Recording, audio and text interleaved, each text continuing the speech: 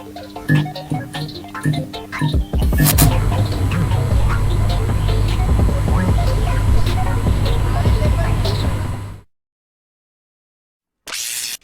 fully charged. Launch ready for AEW Spark in 3, 2, 1. All Elite Wrestling discussion is live. For the Winds Productions presents A Simple Man's Brand production in conjunction with J. Hebert Studios. And now, a simple take. Cue host Noah Foster.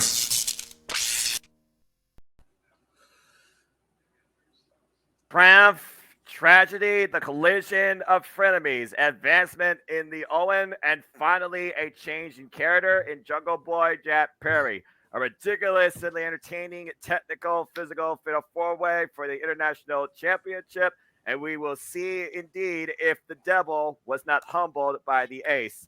This and so much more as we come now with the Forbidden Door closed for that pay-per-view has concluded. And you know what that means as we are back here to once again reignite the conversation on All Elite Wrestling, exclusively this time on the Forbidden Door pay-per-view.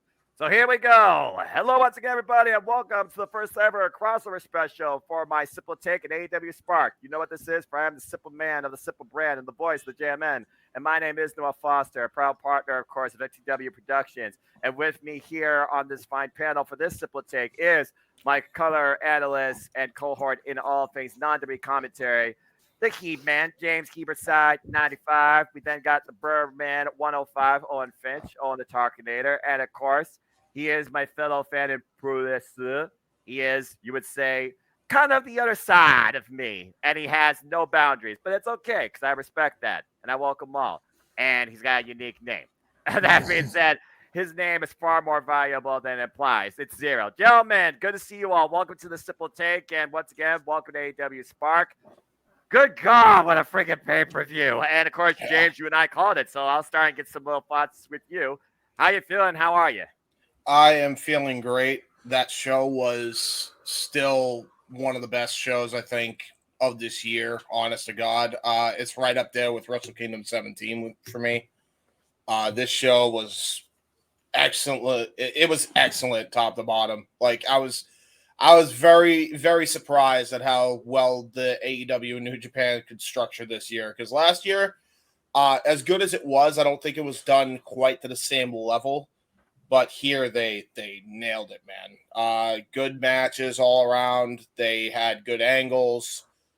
Just good shit all around, man. It was really, really good. Yeah, can argue that. Zero, good to see you. Good to see you back here from the City Predicting. As you're on the other side now, we'll be simply chatting. How you feeling after this pay-per-view now is concluded and the Forbidden Door has been closed? Jesus fucking Christ, bro. This whole fucking event was just so it's a lot of emotions, especially coming down to how the card, coming from top to bottom, bottom to top, piss to everything, especially when it comes down to the main matches that we basically cared for. It was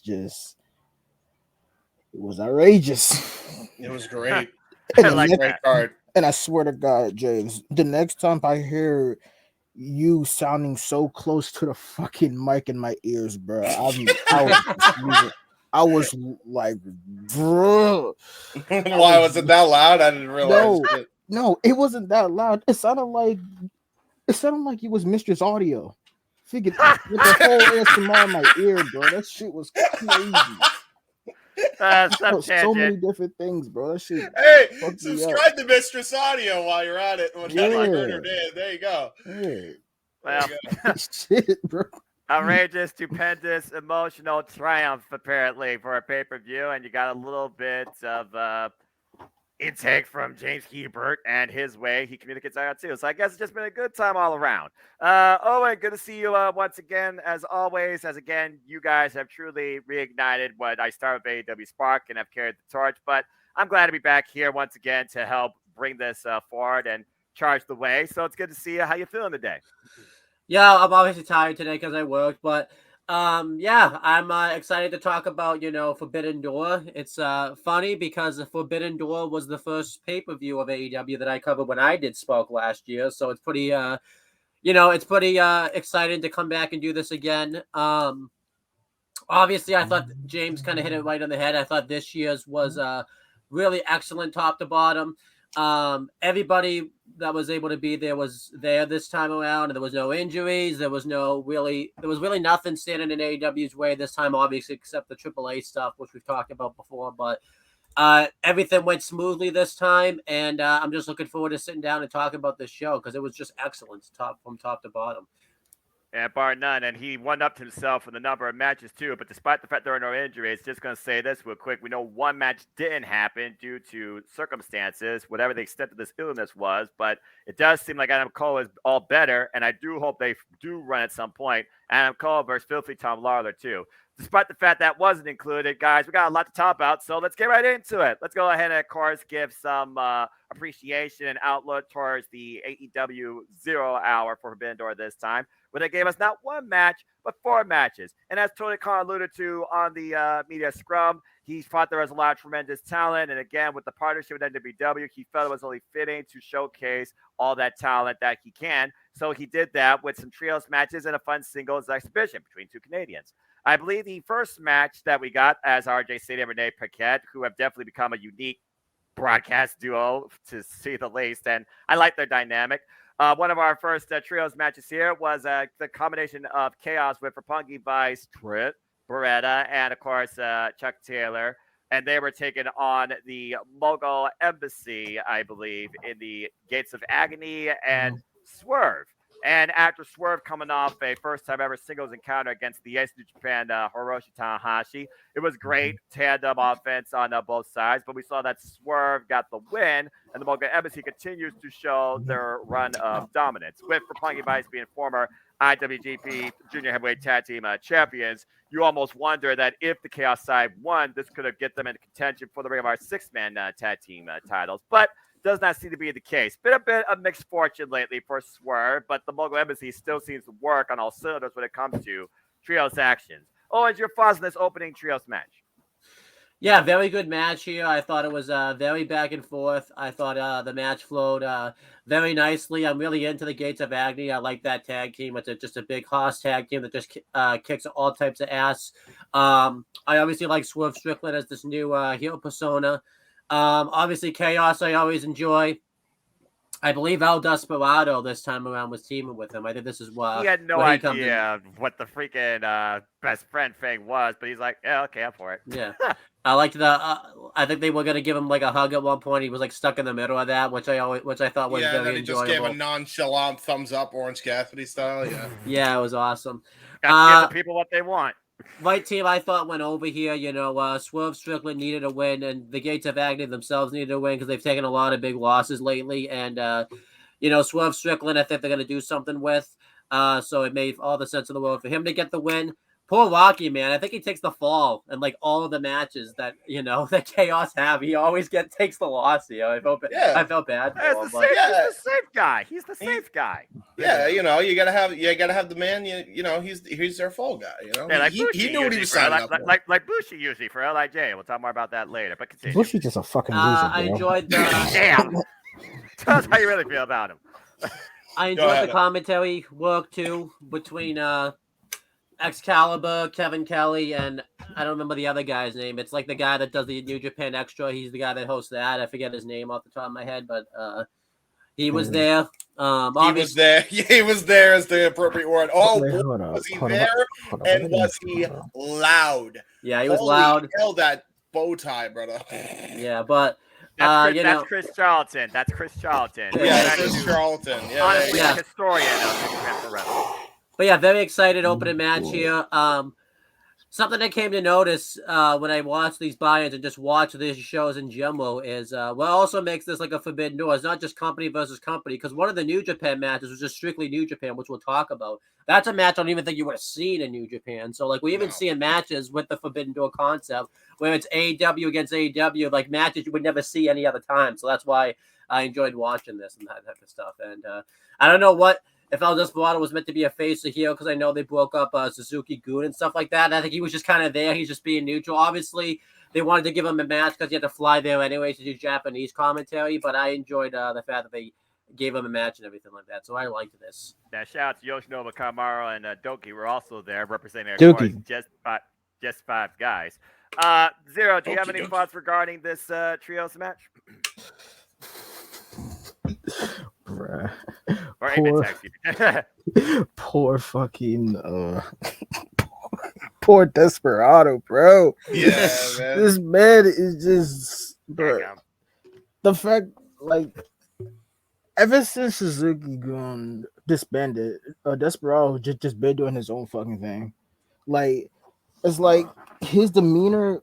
You might think he's like Naito. He's basically just chill. He's not really, but like besides the whole Tranquilo, he just no nonsense. Because Right. I fucking remember the fact that this man, when Master Wato beat Taiji Ishimori, Hiromu came out. Was ruined fucking Master Wato's moment. Hiromu came out. Then Desperado be like, what the fuck, bro? How you gonna let this man beat you, bro? He's a jobber. But but just seeing Desperado in a predicament where it's literally just him with a bunch of clowns is just goated. And like this match was a match. I forgot who won again. It was the local MC. It was Swerve who basically grounded Rocky with the Swerve stomp. Yeah, he did. Bro, I love when he does that freaking charging just foot stomp. Like that's right. Never not from the top rope, but he just charges at you and just plucks you with the foot. But that house call kick to the side of the head. That's just so good. And Chris Charlton's, when they showed me Chris Charlton, bro, I was fucking dying. This man looked like a geek. Bro looked like Pee Wee Herman. No, he looked like the fucking doll from Goosebumps, bro. Oh yeah, bro, that Slappy, shit. yeah, gold This Slappy. man looked like the fucking. He even looked like the doll from Dead Silence. Like Jesus Christ with that suit, bow tie. I was like, no, is that you? Nah. What? It's you. That wasn't me, but I've been compared to Chris Charlton, but that guy far exceeds my history of knowledge of New Japan for wrestling. Respect. That man looked like a fucking geek, bro. I was like, he's entertaining. He's better than Kevin Kelly. I would say that, but I will say, man, I will say about him. You know, he's got a face for radio. We'll just say that. He looked like a talk show host. There is one thing I'll say that I forgot to say about this match, because I feel like this should be highlighted. I like the storyline callback they talked about from a year ago, because El Desperado and Swerve Strickland were on opposing teams a year ago. I like that they brought up the fact that they were on opposing teams, and El Desperado was looking for revenge here to get his win back and everything like that. So that was good. Just seeing Swerve come out to a fucking shiesty mask just dies. Like, this man came out with a whole shiesty mask. I'm like, oh fucking god, bro. Different, that's for sure. Who are your ops? Who are you hiding from? Oh, he is in Canada, so your guess is as good as mine. Keith Lee. He's hiding from Keith Lee again. I don't blame him. Run that back at some point. They have to. Okay. Yeah, I feel like they can't go stale. That is something that needs to be settled. When? Never. I don't know. Never. The fuck. Well, maybe they'll do something in the blind tag tournament where we'll find out Keith Lee and Swerve have a unique team that are not together, but might literally come into competition against each other, because more teams are going to be announced. Team on Dynamite. Powerhouse. I'm just saying, unlimited power. It's right there. It's right there. Keith and Powerhouse House would be. Yeah, it'd be awesome. That would be dope, bro. Are you kidding me? Yeah, I mean, think about the promo Limitless. work, the Shakespearean work for the Book of Hobbs. I actually did that in my Oh, JOW Zero, and I called them Unlimited Power, and I've been saying they should team them up like ever since I did it, because they just ran roughshod through my tag division when I simulated the shit.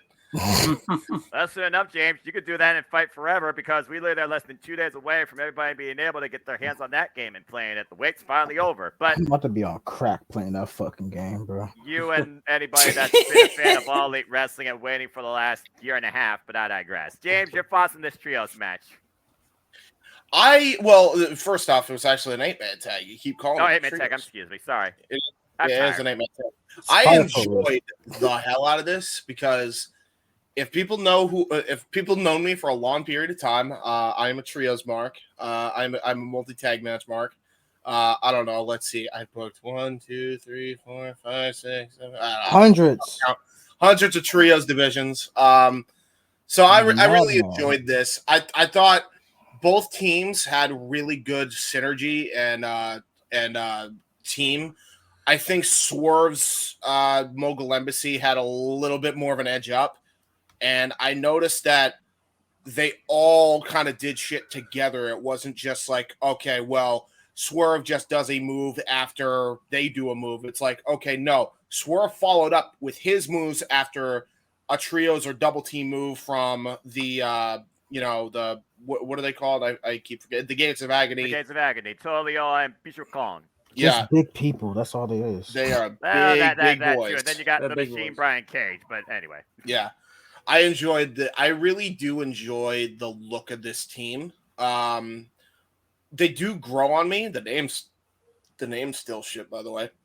But that said, do enjoy their tag team psychology here. I thought they did a great job here, and I thought the match was great. I thought it was a great way to like kick the show off, and it was a great way to kind of introduce people on screens to a new AEW audience potentially that may have never seen it before, especially for the New Japan side of things. You know, you get to see all these guys. So It's nice. thumbs up.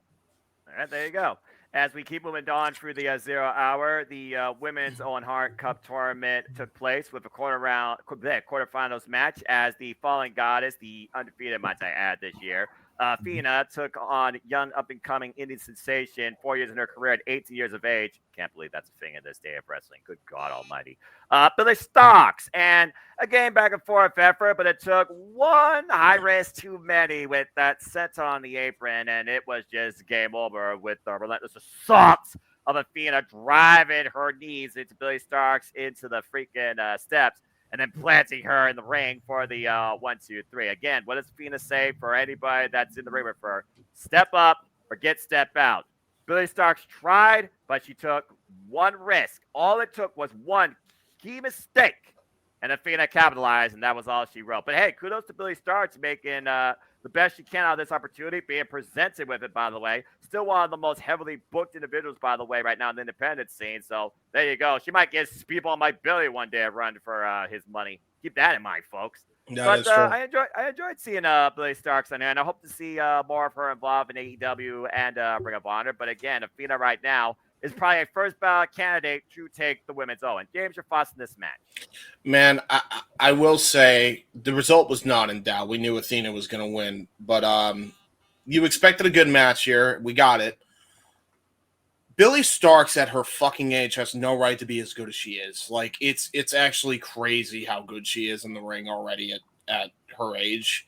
She's just coming out of high school, and she's like... Congrats to her, by the way. Yeah, she's like, what the hell? Like, the fact that she's on this big stage at this age is wild to me. That's wild. Yeah, man, she's gonna definitely go places. She's definitely gonna be there for the long haul. She's definitely she's got like at least 30 years to get a world championship. There's no way she's not gonna get one. Well, considering she's already had about 400 matches and 6 wrestling championships, including the CCW Global Fighting Championship, to the degree of being Rebecca Scott, even though Rebecca Scott got back after a few expenses Billy Starks has. Zandig approved, as we have discussed. Jesus! It's Billy Starks.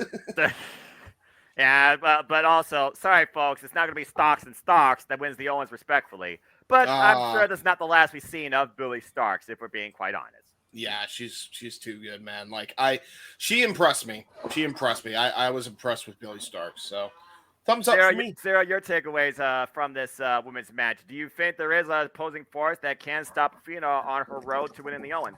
There is, and it is called plot armor. That's the only way that that somebody could actually be like it's the only way that somebody could actually be her, because we do know backstage they probably already got a winner, so plot armor is going to win, and basically whoever wins. But overall, this was a decent match. Like Billy Starks, like she's a goddamn teenager in the wrestling ring, already in AEW. I've been jealous, fuck. But cause why does my wrestling school have to be $2,000, bro? What the fuck? But it's no, the nearest one is in Baltimore. But anyways, but it's just the fact that like this probably ain't gonna hurt Billy Starks, because she got years to go, and we might actually see her again soon, probably either in Ring of Honor or maybe in AEW, depending on how the next just few follow years her on go. Twitter, folks. You'll see what she's about, Yeah, because I'm pretty sure this young lady barely gets any days off. Respect. yeah. Owen, your thoughts on this opening match for the women's quarterfinals? And now we know it's a run back. It's Willow Nightingale versus Athena in the semifinals. As we know, Willow Nightingale previously challenged Athena earlier this year for the Ring of Honor Women's World Championship. Does history repeat, or does the first WWE Strong Women's Champion maybe upset the fallen goddess? Might be something to think about. Yeah, this was the first time I had seen Billy Starks, obviously. I thought she was very impressive here. Considering the fact, this was a big stage for her to be on. This is probably the biggest stage she's ever wrestled on. I didn't think she got rattled or anything like that. She was looked really strong in the match. Obviously, the finish wasn't in doubt. I figured, Athena was going to win, but there was a couple of times I thought they pulled off some nice upset, like roll ups and everything like that, where it looked like Ricky Starks was going to, not Ricky Starks, Billy Starks was going to pull out. I am tired today, so that's going to happen a lot. But I did like the high risk, no reward type of thing. I thought that played into the story very, very well, because obviously Athena's the veteran and has been in the business longer, and made sense that happened. I always enjoy in AEW that if somebody wins, it's never sometimes just like a barely a win. It's always like a definitive win. I like that this was like a definitive win. Like it wasn't like Athena was like scratching and clawing to get this win. She won definitively, which was nice. And as for my thoughts on Willow Nightingale and Athena having a match with each other, I'm very much into that. It will be my first time seeing it, because as you know, I don't have Honor Club, so this is the first time I'll see it. I don't know the match is happening on Collision this week, right? Or are they pushing it off? Willow Nightingale, now the Rose happened, the Collision, the day before Forbidden Door. We don't know yet when Willow Nightingale versus Athena is going to happen. Well, whenever that happens, I'm excited for it. I actually think Willow Nightingale probably will win when that match does happen, because she's got a lot of momentum right now. I think you got to keep that going. And you also set up a trilogy of matches where maybe that's the time where you finally take the belt off Athena, because I think Willow Nightingale would look awesome being a double champ. That'd be great. Yeah. I like the idea of a young up-and-coming wrestler being a double champion. And again, Billy Starks, she didn't do nothing else. She dropped Athena on her head, just like she did Dynamite DMD. And at the end of the day, as long as she drops somebody on their head, she's happy. And also, let's not forget, Billy Starks was previously involved in AEW at Battle of the Belts against Jade Cargill. So the fact that she has gotten these opportunities on this grand stage of this promotion, it goes to her credit as a competitor to definitely be considered for years to come.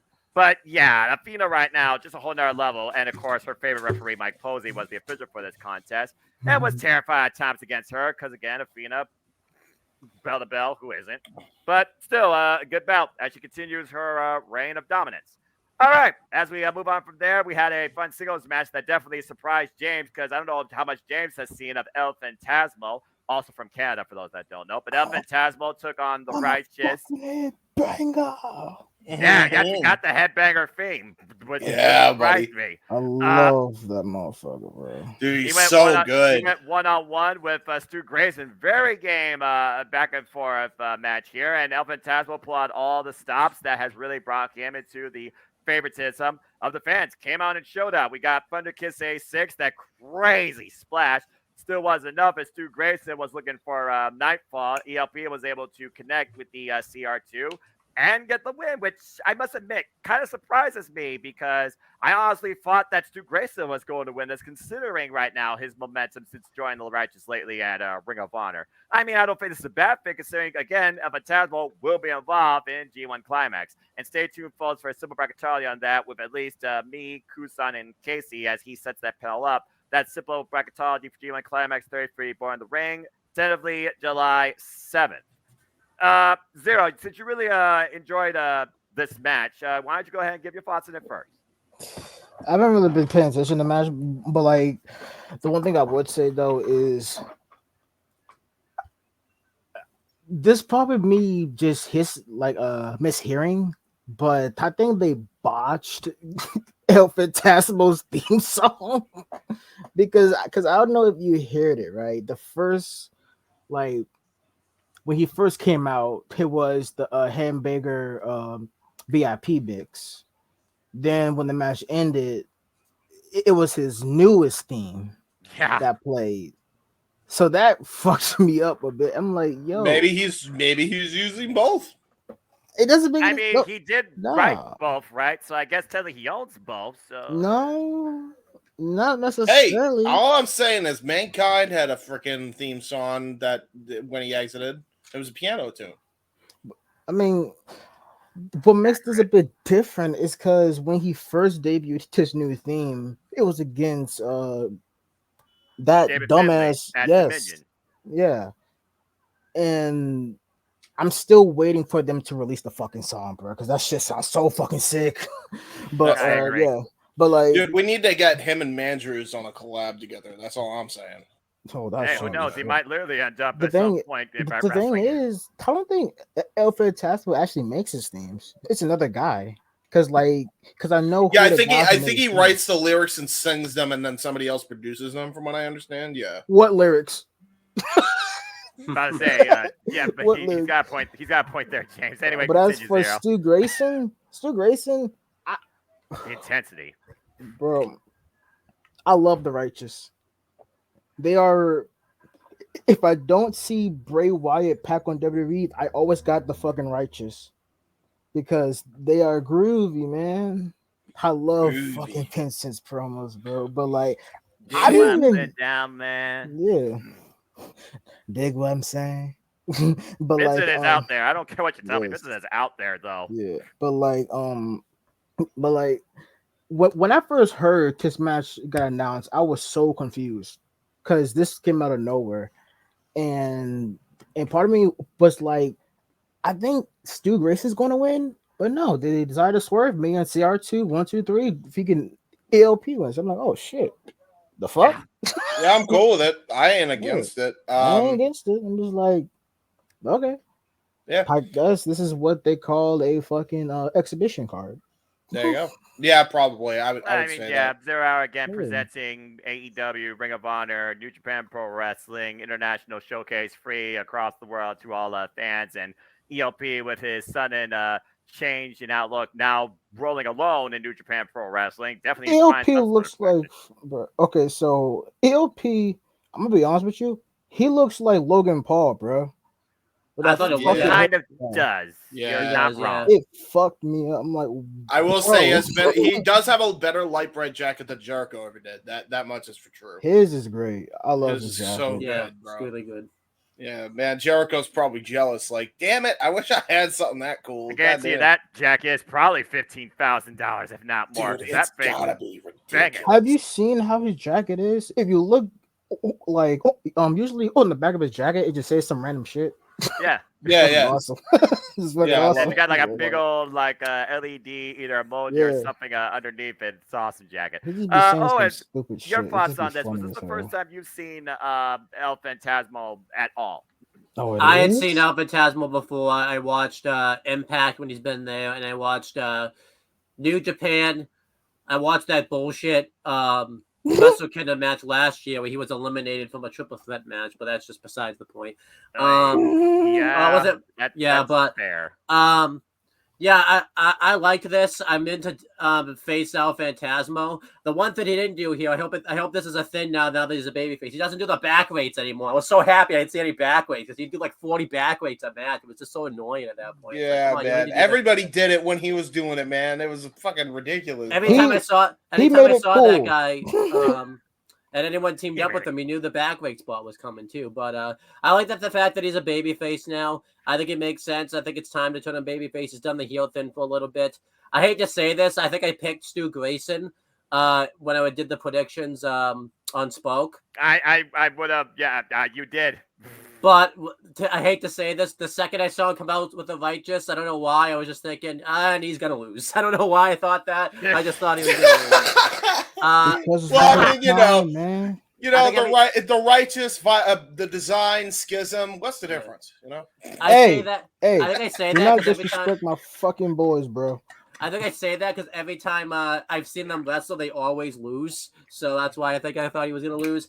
I'll say this just because I'm just going to say this now. Can we just end Dark Order? Like, everyone's just leaving that faction left and right. It's time to end that faction. You're not wrong. Want to know who started leaving the faction? Motherfucker. NJ first left, I believe. Correct. Yeah, 10 left, which is correct. his career. Alan Angels.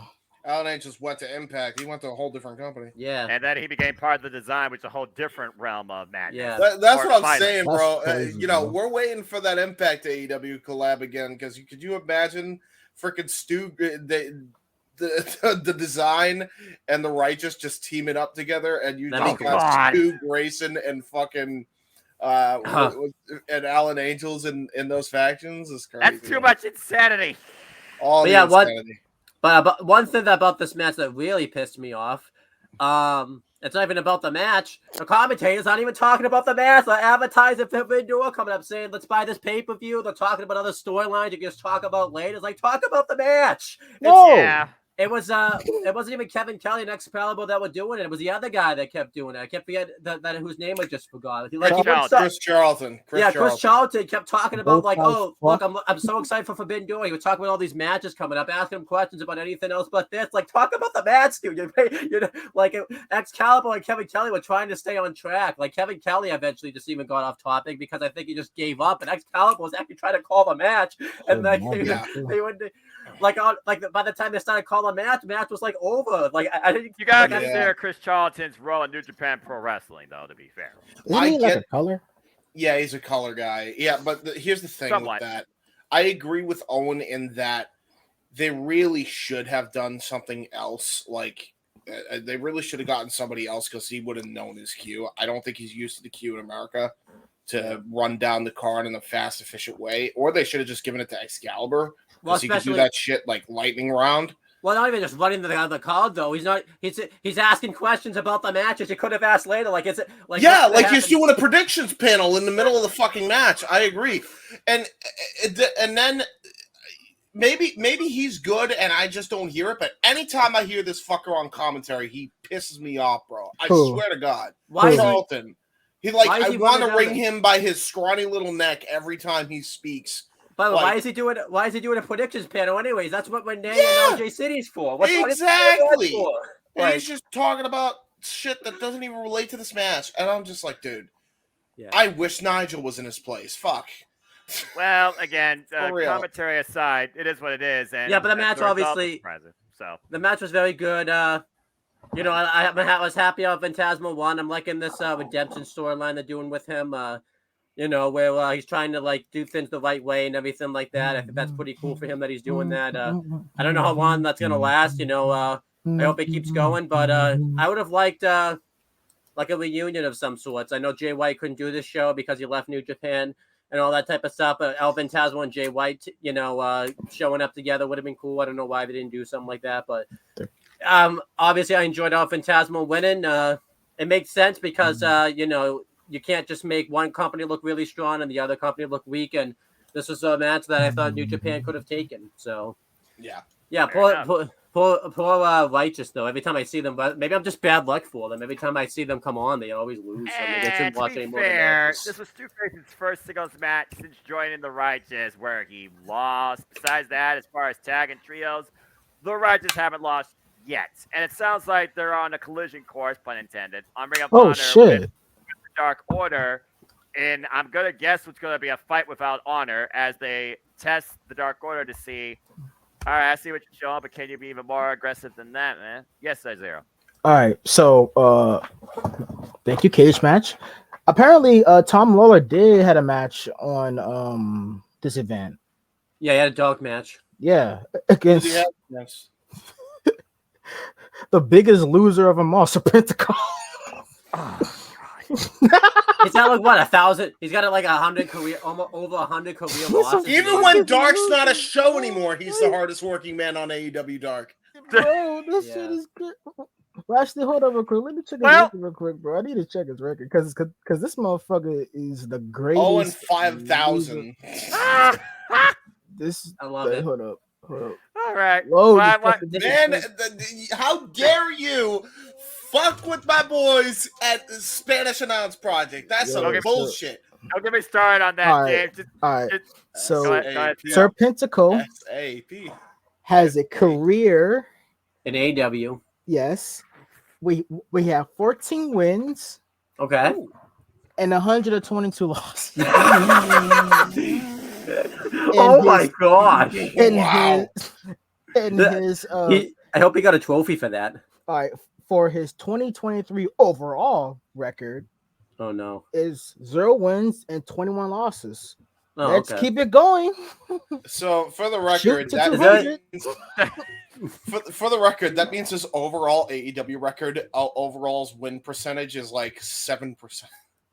Did he get? I hope he got a trophy for that 100th loss right there. Let's have Serpentico, everybody. Serpentico's the fucking goat, bro. I swear to God, what a fucking guy. I wish they wouldn't job my boys out in the Spanish Announce Project like that. Oh yeah, I want to know how happy boys. So let's go. Let's call him though. What? Lord. So after go ahead, hold on, wait. Wait, Owen, go ahead. Let's call him what Taz calls him. Call him Syrup. Syrup. Yeah, he is the SAP. All right, let's get back in order here. So after this next match, I could tell y'all the times of this match because it's fucking amazing. That's great. Okay. Mm-hmm. Do I go next on this match? Yes, James, you're the last one on this. So the last match of the 0 hour.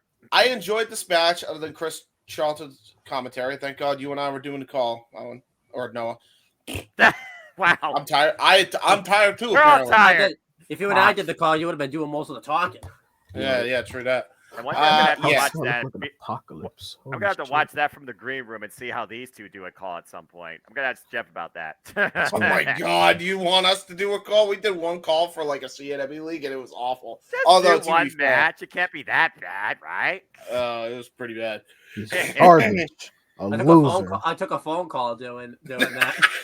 Yeah, he did, bro. It was the funniest shit.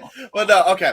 All right, so back to this match. Go ahead, James. ELP, I was impressed by. Stu Grayson, I'm always impressed by. I think he's the most underrated man in AEW, period. Dude's goated.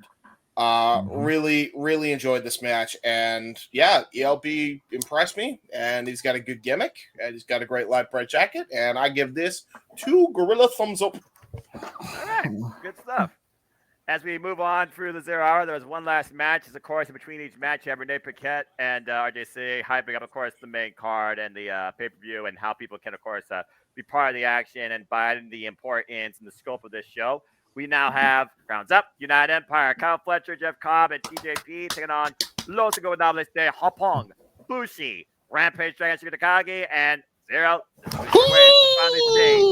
Your boy, Dicky Time Bomb, and the current IWGP Junior Heavyweight Champion, Hiromu Takahashi. I lost my water.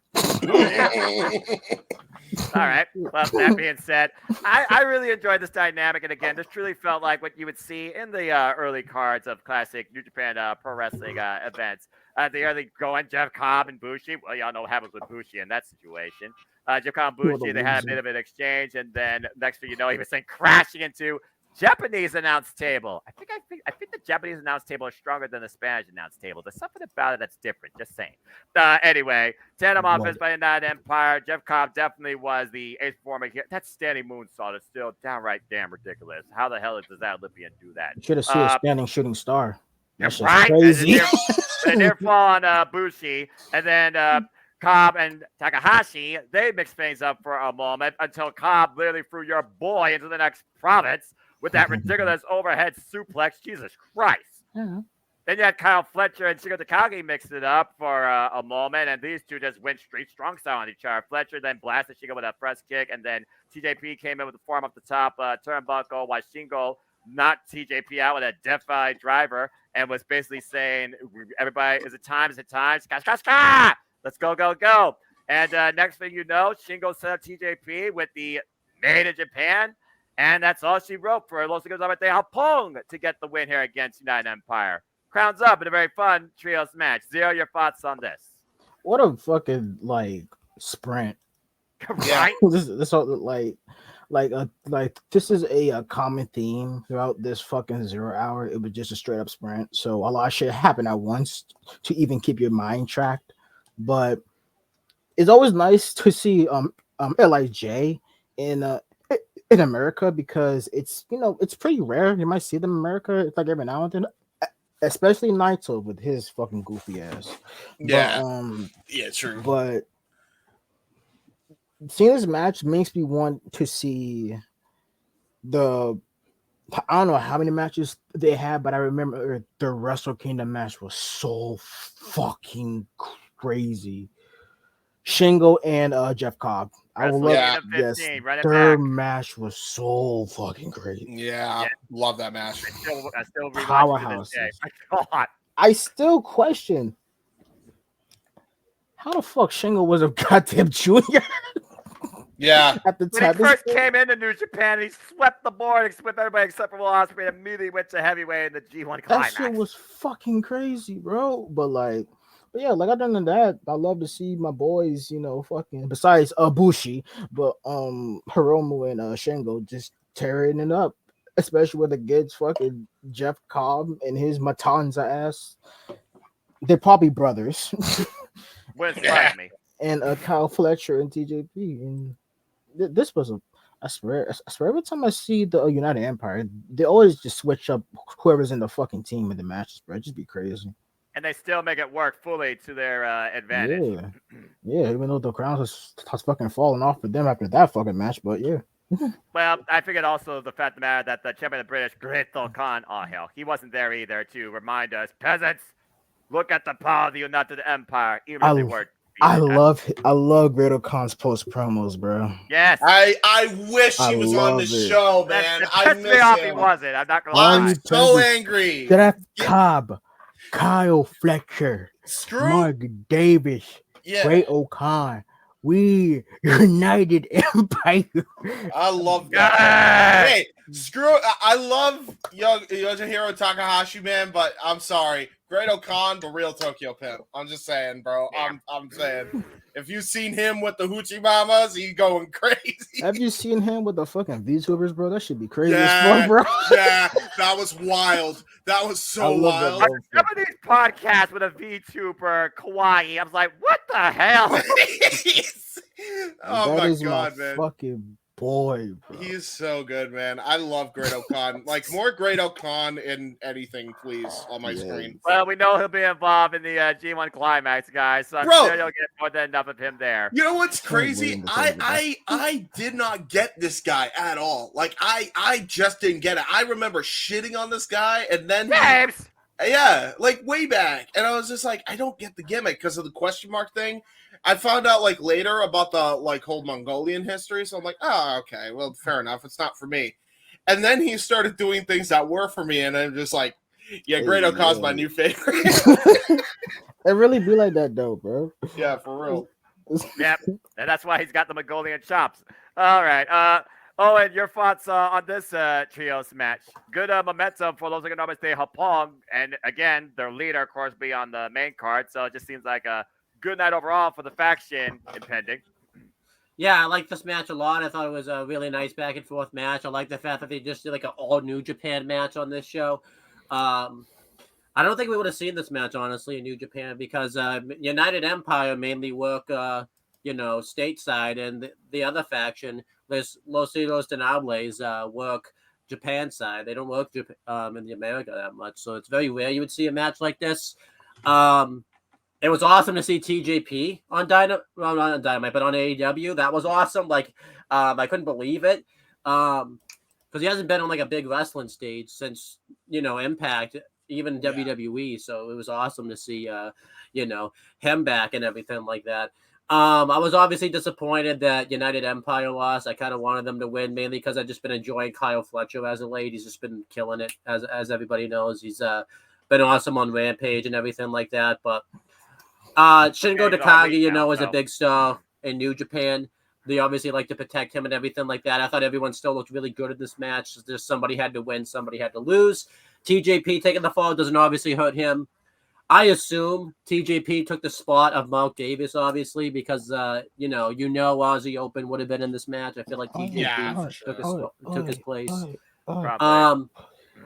The guy I wanted to see out there from the United Empire is not even the Great O'Khan. I forget the guy's name, but he wrestles a lot in RevPro, and he's like the British guy that founded this faction. I wanted to see him come out there and announce the United Empire because Gideon Grey. Oh, yeah, I like it. I like it when he comes out there and announces. I don't want to see him wrestle, but I want to see him just be the announcer. I like the fact that I like his announcing. He's pretty good.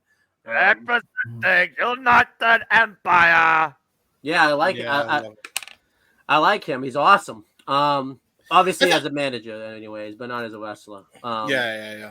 Fair enough. He's still pissed off what happened with Dan Maloney. And I will also give the commentary some credit here. While we also talked about, too, I did hear Kevin Kelly and Chris John refer to the fact that TJP and Francisco Akira will defend the IWG Future Heavyweight Tag Team Championships at Independence Day in Corrigan Hall, July 4th, against Bullet Club's newest two members of the junior heavyweight division they're having, and 100% proof Clark Connors and the traitor Dan Maloney.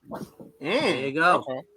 And that's how you do it. You only put it up for 2 seconds. You never talk about it again. That's he learned from the last match. I'm proud of him.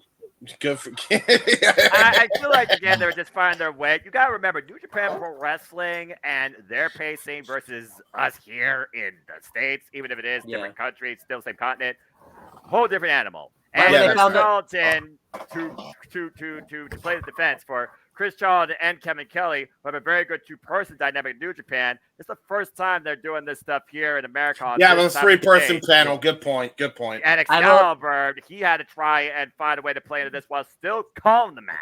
Yeah. I will say, right when he finds his footing, right off commentary, though. Right when they found their footing, he was right off commentary. Yeah.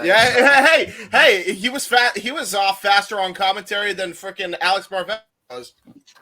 Yeah, he was. And Alex Marvez has no excuse because he had a two-man booth in the beginning and he still sucks. Accurate. James, do you have anything to say regarding this trios match? We conclude the 0 hour. But I digress. Taz, I forgot he says that too. Taz. I think right. Taz. Says by that, the way, I think Taz watches your content, Noah. I just don't know if it's 1Z with Taz or 2. I don't know which one watches your show, but I don't know who watches my simple stuff. I don't worry about who watches that. I just love doing it. Yeah, that's fair. But yeah, I think Taz watches because that catchphrase. He stole it. He stole it from you. But no, it's okay. Give us our royalties. No, I'm kidding. Look, I royalties. don't have any legal tender in this fight. All right, I'm just a fan of the industry. All right. I really enjoyed this trios match because what it showed me, like big time, was any combination of the United Empire is fucking lethal and really good, and that's crazy because we know Leo Rush is good, we know that Jeff Cobb's good. The funny thing is, when you really break this down, right? Every member of the United Empire was a tag team champion. Every single one, which is what makes this unit so fucking dangerous, man. Like I really enjoy that dynamic that you put any combination of the United Empire out there and they look like a fucking unit, man. I love it. I thought that this is one of the better teams that they've done because I don't know if we've ever got a combination of TJP, Jeff Cobb, and what's his name? Kyle Fletcher before. As far as these three, not that I can recall. Yeah. Just so these three. It's really good team. Like it's a really good faction, man. Like I've been saying it, like, and people can hate me for it. I don't give a shit, man. Bullet Club died in fucking 2019. United Empire is where it's at, man. They are the premier faction of New Japan. They are the premier faction that everybody is paying attention to in New Japan right now. And it really shows. That said, I understand why they didn't go with them to win here. I think had Mark Davis not been hurt, they probably would have gotten the win here. So they put, obviously, TJP in their place, and they decided to give the win to the more established name in Shingo Takagi. And, obviously I think they kind of needed the win as well in Hiromu's case because Hiromu should get a big win in that regard. And, he's a fucking champion. So, that makes sense. But yeah, both teams really showed out here. I thought it was a really good showcase match for New Japan. And you know what? It does seem like that they're really actually giving a shit about the never open weight tag team division again. Because holy shit. I mean, I didn't realize how many teams that are like really good New Japan has been kind of building. So hats off to them. Gave a shit about them, but they couldn't have any of the guys that are the champions come out with their belts and all, though. So that was an odd that was choice. Weird. Now that you mention it, you do that have was a point. weird. Yeah, because Okada didn't, Ishii didn't, and Tanahashi. Tanahashi, Okada, Ishii. Yeah, you know what that tells me though? That tells me, because this is where I'm actually gonna give Tony Khan a heaping of shit. It was so fucking last minute that they didn't have time to get the goddamn belts in time. They probably left it overseas in Japan. Yeah, but the Okada match was booked a month in advance, so there's no excuse there. Yeah, but the thing is though, the little graphic did talk about how they each are the champions, and to be fair, none of their matches were in regards to them and the six-man neverweight tag team champions. It was a bigger story for each one of them than that, so I kind of could also understand why they didn't do it. But I'm surprised they didn't even have the IWGP Junior Heavyweight Championship with a Hiromu. That one really caught me off guard. That was weird, but they had the IWGP Junior Tag Team Champions on TJP. No, he did have. No. Hiromu did have the IWGP. Oh, okay. Title. That's good. Okay. Yeah. So again, it comes down to is it part of the bigger picture? You have to be aware. Like seriously, everyone's like Tanahashi's here. Everyone's like Izzy's here. Everyone's like Okada's here. But again, with the title not even needed to be part of the picture, I can understand why those three didn't have at least their titles. So that's fair, but I still think I'm with Owen there. I think it really does kind of showcase. If you're going to showcase the package, showcase the whole package. I'm kind of with them on that. Especially too, if I had a championship, I would fucking show that shit off. Well, unless I forget the belt at home, then that's a different story. I'll say a different story, right? If you didn't have it in the first place. Hey, maybe that's what happened. Maybe the guys that didn't have their belts, they forgot the belts at home. You never know. You're gonna tell me Okada forgot his belt. You're gonna tell me Okada doesn't think to put his belt. You're gonna tell me. I can see Ishii forgetting just because he wants to just go kick somebody's ass and stuff. Well, Ishii is different. I'm gonna be really honest. If the belt, I swear, if the belt looked like shit, I'm not showing that motherfucker off, bro. Why? What do you think the never open weight tag titles look like shit? Because no, the fucking TV title.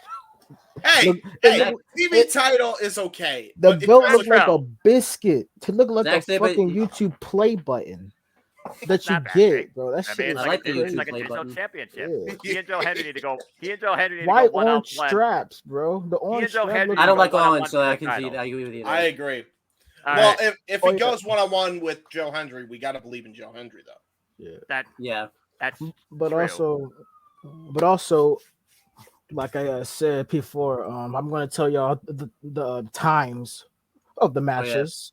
So like the dark match with Tom Lawler and the biggest loser of all fucking time had a match that is 4 minutes and 13 seconds. Oh my Yes. gosh. A wasted of time. That sounds about right. Yeah, They- that sounds about right. I wish we saw that match. I'm don't sure we want will to at see some it. point. Ring of Honor. The 8-man tag team match ran for 12 minutes and 23 seconds. I believe Wow. that. Okay. The Owen Hart Foundation Women's, I'm not going to read the whole fucking thing. No. 7 minutes and 49 seconds.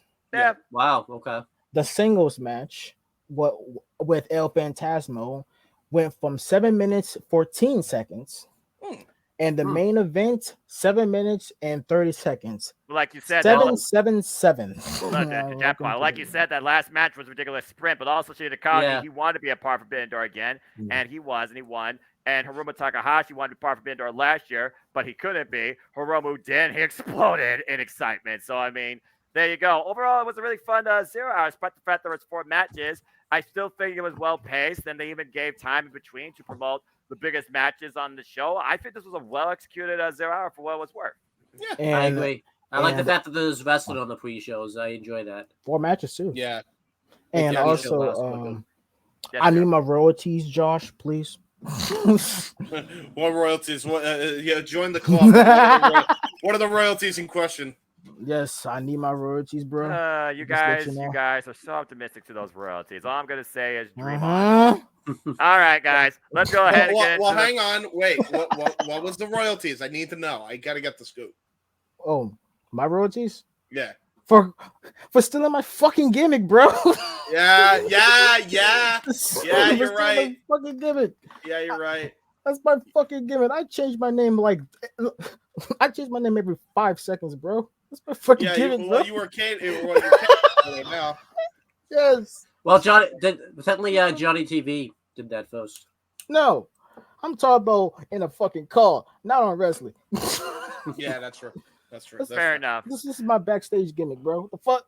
Hey, own what you are is all I gotta say. Just like these two men own who they are. So let's go ahead and get right into the main card. We kick things off with the Ace versus the Devil to see if it can humble him or surpass his level. And AEW World Championship was on the line by Maxwell Jacob Freeman coming out with a rope that says New Japan's an indie. Damn. That was crazy. That was awesome. That was so crazy. That was not. Oh my gosh.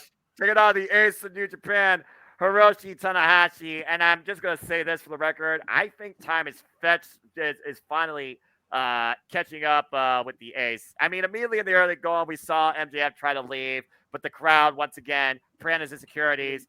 Tanahashi encourages them to all call him a coward, brought him back into the ring. Next thing you know, we have an air guitar off and subtle shenanigans back and forth here. MJF playing the mind games, and then he takes the Ace, the wind out of him when he's trying to go to the top rope, traps him in a bear hug, and then we get some palm strikes. MJF is lucky that Tanahashi did not break his damn jaw, because I tell you, that left is fucking lethal, man. That's all I gotta say about that. Applies the abdominal stress to try and wear down the Ace, because we all know the discipline and the core that Tanahashi, of course, has. Tanahashi able to escape, though, get him for a near fall after a senton, the flipping senton, of course, in the corner. He takes him down with a flying crossbody off the top rope with a rocket launcher, catches him with a sling blade, a couple of sling blades here and there. But MJF catches him with a superplex, and MJF paid for that, I think, more than the Ace when you saw what he did. And then shoulder breaker, but again, why does MJF seem to do this every match?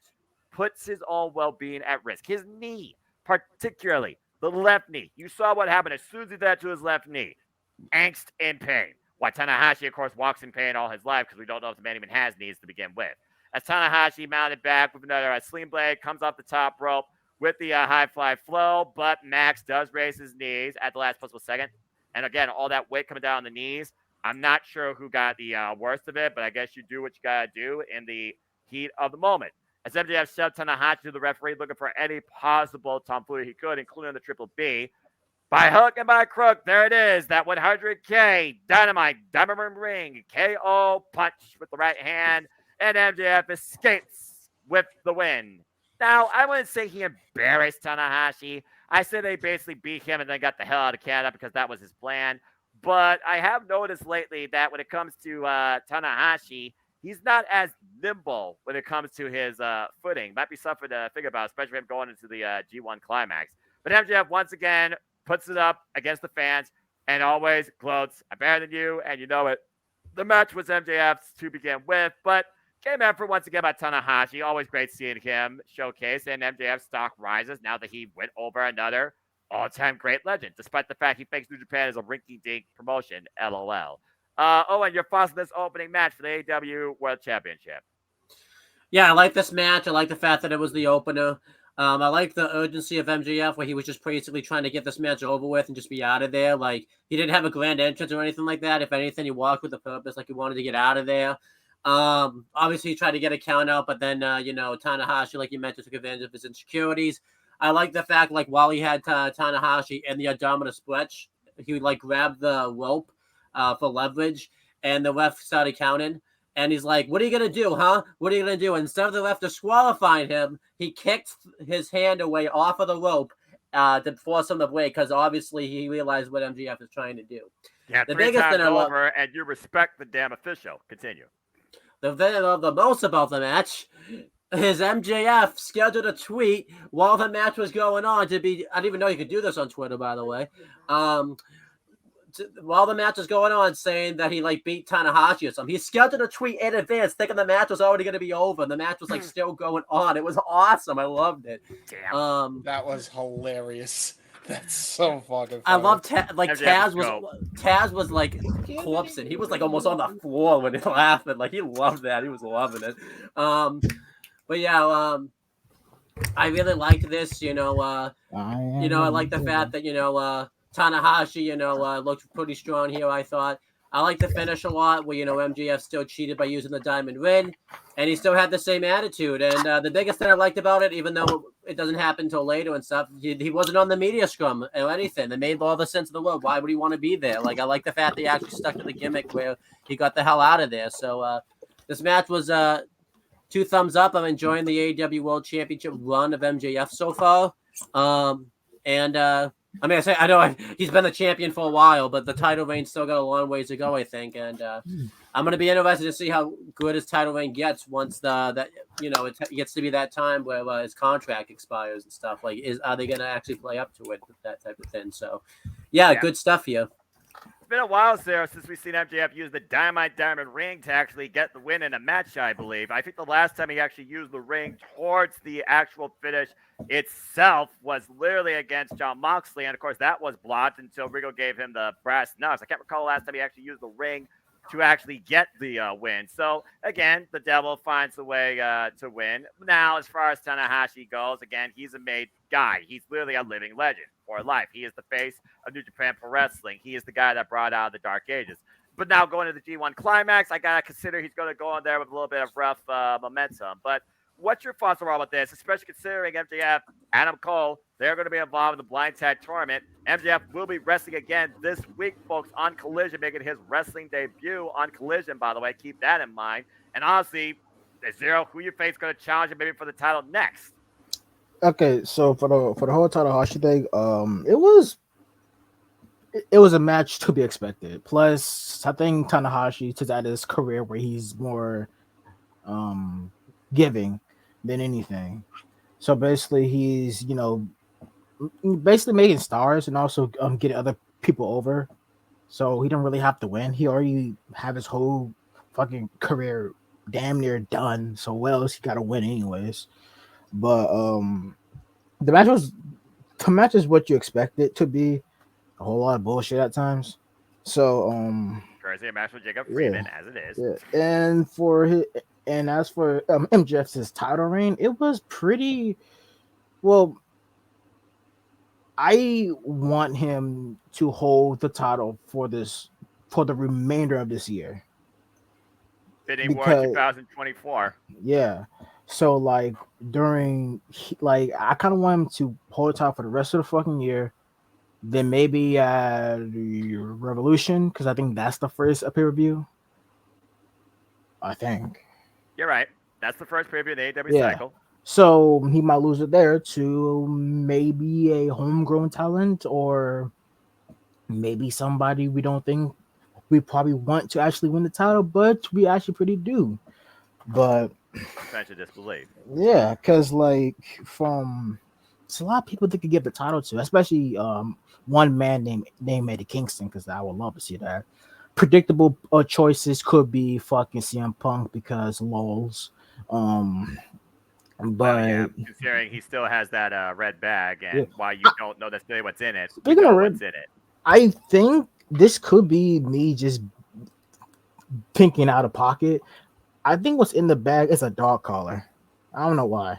Part of me thinks it's probably a dog collar. Well, he did refer to it's because I won the damn dog car match, so Hmm. Yeah. So yeah, but like this match was a match. There was nothing anything special other than MJF that is actually being a dickhead, and yeah, and this match lasted for 15 minutes and 46 seconds. game opener. James, Mhm. Mhm. James, your thought on this opening contest. Again, MJF's like, I'm just going to get this done immediately and get the F out of here because screw New Japan Pro Wrestling. But I do feel like there truly is something deeper than New Japan with MJF that meets the eye because we see it all the time when it comes to his style, technically especially. He even tried at one point to go for the Fujiwara armbar, the Saw of the Earth, but instead got trapped in the Cobra Leaf by Tanahashi. But again, the work done over on the knees and the arm he wasn't able to really maintain that hold, and MJF was able to escape to the ropes. Still a good back and forth contest between these two.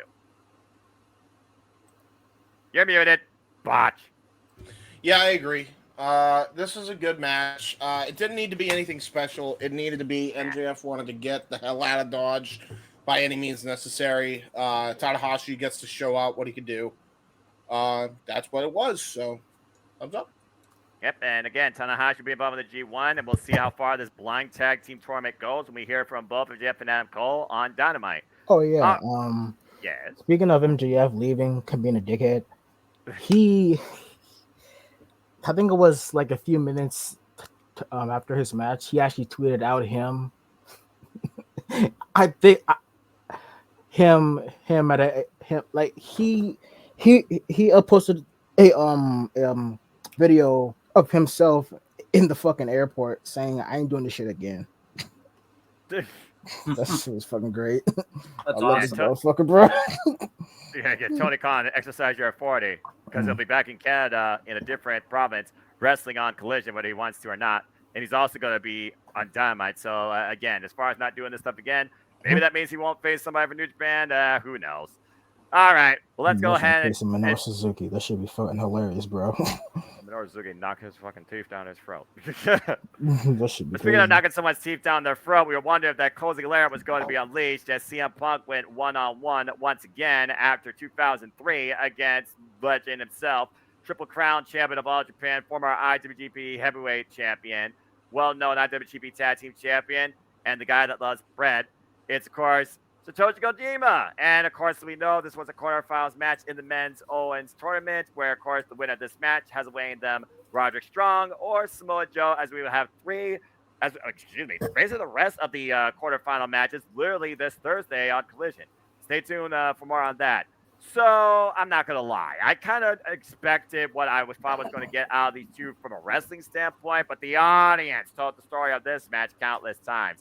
MJ Punk once again being the polarizing personality, whether Colts or not, literally pulling out all the stats from Macho Man Randy Savage, Hulk Hogan blade drop. Of course, Hulk Hogan was involved in the Super Show back in the Tokyo Dome in the early WCW days for those that remembered. And basically controlled a lot of this match. In the early going, there was a hit toss exchange. The Kojima counter back, chopping the man. You don't chop Kojima, okay? Seriously, you don't chop Kojima. And CM Punk learned that the hard way down the line. But the fact that he tried to make this personal, literally using the Mongolian chops and mocking Hiroshi Tenzin. Of course, those chops are now used by Great Khan. All hail. At one point, we had a near fall after the elbow drop finally hit. And then immediately, CM Punk, he transitions into the Anaconda Vice. But finally, Kojima, he mounts a comeback after getting with the Koji Cutter, while CM Punk kept playing with the audience in their polarizing reaction. As he was finally looking for that damn lariat, CM Punk countered with a swinging net breaker, but then Kojima blocked the first GTS with a brainbuster for another near fall. In the end, though, CM Punk was able to get him with that roundhouse kick, and finally put the man to sleep. But despite the fact CM Punk was a polarizing personality during the match, he was a respectable individual to the living legend of wrestling afterwards, and they gave him the ring. So again, boo him, love him, hate him, cheer him, doesn't matter. He does it because at the end of the day, you know what he's right and what he said. Not only at the debut of Collision, but honestly, I still go back to Las Vegas 2011. James, your thoughts on this match? You're muted. Oh, sorry. Hi. I thought it was good. I thought that both guys kind of showed out here. They showed what they could do. They had a very good match. Didn't need to be anything too crazy considering we were going to get that later in the night anyway, and they knew that. But yeah, man, I enjoyed the match. I always love seeing Kojima. I was a big fan to see Punk there. I think he was getting booed because he was in Canada mostly.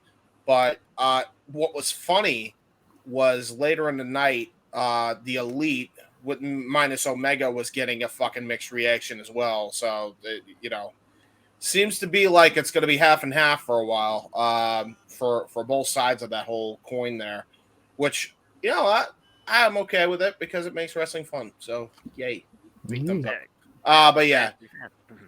All right. But yeah, I thought it was good. CM Punk needed the win as he should have gotten the win. And I don't think the result was ever in doubt considering it was a tournament match. And I doubt they were going to give the win to a Japan guy. So, Well, considering Kojima already beat CM Punk again back in the early days of Ring of Honor, I believe in 2003, because they did recall the history in the video package, which also I respected. And of course, Zero, as we know, Satoshi Kojima, he's been involved in Pro Wrestling Noah, All Japan Pro Wrestling. He and Hiroshi Tenzin, Yuji Nagata, Tamaki Homa, they're the guys that are literally leading, of course, and still training the up-and-coming current generation of young, bright wrestlers, including Shota Umino and Ren Narita, just name a couple of all the young lions that have been coming back from excursion with these new identities like Yota Tsuji and Uyo Amaro, who's still, of course, on excursion in Impact Wrestling. But what was your thoughts on this match, Zero? This match was just basic, like at its finest. So it's like, it's nothing really special about it, other than the fact that, yes, Punk is getting booed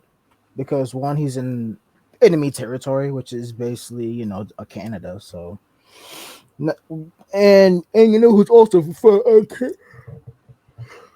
and like you also know who's also from Canada. So so like I would say it's more like not just Smart fans, but also just fans of but this match was just basic. Like it wasn't anything special. It was just cozy against Punky. So it's like, plus it's predictable as fuck. Because like the fact that, do you honestly think Kojima is going to beat? Do you think Kojima is going to beat CM Punk inside of a tournament? No. In AEW, so not in this day and age. I mean, Satoshi Kojima, he first stepped through the Forbidden Door before it was called Forbidden Door, as you know, against John Moxley back at AEW All Out in the basic exhibition, which brought Fumino Suzuki, and of course, prior to that, we had Yuji Nagata. So again, it's just one of those things where it's like a legend showcasing. It's not like Kojima necessarily needed the win. And to a degree, if you look at the Japanese side, maybe CM Punk didn't need the win, but with the implications of this tournament by name and the influences of CM Punk, including one Bret the Hitman Hart, it kind of just the circumstances of it is what it is. Yeah, and so yeah, like CM Punk wearing GTS, him fucking the damn mat, which was kind of hilarious in my opinion. And that was weird. Doing the edge, that shit was funny as fuck. And this match was 13 minutes and 40 seconds. So. Yeah. Owen, as you know, again, as we look at the bracket, we either are going to finally get the run back of that Ring of Honor rivalry where CM Punk has yet to beat the currently 1 year of dominance King of Television. Whoops, sorry. One thing. Botch. King of Television. Or honestly, he might face Roderick Strong, because Roderick Strong, Samoa Joe, it is a Ring of Honor run back. People are already clinching CM Punk as a first bout winner to win the Owen. With this whole dynamic of, Bullet Club Gold and Ricky Starks with CM FTR, could we maybe see a little bit of a friendly fall in the final? Could it be Starks and CM Punk? Still something to come. But what was your thoughts on this quarterfinals match for the men's Owen? In ring, the match was fairly solid. It's really enjoyable because of the crowd, how they were acting and everything like that. But I really enjoyed this. This was CM Punk's first one-on-one match back in AEW, so I like the fact that they played up on that, where like his cardio and his conditioning was going to be tested, since this is the longest he's been in the ring since All Out last year. That might be why I was so basic too, by the way, Zero. Keep that in mind. Yeah, I liked this. I thought Kojima was actually the perfect first opponent for CM Punk to have back. I know it was supposed to be Kenta, but this might be an unpopular opinion. I actually think Kojima was the better choice anyways for CM Punk to face, just because I feel like you could save the Kenta match, and also too, like, again, because CM Punk needs to kind of find his footing again. I think Kojima was kind of able to work his style and everything like that. Obviously, the biggest thing that happened was when Kojima hit the elbow drop.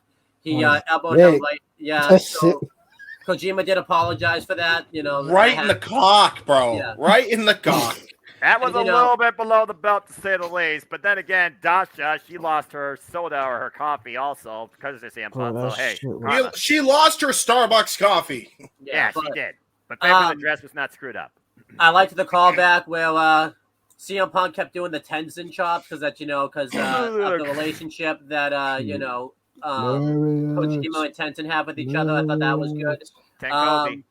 Yeah, it was good psychology. Obviously, CM Punk winning. Yes, it was predictable, but I am in the minority when in wrestling, where predictable isn't necessarily a bad thing.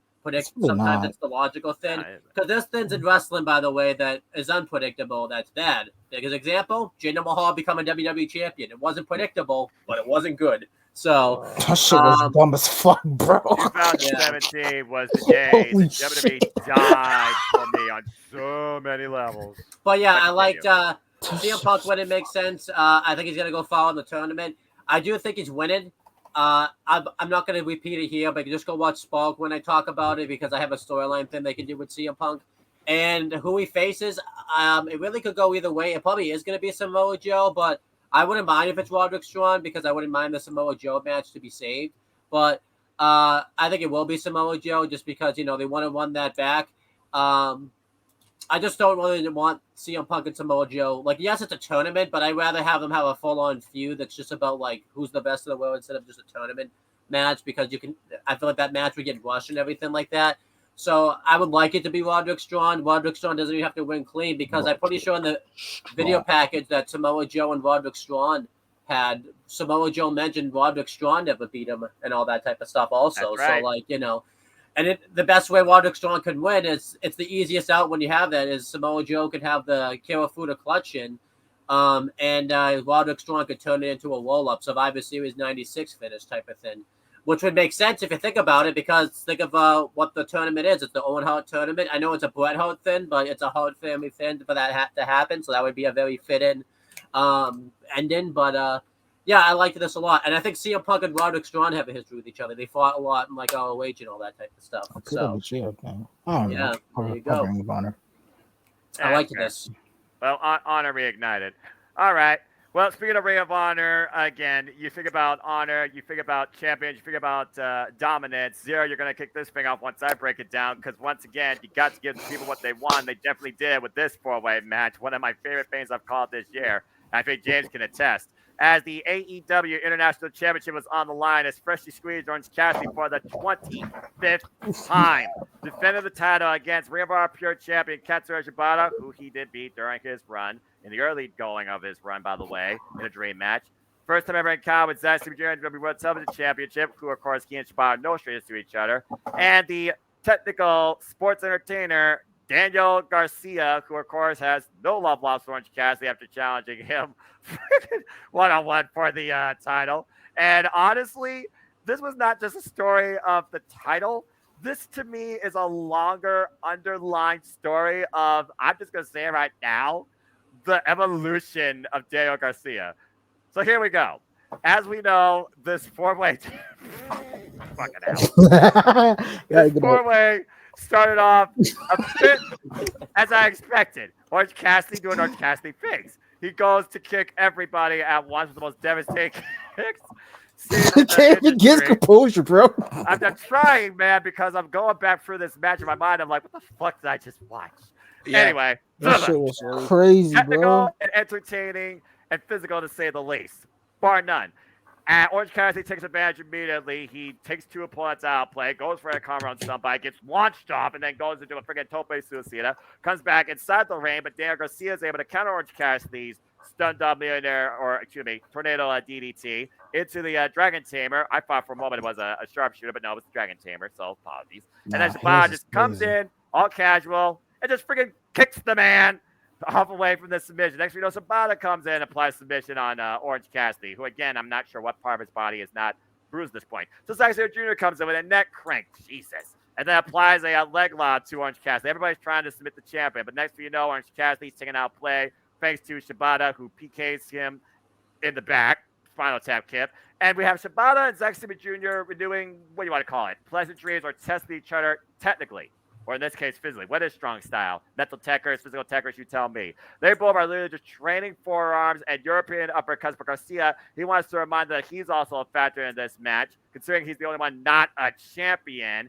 And, of course, Zack Sabre Jr. and Daniel Garcia, they were tag team partners last week, Wednesday. Garcia comes in, he gets pushed off one time. Comes in again, gets pushed off one time. Then gets basically overhead palm strike by Shibata. Get the hell away from here. As Zack Sabre Jr. and Shibata still exchange. And once again gets pushed up, but then he distracts them or gets their attention by reminding them, oh, okay, you guys just want to do this? I'm going to do this. And the crowd is behind this. I don't know why this works. Daniel Garcia, he dances. Okay, Zack Sabre Jr. doesn't like it. He dances again. The freaking Sabah don't like it. He dances again. And both men beat the hell down out of him until Daniel Garcia comes back and freaking drops them both with a double clothesline and then woos with even more force that I've ever seen until Orange Cassidy tries to roll him up.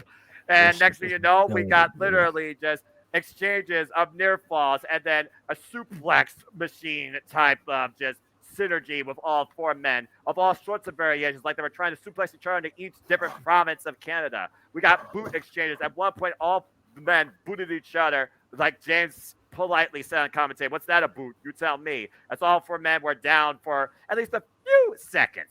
Then became a story of 2 matches with double submission holds, where literally we had rear naked chokes after previous submission holds were basically being broken up. And then finally, at one point, we got Shibata and Orange Cassidy going back to, well, kind of how it all began. Both in the Shibata position, and both men testing each other's will and strong spirit. Good grief almighty. At one point, Orange Cassidy, though, he does hit the Stun Dog Millionaire DD combination Daniel Garcia for a 2 count. The crowd is absolutely in this thing. It was ridiculous. And next thing you know, 0 to 100, you look at the finishing exchange here. Zack Sabre Jr. able to counter Orange Cassidy after Shibata gets taken out with the orange punch, but Cassidy couldn't capitalize because, again, I'm pretty sure he has a broken hand at this point. You tell me. After he tried to even do pocket power and did the fake out. Zack Sabre Jr. took control of the champion with the drip manipulation. Oh, my gosh, that looked painful. I think it was this close to time until Daniel Garcia literally ripped him off and tried to take him out with an open palm strike. But Zack Sabre Jr. once again takes control of the field, takes control of the champion, traps him again in the submission, forcefully pushing on as much as he can. Until, again, Garcia finally hooks Zack Sabre Jr. into a damn pile driver, and he's in perfect position for Shibata to literally hit him with the PK while Orange Cassidy throws Shibata out of the ring, and Orange Cassidy did it fucking again! Freaking pinned Daniel Garcia crucifix at 1, 2, 3 for the 25th time, matching, call what you will, Jay Cargill's defense record, but in less than a year, Orange Cassidy, 25 successful defenses, still AEW National Champion, but subtle underlying storytelling post-match. Zack Sabre Jr. said, you got lucky. This isn't over, dickheads. As Katsura Shibata, Orange Cassidy, mutual respect shown, champion to champion, but Zack Sabre Jr. and Shibata, no love lost with those two. Maybe bring up pure champion. Maybe a one-on-one encounter with Zack Sabre Jr. and Orange Cassidy could have him down the line. Daniel Garcia nowhere to be found, but Daniel Garcia to me is a guy you need to watch out for on the rise in all elite wrestling. This by far, up to this point, was my match of the night and one of my favorite matches I've seen all year. This was fucking tremendous. Zero your takeaways from this match, besides the whoop. Well, this whole match, right? You probably wouldn't believe me, all right? But this match was 11 minutes and 15 seconds. Felt way longer. I thought it was longer. Yeah. This match felt longer, but it really wasn't. The reason why it felt longer because everything happened at once. I guess. Which makes it. I'm be real with you. I don't mind short matches, especially if they're on a caliber like this, like just everything just was going out of fucking outrageous. But I would say there's a few spots from that match that I fucking love. One I'm of them, sure. one of them, they, they was bullying the shit out of Daniel Garcia, bro. The only guy, by the way, in here Yeah, without bro, the they- championship. I don't like him. Shabana just like the fuck out my face, bro. I don't see a belt on you. Freaking whack the man over the head. Zack Sabre Jr. said, "Get the fuck out of here!" Uppercut. And then they would just beat this dog shit out of him. And then Daniel Garcia was like, fuck it, bro. Let's get sturdy, fool. Let's get God. sturdy. And then they was like, what the fuck? Me, you. They was doing the fucking story creator joint. They was like, Yeah, pretty much. They was doing the Like, card man, get the joint, fuck bro. out of here with that shit. And then Daniel Garcia dropped both and still Bro, did. that shit was so fucking funny. And like the other spot was Oh. Zack Sabre Jr. being a fucking. I love the crowd because whenever Zack Sabre Jr. does any limb manipulation, limb targeting, all you hear is "you sick fuck, you sick fuck." Yeah, And he I don't dropped blame the arm him. Shayna Baszler style while still maintaining joint manipulation, Bro. not only while on the apron, but in the middle of the ring, and counter the orange punch and the freaking mouse trap into a submission with further joint Bro. manipulation. The freaking, what they call him, Japanese noodle. He's ridiculous. He's He, brilliant. he is a fucking ramen noodle, bro. Like you could just wiggle him everywhere and he would still get on you. That shit is fucking I think- crazy, bro. Got caught think- Tabata 2 near falls with a double leg Nelson European clutch. Yeah, I think- go ahead.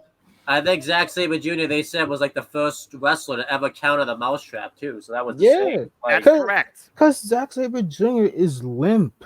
Like he is literally He's just yes. See, limp as a biscuit, though. Yes. That's the real question. He is literally, bro. He just a limp noodle. I'm Like, just gonna this- say this real quick though. I'm kind of sad I didn't hear Young Punks, but again, music rights, blah blah blah blah blah. Blah. It was Right. kind of cool to also hear Zack Sabre Jr.'s old theme though too. But it's. I feel like the reason why some of these wrestlers didn't get their actual theme song is because one, either they didn't get the right file, or they got sent this specific song. Right. But there's 'Cause one probably- song that they played that I really did like to. I heard again, but we'll get to that later. That's But fair. And to be fair, sometimes you look at New Japan Pro Wrestling streams. What do they say sometimes? Audio altered due to rights.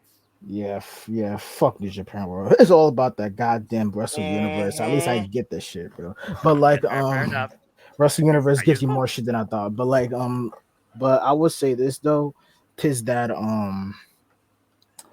the fact that Zack Sabre, what makes this match even better is the fact you got two wrestlers that could literally create spots on the fucking fly.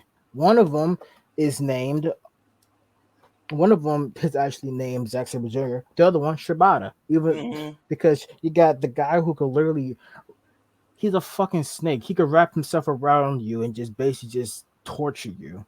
Yeah. The one guy who just calm, collective, looks at you and just penalty kicks you like immediately. Like But I Daniel Garcia swear. learned that the hard way with that one shot Yeah. that dropped him where he stood after trying to take a cheap Yeah. pin over Shibata using the Ring of Our Pure Championship. Shibata literally walked towards him, just like, "What the fuck, bro? Get the fuck And out then of dropped him with one shot. Yeah, that shit was. Shibata is. He's a machine. And I don't know if y'all heard the fucking chants to Daniel Garcia. They was What were basically they were "You're a wrestler." Yeah. They was Yeah. chanting that through the whole because you in the Yep. ring with three other wrestlers. One of them is named the wrestler. Yep. So it's this whole match. It had so much good shit in a matter of a few minutes, which is insane. Part of me when I after the match, part of me was like, this was probably better, a little bit, maybe not better than the Pillars 4-way, even though they have a less time, because Yeah. on Pillars 4-way it was a spot fest, but it did showcase everybody in a good light. But with this match, holy shit, bro! What more can you say about this joint, bro? Yeah, it was great. Yeah. Again, you got freaking two of the all-time greats in Zack Sabre Jr. and Katsuyori Shibata. You got the rising star Diego Garcia, and then you got indie sensation that's become an AEW champion in Orange Cassidy. It's a very different dynamic with these four when it How comes old is to Orange Cassidy? He's He's 39. Yeah, he's 39, but he's got nearly 20 years in the game. Wow. What the fuck? He looks so much younger than 39. Bro. Yeah, I thought he was like 39. I thought he was early 30s, like 32 or something. No, this man's 39. And Will Ospreay, I believe, is 10 years younger than him. Wow. So Owen, with That that fact being known, yeah, and Orange Cassidy again, got to give the people what they want. And what's next for him? I don't know. 25 defenses, folks, and he's only held this title, winning it back in Canada, by the way, at the Coca-Cola Coliseum, October 12, 2022. And it hasn't been a full damn year yet for this man. Your thoughts on this match? And Orange Cassidy, what's next? This match was just absolutely excellent. I don't know if you guys saw it, but in you guys' live commentary, watch along, whatever, I posted now the show is going to really pick up because this is one of the matches I said was going to be the sleeper match just because last year it was the same case with Will Ospreay versus Orange Cassidy. Yeah. This match was just excellent. Like everybody got a chance to shine in this match, and everybody had something to do in this match, which is what I always like in four-way matches. I'm really loving the subtle mix-up we're seeing of Shibata and Zack Sabre Jr. Like they didn't give us all of it, but they gave me enough of it where I was really happy about it.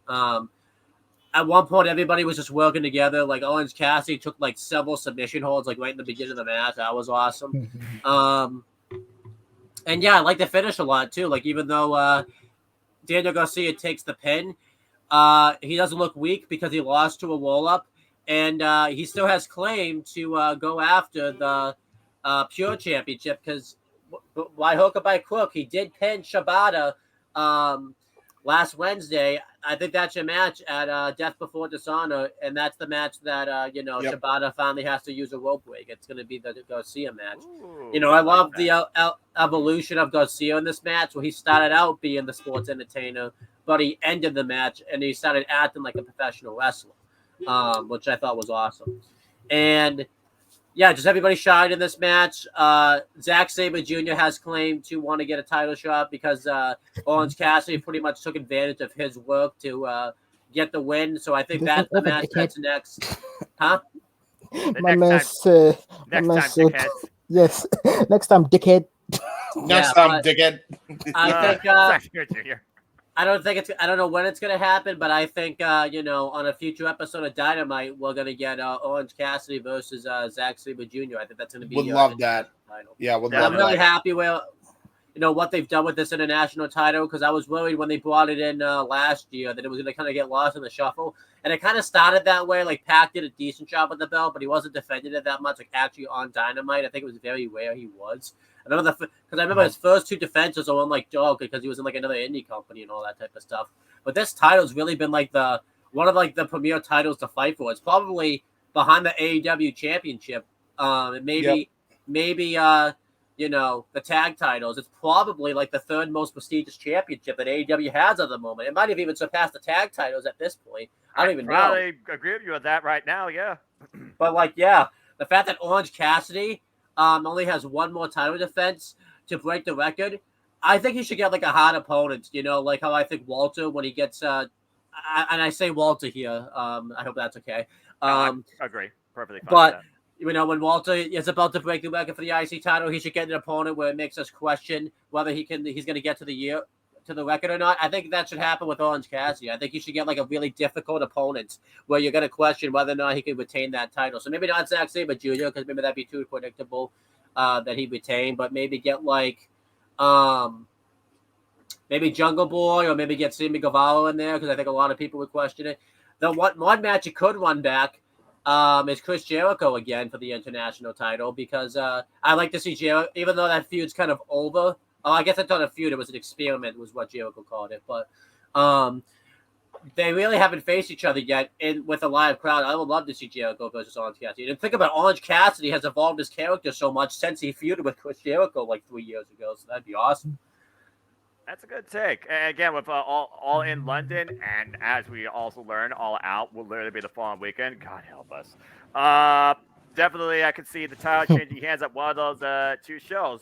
Yeah. But I also think about this: we have not seen hot nor tail nor engagement of the previous AEW National Champion James with Orange Cassidy since losing the belt, and the bastard Pac has been MIA since I believe the best of 7 series ended.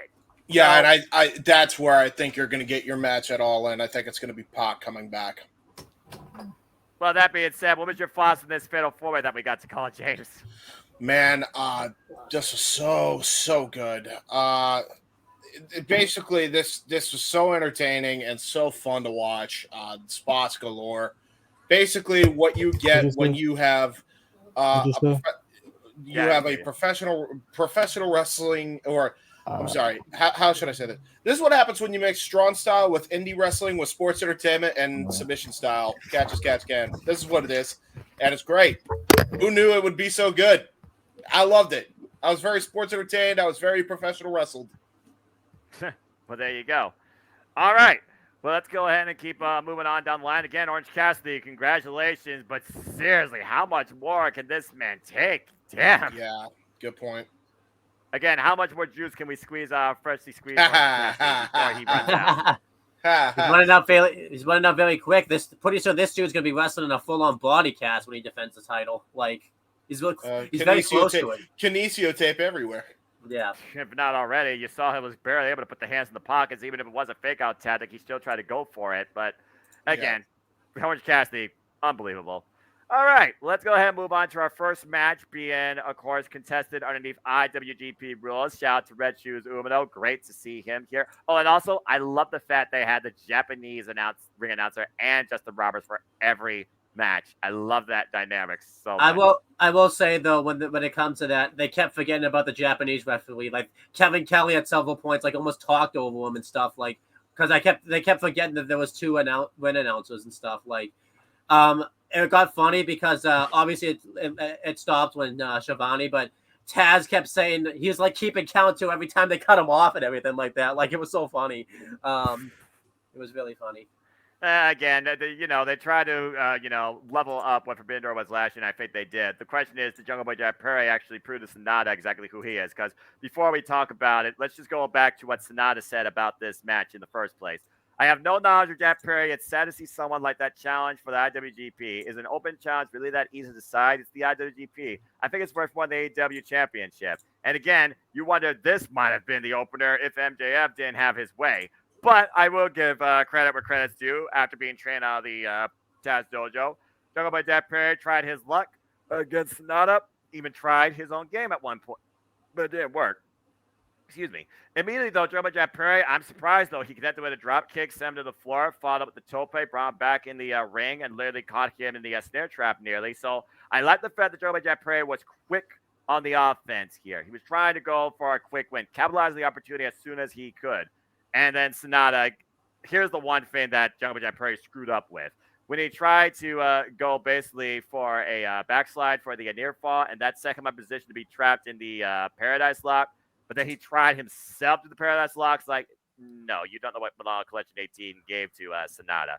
But Jack Perry did lock in the skull and down the line after Sonata basically sent him to Paradise and kicked him in the rear end, as we saw, James. And eventually was able to hit Jungle Boy Jack Perry with a TKO for a near fall. But then Jungle Boy Jack Perry spiked Sonata with the reverse Hurricane Rana. Both men exchanged a poison Rana, by the way. But then Sonata, he fought in immediately with the Shining Wizard, shades of one of his great mentors, of course, Wrestling GS, now retired, Keiji Muto. And then followed up simply with the Muto Moonsault after that and pinned Jungle Boy Jack Perry. Quick little exhibition here. I don't know if Jungle Boy necessarily showed me anything more than what I'm used to seeing. But being in the ring with the IWGP World Champion and being in the ring with Sonata, where you think about Sonata and the fact 7 years, he kind of was a little bit in the spot and maybe even mindset where Jungle Boy Jack Perry kind of has been as the sympathetic role in AEW to a degree. It's almost like I was seeing a bit of a polar opposite here as we've seen how far Sonata has rise. Nice see Doki, by the way, in the corner. And Sonata wins and retains. As Jungle Boy Jack Perry, he is helped up by a hook. And again, mixed reaction, but still subtle respect. They go up the entrance way. Jungle Boy Jack Perry realizing the situation. And he decks Hook the fuck. And you said yourself, James. I mean, Jungle Boy Jack Perry, there's only so much disappointment a single person can take when you don't achieve what you believe you're capable of.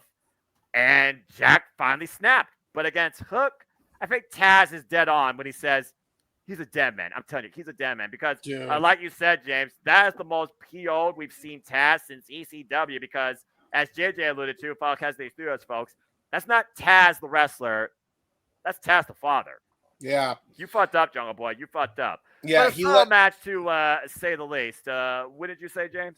I think so. I think it was I think they booked this match as a means to tell the story of Jungle Boy turning heel. I think that was ultimately the goal here, was a vehicle to a means to an end. I really think it's weird because this entire time I thought he was concussed.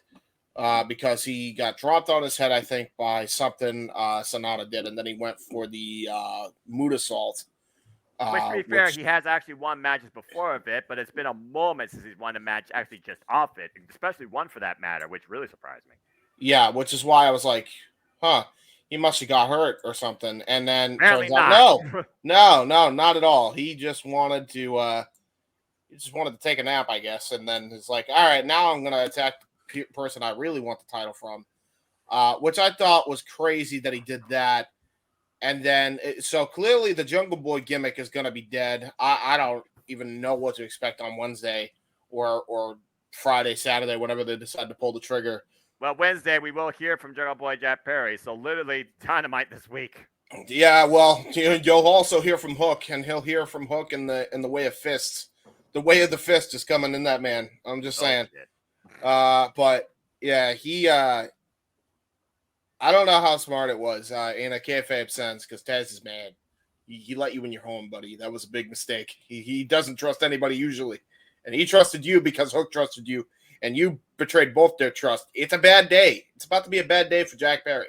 I'm also going to say this real quick. Taz stormed off the commentary booth and was not seen the rest of the night, by the way. Love that touch. Love that touch. Yeah, that's why Tony Schiavone was in the scene in case people were wondering. That was cool. I like how they transitioned Taz out of that booth into Schiavone. I like how they kind of did that. And by the way, Schiavone was great here.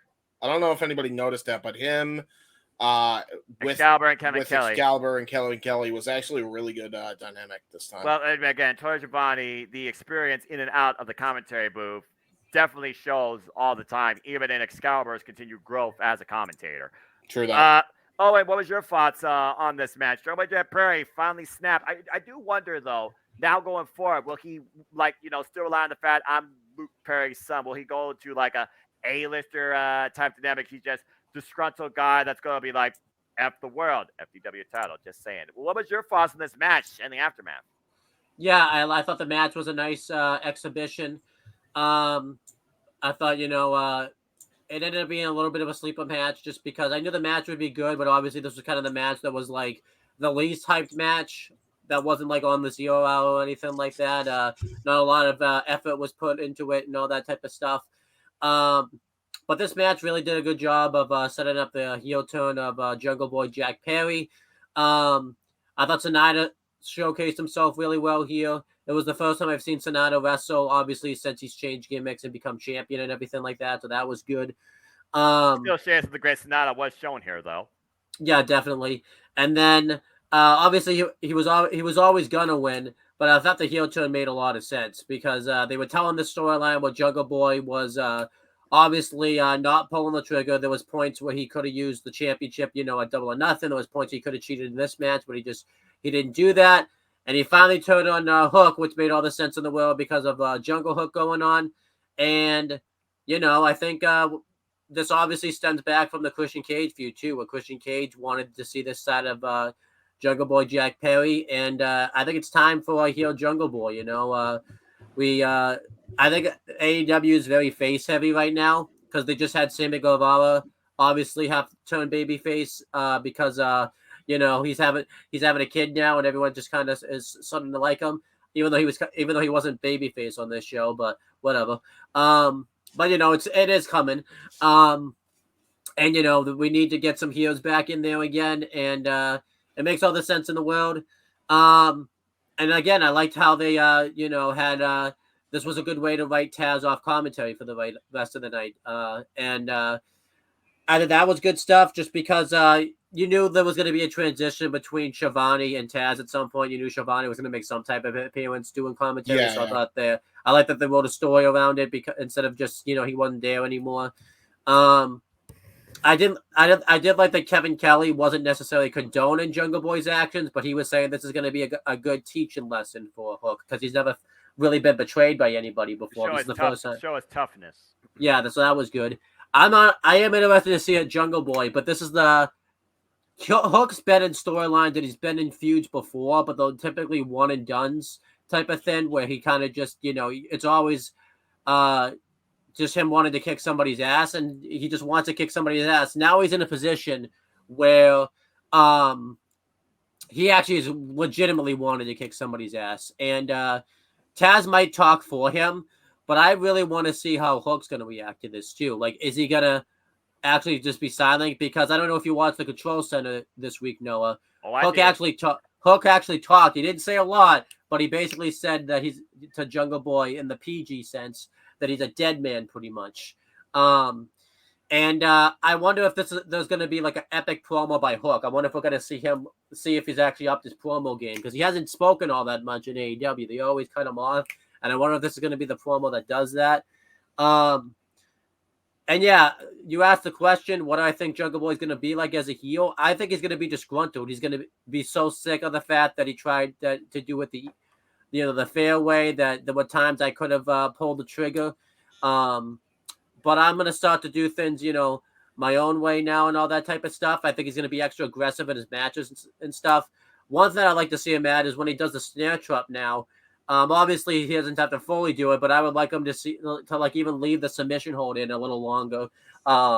Obviously, and it gets to the point where the referee has to do the whole thing where he threatens to reverse the decision type of thing, and Jungle Boy lets it go. I would like him to just act more aggressive. The thing that will be tough, and I think that's going to be a bit of a drawback, is what's going to happen when Jungle Boy faces like a Keith Lee, like a big guy now, just because it's always a struggle to make to do David versus Goliath, and to have David be the heel. We've obviously seen it before, and some people have been able to do it fairly well, but I wonder if Jungle Boy will be able to do that. And I wonder what his wrestling style obviously is going to be like. And obviously he's going to have new theme music, which I think is fairly concerning because typically, sometimes it's so weird when they've made the changes before, like Sami Zayn when his theme music changed, it didn't fit Sami Zayn. Obviously that's been fixed recently, so that'll be interesting. But obviously the big thing I want to see too is a promo segment between Jungle Boy and Taz. And I think too, I think Jungle Boy is going to pull like what Taz did with Jerry the King Lawler, confront Taz at the announce table and try and get him to, throw a punch, break his position and commentary. There might be a promo segment, if you remember when Bully Ray, when he first turned heel. I believe him and Taz have a promo segment together, like on TNA. It was like when he first turned heel. Yeah. That could be something. There's one thing I definitely think he's doing. I think the Jungle Boy name is going to be gone. I think he's going to just be Jack Perry now, I think. Yeah. So, yeah. I'm interested. I know I talked for a while about it, but there's a lot of things that can happen with Jungle Boy now as a heel. He probably could have stayed babyface, but it was time to turn him heel. We need to get that killer instinct in him. Because as Zero's been saying, dude's a pillar, but, hasn't won a championship yet. I think he's the only one to not win the singles championship of the pillars. So it's time for a heel turn. Well, that's why I saved Zero for last. I remember Zero literally said, "What the fuck are the pillars doing now, man? Since double or nothing." Well, we know what two of them are at least doing, and we were wondering what the third one was going to do. And Zero, here's maybe your answer. So, what's your thoughts on this aftermath? And Sonata, good match, and now he is 8-0 as far as matches go. Since the only loss he had was Wrestle Kingdom 17 against Pro Wrestling Noah in that Congo versus LIJ best of 5 series. He hasn't lost a match since. Now he's going to the G1 Climax as champion to try and determine his destiny towards Wrestle Kingdom 18. But that being said, long-term storytelling. Here's long-term storytelling. Here's Drama Jack Perry. He finally developed a backbone, it seems. Well, bite him in the ass or actually lead to success. Your Zero, your thoughts on this match and the aftermath. There we go. You have to give me another one here in a moment too. I'm gonna be very honest with you, Go for it. and y'all probably have a different opinion, but this match sucked dick, bro. Like, the reason why I said like this match sucked because this match, not because it's predictable, it's because this match was a fucking blur. I don't even. Underwhelming, I think, is the It term. was you're looking for. underwhelming, like a motherfucker, bro. Like, god damn. Would you say it's the most underwhelming match of the whole card? And yeah, because one, the match, I'm gonna read you the time. The match went on for 10 minutes and 49 seconds, bro. This shit was short as a motherfucker. Like, this joint was just tragic. It was a travesty. It was a tragedy. I wonder if Sonata had a post-treat regarding this match. He probably didn't even give a fuck after the match, bro. No, like, have you no, when the match ended, he picked up the title and walked away. This man is like, this match, this is basically saying that this man, he lost. He's the champion. The Jungle Boy Jet Prey was a waste of his time by CU It on was the a bigger waste. things. This whole match was a waste of time. But like, yes, this leading to Jungle Boy turning heel, okay, but just how the match is, it was a waste of time. This match wasn't even. I feel like this match shouldn't even happen. But if it wanted to happen, it should have been a credible wrestler than Jungle Boy. Jungle Boy's a good we all wrestler. named 10 different wrestlers we wanted to see Yes. in AEW, literally on City Predicting. Jungle Boy Jet Prey wasn't one of them. Yeah, because like, if your challenger went on the news and literally said that I don't know who the fuck this guy is, I don't know, is this the best that this company got? This is a fucking travesty. I am flummoxed, flabbergasted, led astray. I'm Smackledorf. What the fuck type of challenger is this, bro? Oh, you mean this? Yes, that shit is just bro. Like, that shit is wild. Yeah. And like, the match was boring in my opinion. Like yes, Jungle Boy got like a good few licks in, but Not much. A couple of good overhead chops that we heard loud and clear, but besides that, the only thing 90-10 Sonata. the only thing I popped for was the Shining Wizard, bro. That was the only shit I popped for. I thought he was gonna win off yeah. that if I was perfectly Nah. honest with you. He won by a moonsault. That's a big LOL to me. You're not even worth. You scouted my finisher, right? And you lost to a fucking moonsault. One Get out of my Muda face. Moonsault. One Muda Moonsault, by the way. One. Get out of my fucking face, bro. Do not ever challenge me for this title ever again. You don't You belong wanna- you don't belong in New Japan. You don't belong. You are not the strength of New Japan. You do not belong in this wrestling ring. The ring is sacred. You just like this on was it Rampage or a Collision? Jungle Boy won by the skull in, right? Rampage. Yes, on the Rampage against Doki. Yeah, Dookie. Like Doki. he Let's won. respect Doki. Dookie. He won by he won by a That's right, cold Dookie. skull, right? The skull in. Yes. So now it's like, okay, beat him with a mood of salt and just be like, what the fuck, bro? Get out of my face, bro. You're not even but yes, I'm a little bit happy that he turned heel, but I literally lost care like immediately, bro. Yeah, in my opinion, this was just the perfect straw that broke the camel's back. Jungle Jet Prey realized Sonata embarrassed the hell out of him. He didn't even just embarrass him, he bitched him out, bro. Pretty match. Talk about wasting an opportunity. In 10 minutes. Yeah. Kaito got bitched out by fucking Okada more than that. I think it was close to 25 minutes in that bout, and that was last. Yes. How you get bit? Again, next match, bro. Next match.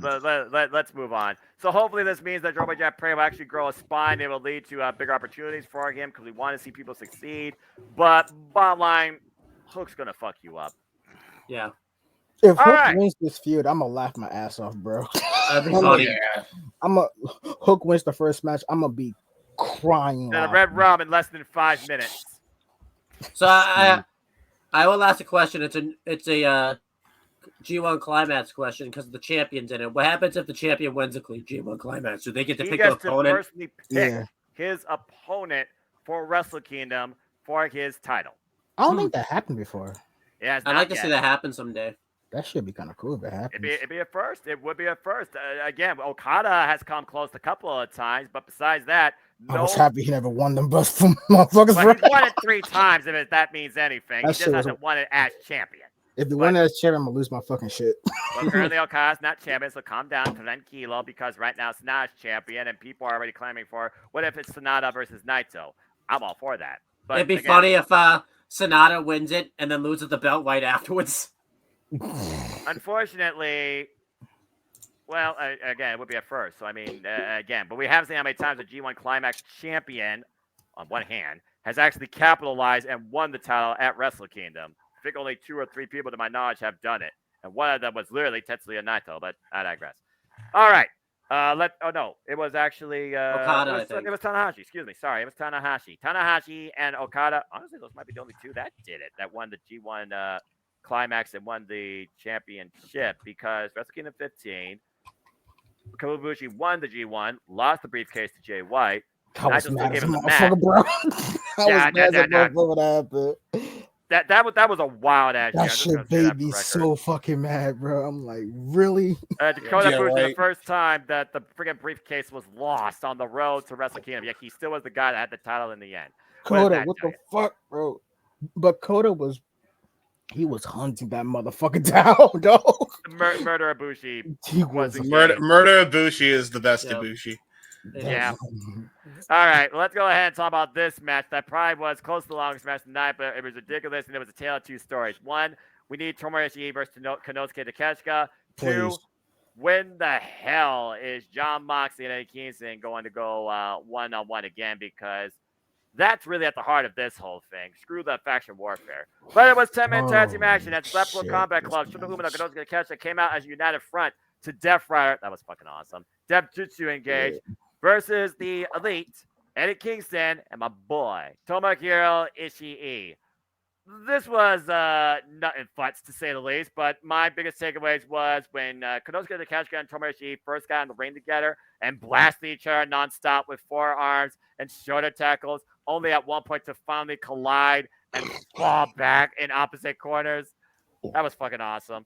And then things really picked up when it came to the story when Jon Moxley and Kingston were the 2 man in this match. And all the hell they did was chop each other into oblivion while the other 8 men rained down fucking chaos everywhere else until Claudio Castagnoli decked Eddie Kingston for what it was freaking worth. And then he finally was legal man. I'm pretty sure the hatred for Eddie Kingston and Claudio Castagnoli goes further than what we know, because I don't know about you, but when Claudio and Kingston were in that corner, Claudio was really in on Kingston. A lot more aggressive than I've seen recently from the Ring of Honor World Champion. That's just my take on that spot. While Little Yuta came in and then took advantage of Eddie Kingston. Eddie Kingston got basically mollywopped most of this match. Moxley and Kingston continuing to clobber each other with ridiculous lariats till finally a freaking lariat took each man down respectfully.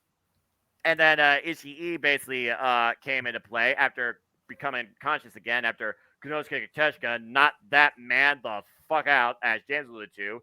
There's a reason why he's a 5-time KOD champion, folks, for those that don't know from DD Pro. Jesus Christ. Ishii, though, he came back because the refrigerator can't keep him down, always running. The man literally was once fought for dead for 10 minutes. That's why he could take this abuse and literally dish it back times 2. He finally hit Cloud with a freaking brainbuster, not vertical drop. Then Takeshita and Umino with a powerbomb reverse DDT combination in Ishii for a near fall as Moxley comes in looking for the King Kong Bundy Lariat, but Ishii suplex him. Then Heyman and Page, basically everybody took each other out at one point. Go freaking figure. Heyman and Page, though, finally intercepts Konosuke Takeshita looking for that ridiculous clothesline, dishing him with a wicked forearm out of mid-air. Damn. And then runs with the Hanger Superstar press set up by the Bucks. The Humbucks were very strong going in this match. Super kick parties galore throughout the bout, and then the Bucks at one point tried the BTE trigger, but Takeshita does it. It was a meeting of the knees, bone on bone. Ouch. As Takeshita took both the Bucks for a ride with a double suplex. That was incredible, by the way. The strength. But then they follow up with a super kick party down the line. As Moxley was taken down and he was being set for super kick party, here's the pinnacle moment of this match. Eddie Kingston takes the bullet. Why Moxley literally takes out one of the Bucks with a ridiculous King Kong Bundy Lariat. Then Takeshita hooks Matt Jackson up for the Blue Thunder Bomb. Nobody wins with a Blue Thunder Bomb. Just saying. I just want one time. Suspension disbelief to actually be that move that wins a match. And I thought Takeshita came very close with it for what it was worth. But I digress.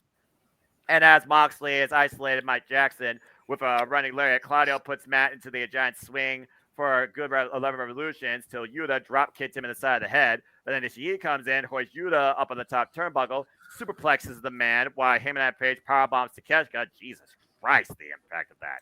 And Moxley then comes in with the Ace Crusher for Eddie Kingston, while the Bucks super kicked John Moxley. And then Heyman and Page finally looks for the Buckshot Lariat, but Yuta was able to scout it, gets suplex in, but Ishii comes in, clotheslines Yuta, and finally follows up the vertical drop bang buster, and Tomoyoshi E gets the win for that team of multiple elements. Not a united front, the sum of the parts versus the parts of the sum. You see which equation won here. Ishii gets the win for that group, pinning Wheeler Yuta. So why the battle was won here by the Elite and Company, the war is far from over, and I think the final battle still stands to be John Moxley versus Eddie Kingston. Although I seriously need to see Konosuke Takeshita versus Tomoyoshi E. This was fucking ridiculous. Yeah, what are your thoughts on this 10-man tag? I loved it. It was absolutely awesome. I loved all the storylines that played into this match. As everybody knows, I love tag matches. And this basically is what the Raw versus SmackDown matches always should have been. Everybody doesn't get along with each other. Eddie Kingston taking the heat in this match was a great choice. I thought that was awesome. Was this his first match back since he came back from his hernia injury? So, obviously he needed to get those reps in because he's facing Kenta in a few months. So, actually, not even a few months. He's facing Kenta in like a few weeks, actually. That's right. He will be facing Kenta for the NWA Strong Openweight Championship at Independence Day in Corrigan Hall. Yeah, I think that's like next week, actually. So that's correct. The storyline between Eddie Kingston and John Moxley was absolutely awesome. The chops they were doing on each other. I think something has to be said. Maybe this is just the screwed up mind. Like all these dives and stuff were happening around me. The thing I was paying attention to was the chop off between John Moxley and Eddie Kingston. I think that tends to them more of a story guy sometimes than a moves. They were uninterrupted. They were freaking uninterrupted. And the way I kind of took obviously there's different perspectives. The way I kind of took the chop off, it's kind of like they didn't really want to hurt each other, but they didn't really have a choice. So the chops was kind of like the least painful things they were thinking anyways that they could do to each other. Least painful thing. Yeah, least painful with those two. Yeah, sure. Yeah, James, you alluded to it. The freaking John Moxley's chest looked like freaking chopped meat. Yeah, it looked like hamburger, bro. Hamburger helper on that chest, bro. Claudio, and you saved Claudio and Eddie Kingston. Like they never really properly got into it. Eddie Kingston never even got his hands on Claudio Castagnoli. Well, he did get the Hurricane on him at one point. He at least got that. But point to what you said, Eddie Kingston still seemed very conflicted, not only with the fact that he didn't get his hands on Claudio Castagnoli, but again, the Bucks were talking about what the hell, man, especially with that spot that nearly cost him, which John Moxley continued. Yeah, I love that too. I love the save by Eddie Kingston. Like he's still like conflicted. However, though, John Moxley wasn't the same thing because there was a point where he could have saved Eddie Kingston, but he didn't do that. So there was also a point where he could have took a cheap shot at Eddie Kingston, but he didn't do that either. One thing I love that Claudio and Wheeler Yuta added to the arsenal is the swing into the drop kick because that's a Tyson Kidd Cesaro move that they used to do in WWE together. Yep. And I'm a big Tyson Kidd mark. I'm probably like one of the only wrestling fans I ever really was, but I'm a big Tyson Kidd mark. So I always enjoy seeing callbacks to Tyson Kidd. I respect that. And the finish made sense, I think. The Elite won the war, but if you think about it, it wasn't even anyone in the Elite that got the win. It was Tomo Ishii that got the win. So the Elite, I think, even still kind of have some unfinished business with the Blackpool Combat Club because they themselves have never beaten really the Blackpool Combat Club. So I think there's some unfinished business between the Elite even. I think we're getting blood and guts. And it makes sense. You said it's reported for Boston. I just remembered I didn't talk about it when we did it because we were running short on time with Spoke and everything. I think that was we were supposed to get the first ever Blood and Guts show, but because of the pandemic, it didn't happen. So I'm pretty sure that's why we're getting Boston's going to get Blood and Guts because we were supposed to get it the first time around, I think. We're not pretty close there on the East Coast. I think it was also somewhere in New York was some of their rumor too. But yeah, you do have a point. Yeah, so that's why I think we're getting Blood and Guts, which that's why it's going to TD Garden, and it is going to TD Garden, which is the biggest, other than obviously the arena. I can't think of the name right now because I don't follow football, but the arena where the Patriots play and stuff like that.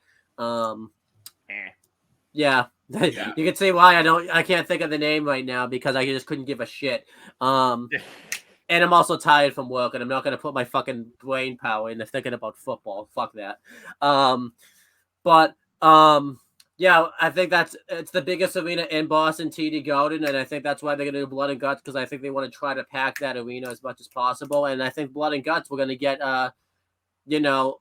obviously everybody here except obviously for Ishii. Someone who also showcased himself really well was Shota Umino, and I love the story he kind of fit in this match because while he's John Moxley's student, he's even himself kind of conflicted about what he's doing. Like, yes, he's a heel, but he's kind of like, am I doing what's right here? Like, I know you taught me here, but you kind of notice now that Moxley's a heel, that kind of student-teacher dynamic. It's kind of changed a little bit, which I kind of like. You can say the same thing about Konosuke Takeshita with the influence behind him, and he was the most booed person in this match because he's running with Don Callis. And Willie Yuta's in trouble, man, by the way. Brian Danielson even said it himself. He's going to give him a slapping because he's been taking a lot of L's lately. It's not going to be a good day to build push-ups and neck strafe in the desert. Yeah, and Brian Danielson's gonna have a lot of time on his hands because let's just say he's not gonna be wrestling for a little bit. I know I'm kind of giving stuff away, but we'll talk more about that here in a little bit. That does put all into question, but yeah, we'll see. But Willie Yuta needs to. I think he needs to go home for a few weeks. He needs to kind of rethink about his strategy because he's not gonna have a good time of it as a late. I'm kind of worried about him. He young boy. He'll be fine. He young boy. He has to be disciplined to get better. He young boy.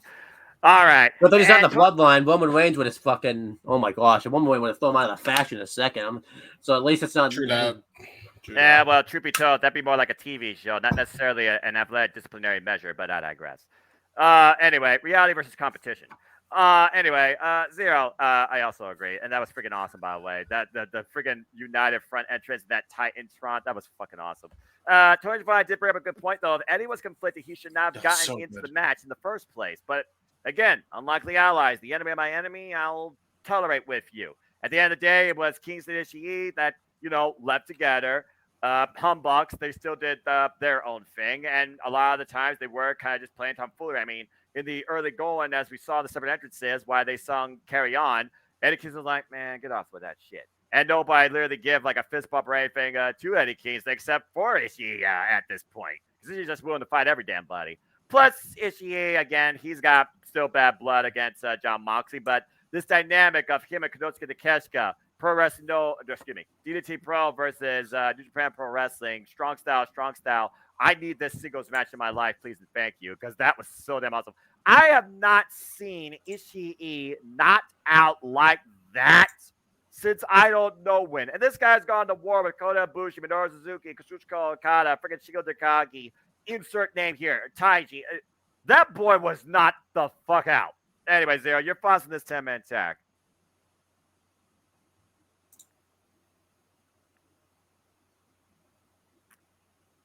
Bro, you're muted. You're muted. Oh, well, God damn it. Yeah, because a lot of shit's going on in the fucking house. But like, As things are. I got a lot to say, so I kind of want to go last. Yeah, Fair fair enough. enough. Then All right, Jalen, Yeah. I pass it off to you. Your thoughts on this 10-man Yeah. tag, and Yeah. despite maybe Blood and Guts happening at the TD Garden, what's next, particularly you think for Eddie Kingston and John Moxley in their dynamic? Genuinely, I feel like that they're gonna have a fight, and then it's gonna lead into Blood and Guts. I don't think they're gonna be in Blood and Guts, but I think this is going to. I don't think they're going to be in as opponents. I think Eddie Kingston is just not going to get involved. But I think that this is a means to an end because obviously you wanted Kingston on a card. You wanted him to respect the Japanese guy. So he did it with Ishii. I think what they're going to do is they're going to do 5-on-5 Blood and Guts. I think they're going to do Blackpool Combat Club, the entire front. I think they're going to do that versus the entirety of the Elite. And I somehow still think they're doing Kota Ibushi. I have a feeling they're going to bring in Kota Ibushi, which is why he didn't show up here. I want to think that that's how they're going to debut him because I think he's coming to AEW. I don't think he's doing a New Japan show because then people are going to be like, "Oh, is he coming back to New Japan? Who knows?" No, I think that's when Ibushi comes in. I think it's going to be that 5-on-5. I think it's going to be the entirety of the Elite versus the entirety of the Blackpool Combat Club plus Konosuke and Takeshita. That United Front entrance gave me everything I wanted and more. That whole crew is fucking dangerous, man. Absolutely dangerous. So no more. Whatever Zero just said there, yeah. But yeah, good show all around, good match, and everybody looked good. And I really like the touch that Kingston and Ishii were the ones that got the win and not the Elite themselves. So thumbs up. Yo, Yeah, it almost makes you wonder, is that truly a win for them? Will Blackpool Combat Club, use that in like a promo game to their advantage? Like, how does this continue? But I also will tell you all this, also made official for AEW Dynamite. We're running back a classic from G1 Climax 2019. It's John Moxley versus Tomohiro Ishii. All right. Wait, I'm what's all your now? for that. All right, so Zero, you're on the bubble, man. Your thoughts this 10-man tag. What do you think's next? Well, sorry for dipping a lot because that shit going on. But but now I'm officially back, and now let's for right this into match. Yeah, so this match is fuck the Elite versus Blackpool Combat Club. That is now in the backseat now throughout this whole match because let's be fair. I'm probably never see a lot during. Well, I saw this whole match, but not once have I seen the Young Bucks got tagged in for real. Yeah, that Which is They tagged themselves in. Yeah, because the thing is, most of this match, from what I saw and remembered, because this whole fucking match, it was first.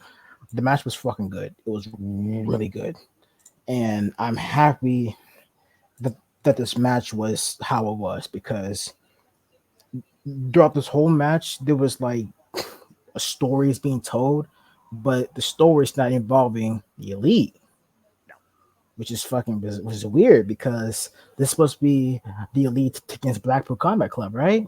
Mm-hmm. Yes. I guess because this match never even said it. The most story of this match is John Moxley and Eddie Kingston. The Elite and the rest, besides Tomohiro Ishii and Takeshita, that needs to be a feud. In my opinion, that needs to be a feud. Yes, I agree. Probably not in New Japan, but probably in AEW or Ring of Honor, because that match will be bugly. But this whole thing is just so. Bruh, this match makes you want to say fuck the Elite. I'm all in for Eddie Kingston. The Elite just there. Yeah. If you notice throughout the whole match, because there's a few parts that you probably missed out, but since I love detail, go ahead, in man. my stuff, there's a few details that I figured out, right? whenever Blackpool is, ganging up on him, John's not doing it. John's not ganging up on him. Talked about that. He's best by himself. He looked on, but then at one point Yeah. he did cut him off from Yeah. making the tag, and then we once again got back into our second exchange of chop forever before Yeah. each man took each other down with a damn lariat. And I He feel didn't even like, take a cheap shot too. Like yeah, Claudio took the cheap shot, not John. He didn't even Yeah. do that. You know, So, I do like- wonder how much Kyle Castagnoli was trying to tell Make- John Moxley, keep your head in the game, because I do feel like to a point, John Moxley was not fully in this. Maybe he's No. going babyface. Anyway, The thing continue, is- Zero. the thing is, it's fact that like whenever him and Eddie go at it, you can feel the emotion because Yes. I feel like Eddie feels betrayed, but John is basically like, move on, bro. Every time. And again, we never Yeah. learned exactly what John Moxley meant by that, but I Mm. think you hit the nail on the head. And he's like, Mm. every time what, John? Go ahead, say it. And I feel that's the next angle here. We need to see what John Moxley truly thinks about Eddie Kingston. Is it truly just more of the same? Have you not grown, man, since we last exchanged? Because John Moxley clearly has grown, because again, he fought his demons and surpassed them. So praise the Lord for that. So I mean, again, underlying storytelling. We need a promo with these two. Sit Yeah. down interview with JR. We need more to this. Yeah. Continue, Zero. Because I think there's something in this thing that we probably not really seeing because this is behind closed doors. Exactly. Or so like every time they're going at it, it's more like they don't want to actually fully fuck each other up for real. Cause like they're homies and homies Yeah. fight, and one person may be a little bit more emotional, but the other one's trying to strengthen him. So like this whole fucking shit was just going completely. Whenever they're in the ring, they're gonna chop each other because that's the only thing they know what to do. They ain't trying to kill Test each your other. will. Test your will. Yeah. And one of my favorite details in this match is when Eddie and John, when they chop each other, everybody else was doing the spot monkey shit, but like people was more focused on what's going on in the ring more than the Young Bucks doing their fucking Aerial acrobatics. the acrobatics, the hangman page, Yep. all that Yep. shit. Nobody cares about that shit. They want to. They saw what they see in the ring. They're like, oh hell yeah, this is what we wanted. Fuck everything else, bro. And there's other detail that I kind of find a bit hilarious because they never really tagged with each other nor interacted because they're in two different companies. Takeshita and Shooter, they need to be a tag team. They never went. They never Yes. crossed paths. Like Yes. they never crossed paths. Yeah, they But did. when they was teaming together in that match, they were like the Motor City Machine Guns, bro. It's a good dynamic. You're right. That power Yeah. bomb reverse DDT combination nearly gave them the win as well. Bro, like, oh my And they are god, the two young rising stars, literally amongst the veterans. Wheeler Yuta, for that matter. Wheeler Yuta, Shota Umino, Kinoshi Takeshita, they're all on the rise. Yeah. And while we didn't really see a lot of Wheeler Yuta and Shota, Wheeler Yuta and Konosuke, interaction, you do bring up a very good point about Shota Umino, who will be involved in the G1, by the way, and Konosuke Takeshita, that right now is the only member of Don Taz's new family. it's like the reason why I compared them to the Motor City Machine Guns because I was watching a Lockdown, Right. and this was during the escape match with Chris Sabin, Shark Boy, I believe, Sanjay Dutt, Jay Lethal, and Alex Shelley, I believe. Yes. I could be wrong, but I think you hit it. like this was a time where the Motor City Machine Guns was never a team. They wasn't even like allies, but when it was together, there was like a whole ass team. Like they was hitting double teams like crazy, good ones too. Like they insane. Shooter and Takeshita, they was going at it just like that, and it was crazy. So I hope Instant chemistry. their chemistry was unmatched. It was interesting. We'll And we'll have to see if we get more of that ahead of Shota being yeah, involved in the G1 because July 15th will be here before we know it. yeah. And like, and another thing, I need to see a few between Ishii and Takeshita because I Yeah. feel like there's still some more shit they want to do. Yes, But yes, Yep. please, yes. but when Oh my Takeshita, gosh, that I was so never, good. I was smiling ear to ear with those exchanges. And again, I've never seen Ishii dropped I like never that. seen that. Never. This God, man got, bro, he got bro. cold cocked. I thought he was literally knocked out. I was He like, was for a whoa, second. He was dead carcass on the apron. bro. But just seeing Ishii walk down with no neck is hilarious. This man has no neck at all. I love It this man. is like this man is just stoned out of his. Don't be fooled. This man is great. Refrigerator man. I tell you what, he is literally built like one too. James, great call by the way. Talk about your refrigerators. Yeah, is your refrigerator running? Because Ishii's on the run. Yeah, like, Okay. and then a post match. Yep. Have you noticed that? I think what's crazy is that when when a Kingston blocked for Mox didn't do that Yeah. back. He Yeah, never yeah, helped him back. No. But like in the match, you could see Eddie Kingston's fuming. He don't want to be next to the The Bucks. elite. Yeah, he doesn't want to be next to them He at was all. literally yelling at them. Yep. And, He like, they just went on their way because at the end of the day, Eddie Kingston, he basically wants to see what the hell's going on with you, homeboy. But also, he still wants to rip the throat out of Claudio Castagnoli. yeah, I think we're going to promo between John Moxley and Eddie Kingston. Claudio interferes, all hell breaks loose, and we go from there. But yeah, this is far from over. And this whole different dynamic now of Moxley and Kingston definitely makes it more intriguing where you can look beyond the Elite and Blackpool Combat Club. Because you figure they already won that when they won at Capital One Arena. can also time check. This whole match was 21 minutes and 29 seconds. As I I believe expected. that. Yep. With that many bodies, that much damn chaos, and that much physicality, don't surprise me one bit.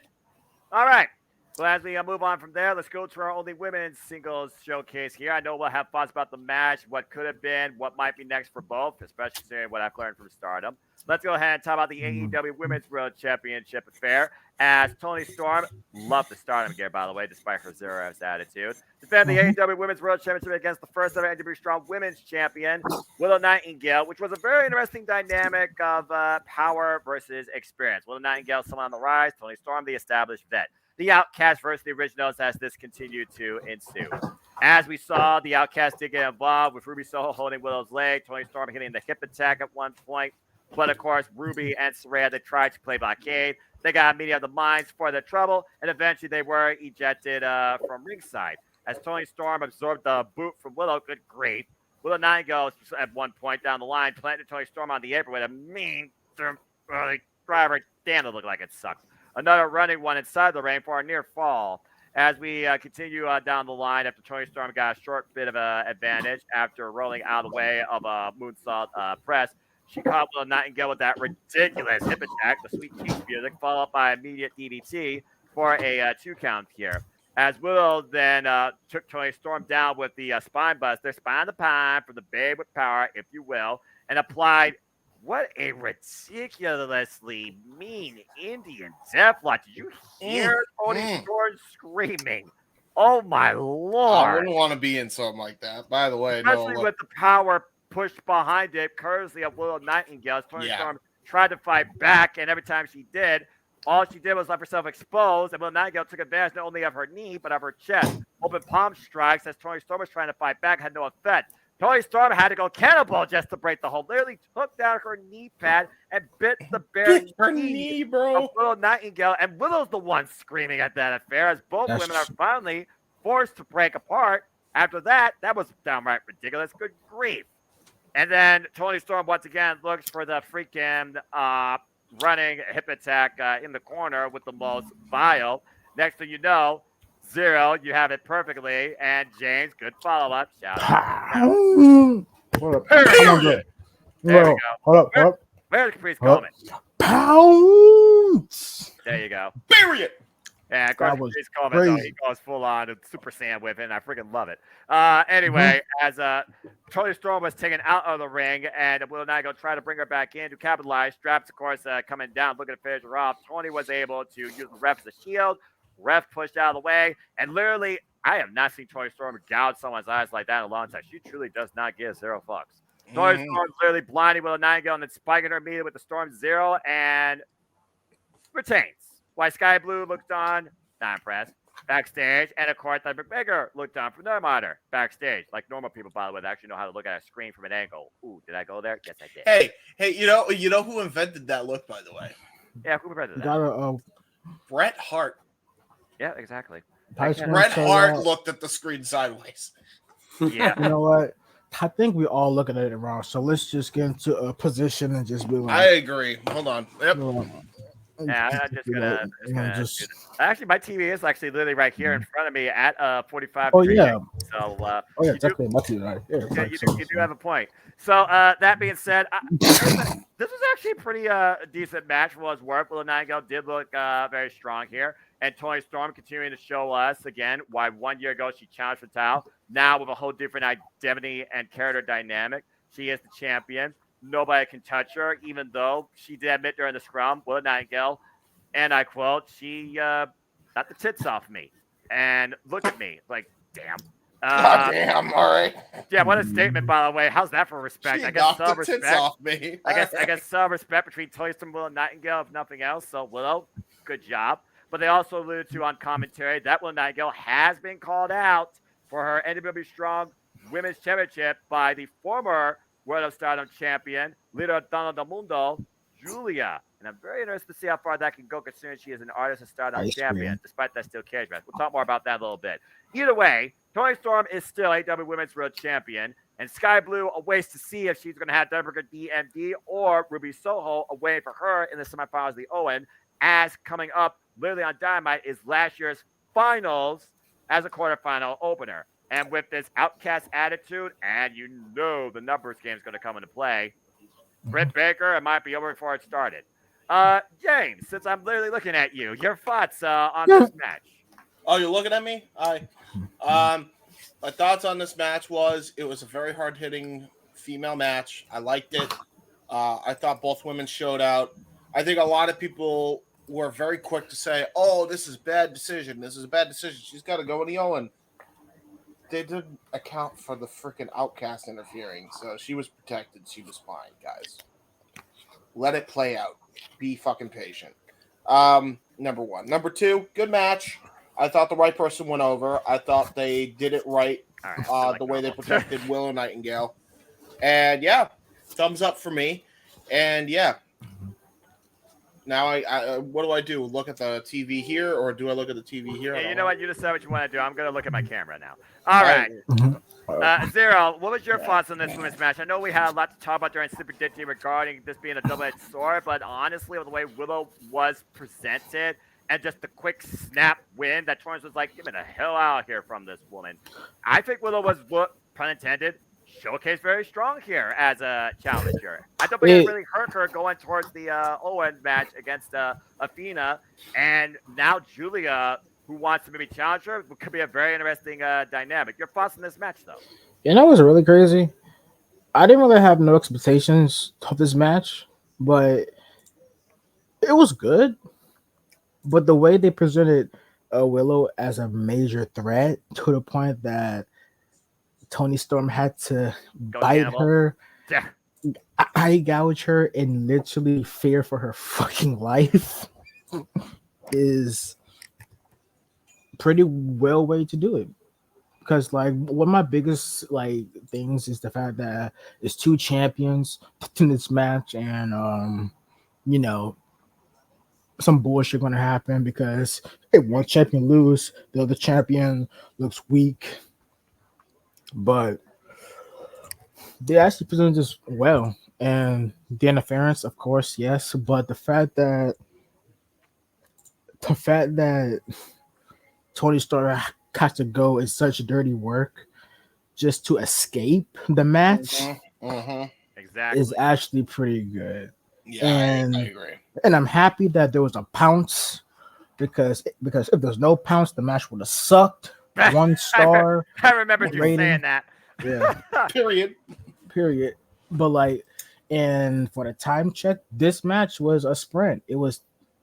This is the shortest match this was the shortest match ever on the card Really? by a few seconds. Oh, by a few seconds. Wow, Yes. that's not that much. Yes. This match was 10 minutes and 27 seconds. That's The other that's still not bad for a women's championship contest, if we're being honest. Yeah, 10 the second shortest was 10 minutes and 49 seconds. Do the math, please.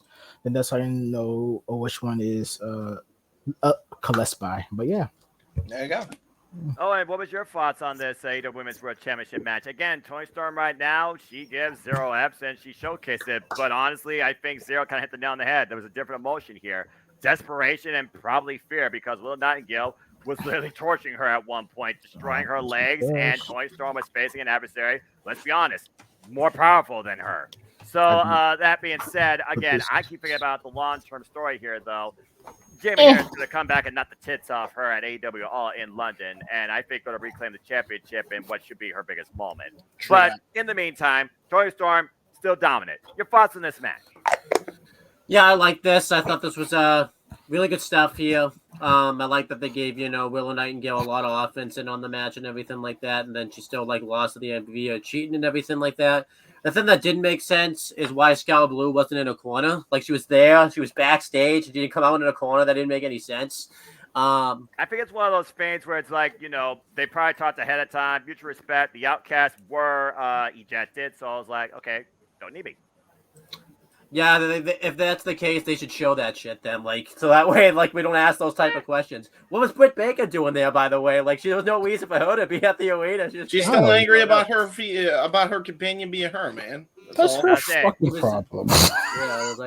Underline story, guys. Let's not forget, it's still Outcast versus Originals. That is true. Yeah, this bitch shouldn't even be near the fucking title anymore. Yeah, but I thought this match, was really good stuff. The only thing that sucks is I had to see Toni Storm and the shitty Outcasts be champs and all that, everything. That sucks, but it is what it is. Willow Nightingale is obviously going to move on, either win the Owen tournament or have a really good performance in it. She's going to defend the Strong belt against Julia, which I don't know if that's going to be a bomb burner because I've never seen. I've never seen Julia wrestle before. I would imagine that match is going to take place at one of the days at the Independence show. But that's going to be strange. But it is what it is. Honestly, I could see it all in London because Julia, while she is Italian, Japanese, she is also born British. I need to see her speak English, bro. I say Independence Day because it's a Strong exclusive show. I think they would want to get the Strong Championship on there, so that's why I say Independence Day. Fair. But yeah, we'll see what happens with that. But yeah, I was pretty into this women's title match, but I was waiting for really the next match to come because that's the match that I was hyped for. Right. So. I'm also going to say this real quick again about Stardom. Congratulations to Queen's Quest, the faction, of course, founded by one Io Shirai that still is in full tact after the steel cage match they just had. But as far as Oedo Tai, of course, Saki Kashima, she got downright dirty. So I'm very curious how she resets as the high-speed champion. And again, Donna Del Mundo, they are the current RS of Stardom champions. And Julia, she wants to travel internationally. She wants to compete internationally. So I think it'd be very interesting to see what she could do here on U.S. turf. And her versus Willow, I mean, definitely be a different paradigm shift. But also Toni Storm's gear. I like the red and black because, again, it's a callback to her Stardom days. For those that remember, she was a World of Stardom champion. She's one of the ones the most notoriously recognized for that belt particularly. So, again, just simple things like that. Yes, Zero. She needs to get rid of them two fucking buns, bro. I'm losing my mind every time I see them buns. I'm getting sick and tired. You don't give a fuck, right? You know she don't I give a fuck. know, but them buns are annoying me. Yo. Fair enough.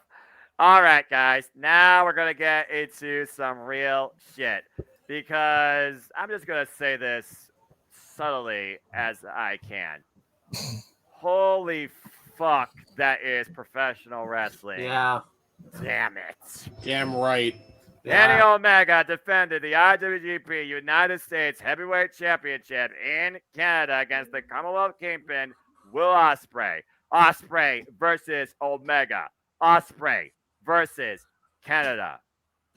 Now, I usually am the one that gives breakdown thoughts about the match, but I think we all can each give our own retrospective for a good 20 minutes plus. We very well might do that. So that being said, guys, let's fucking go. Owen, you are the talkinator. You kick this one off. Your thoughts, your moments, everything you want to say about this match.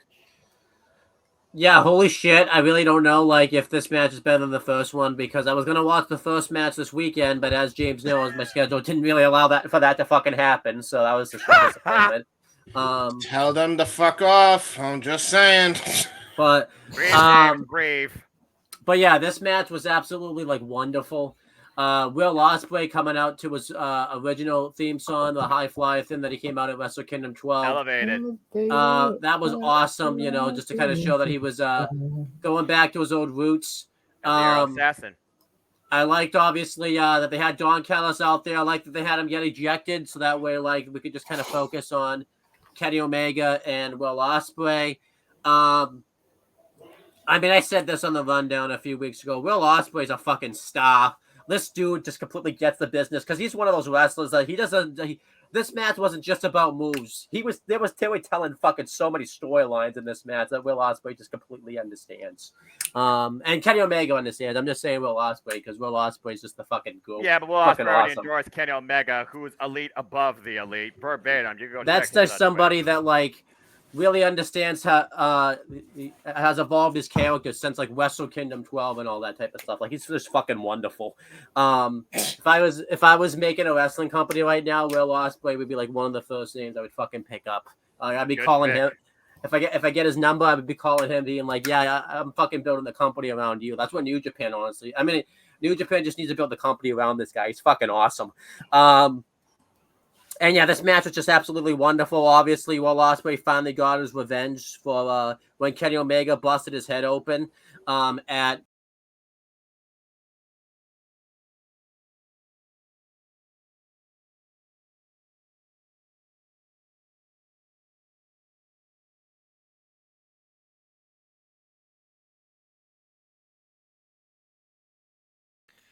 Alright, so I'm gonna pause here. You guys know the fucking deal by now. My Wi-Fi, of course, decided to fucking shit the goddamn bed again, so I have to pause until it fucking comes back on. So hang tight. We'll be right back after this little intermission. At Wrestle Kingdom earlier this year. That was absolutely wonderful. Then finally Kenny Omega just channeling the inner Clino. And you can just tell he goes into a fucking zone. You can just see the look in his eyes. He just goes into a zone. The DDT that he hit on the fucking steps. Obviously, the referee was very lenient in this match, obviously, because he knows that this is a big match. He doesn't want to end this match via bullshit. Yeah, that's awesome.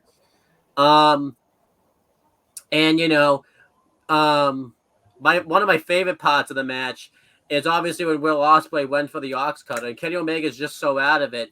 He can't, because there was that point when he was trying to do fire chops and everything, just had nothing behind it. He just did a knee. He didn't even really hit a V trigger. It was just the gravity of the way Will Ospreay fell. He didn't even expect a knee. It was more the fall that hurt him than anything else. Head and neck. Dude, it was brutal. Yeah.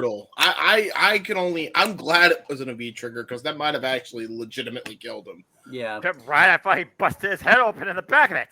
Yeah, and then Don Callis coming back out and Will interfering with the screwdriver, and then Will Ospreay hitting the hidden blade, followed by his other finish, the power bomb thing, whatever.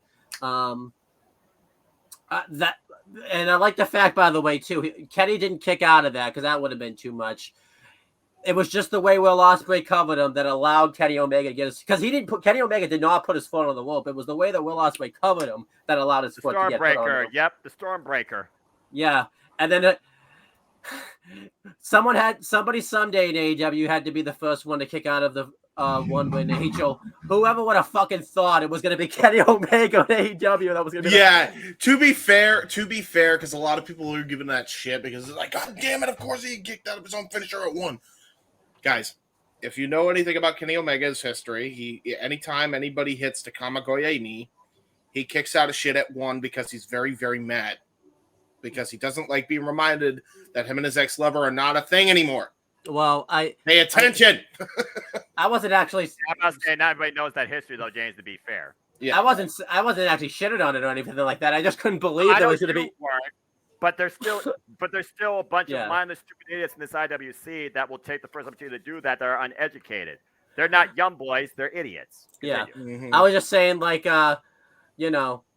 I just couldn't fucking believe it. Like, when he kicked out at 1, I was like, holy shit, out of all people, it was Kenny Omega. Like, I never would have predicted that. I loved it so much. I mean, it made all the sense in the world. The crowd was on their feet. It's not even just that reminder, but, like, you think about it, like, you know, no one likes to lose their own finish. That's, like, the ultimate, like, insult as a wrestler, to lose your own finish. And I think the way I took it was when Kenny Omega, like, got his finish, like, fucker, you're going to fucking kid me with my own move? You fucking kidding me? Like, it was just, like, awesome.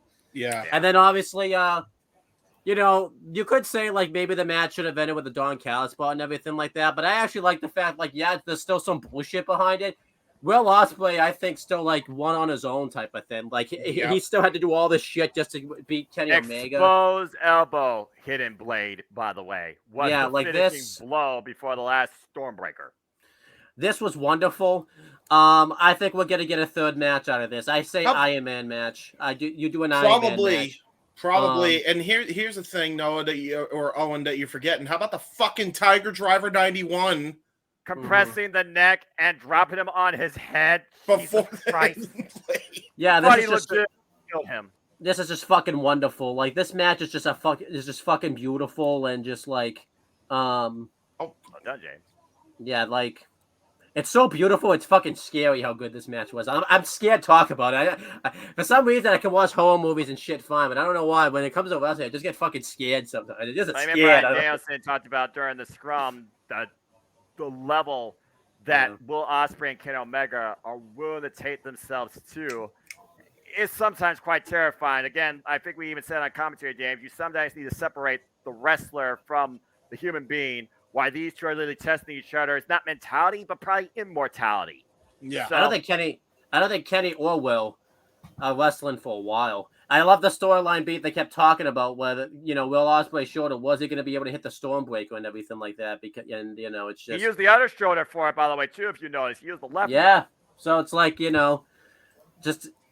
Yeah, that's just awesome. Like, the second Will Ospreay becomes a free agent. Oh, and by the way, he might be wrestling it all in because he mentioned he's going to buy a ticket. No way he's buying a fucking ticket. He's fucking wrestling there. Tony Khan would be foolish to not let this happen. And so would Obari. And if he does not wrestle there, I am sending Tony Khan an area retreat saying, get Will Ospreay on. Hey. Tony Khan has to negotiate. Let's be fair here, all right? Will Ospreay works for New Japan Pro Wrestling. He has to do Obari and Sugar Bayashi. Let's be fair here. Yeah.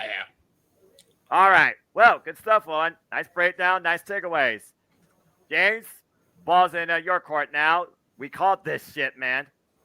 Well, word of the day is wonderful. There you go. But yeah, so yeah, this was fucking great, man. Holy shit. Like, God damn, I lost my phone. Holy shit. Owen broke down. Yeah, fair enough. Yeah, I feel that. I've done that before. I've been there too. Man.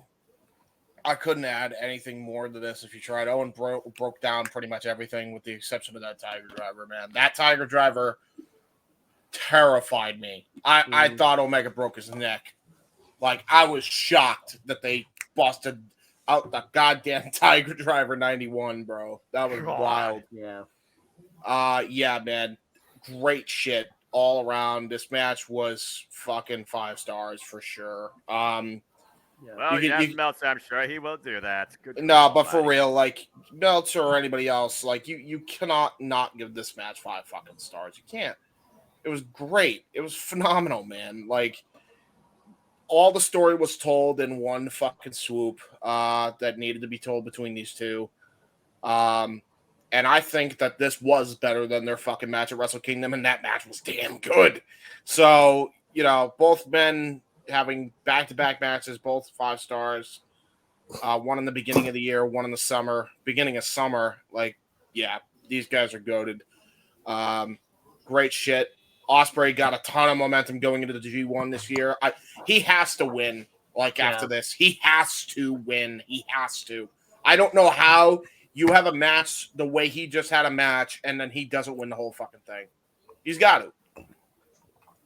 Well, we'll find out soon enough, and he is in the same block as another competitor we'll talk about here that did not have quite the same fortune. Exactly. I also wonder if that's done. But yeah, I mean, and again, the story of this match, Omega versus Ospreay versus Canada. You even saw the subtle Titantron storyline intro and the military grade security for. I love that they are Ospreay's using protection. Titantrons. By the way, finally they're using Titantrons. And they Start using them more. And they used Kenny Omega's Devil Cry, which truly made this a New Japan Pro Wrestling Wrestle Kingdom main event level classic as far as set up big match field goals. And Ospreay with the subtle Shawn Michaels bit with the abuse of the Canadian flag and then getting wiped out when it closed, and I thought was a very fun spot too. The early retrospective of you remember what you did to me with the table, using the front of that table to bust Kenny Omega open. Both men literally blood for blood. Ospreay literally drinking Kenny Omega's blood off his own arm. You sick fuck, you bloody wanker. Every insult possible, and Ospreay just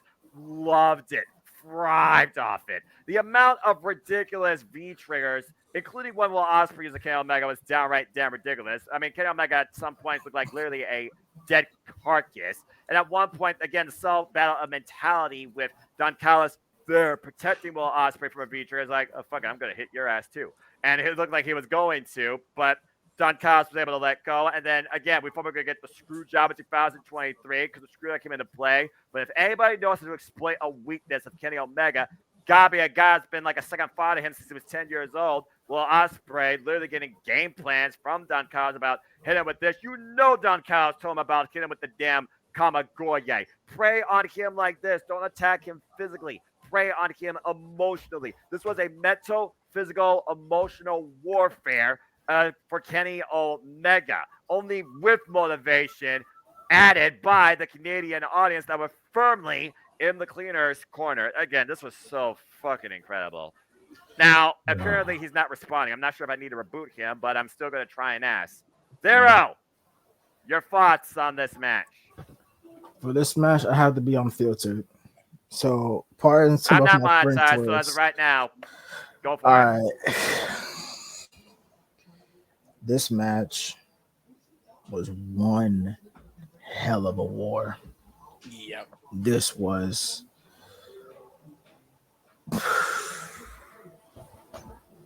the story behind this match was spanned from a few years ago, before the first encounter at Wrestle Kingdom. It all started when the Elite left. Yep.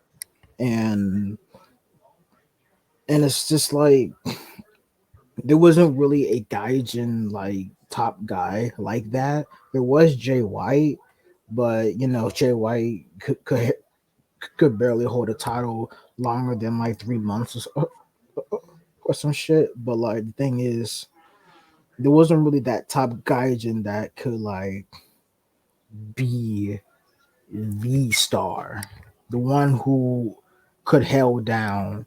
Basically, you got the New Japan ace and the Gaijin ace. There wasn't really no Gaijin ace like a Kenny Omega. And James, the pick I sent to you, that's me during the whole fucking match, bro. I was orgasming. All right then. You could barely see it. Continue. But this whole now that Ospreay gotten older and literally decided to change his style because of all the bullshit he was dealing with on himself. Now Kenny Omega feels like Ospreay is just Kenny Omega Jr. And Ospreay did not like that. No. That shit pissed him off. I remember there was going on back and forth on Twitter, I believe. And Didn't failed experiment. Yeah, calling a failed experiment. That shit was wild. But now that they actually got into each other's faces and actually really gotten to the point where they about to have the match, you could tell Osprey was literally fucking emotional. Cause like he felt like Kenny was taking the piss out of him. Cause Osprey because Osprey he hasn't experienced what a Kenny Omega experienced when he was the Gaijin star of New Japan, like vocal crowds and all that stuff, and him selling out the Tokyo Dome, etc. Yep. He was using that on Osprey because basically saying that I'm more of a bigger star to a bigger draw than you could ever be. But Osprey, like, I literally had to held down this fucking promotion.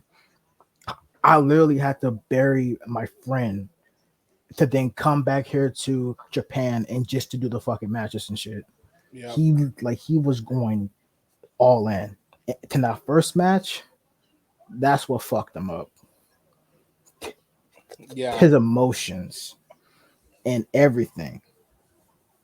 And like I think one thing that really got Kenny a bit bitter was, I forgot which Wrestle Kingdom it was. It was the one.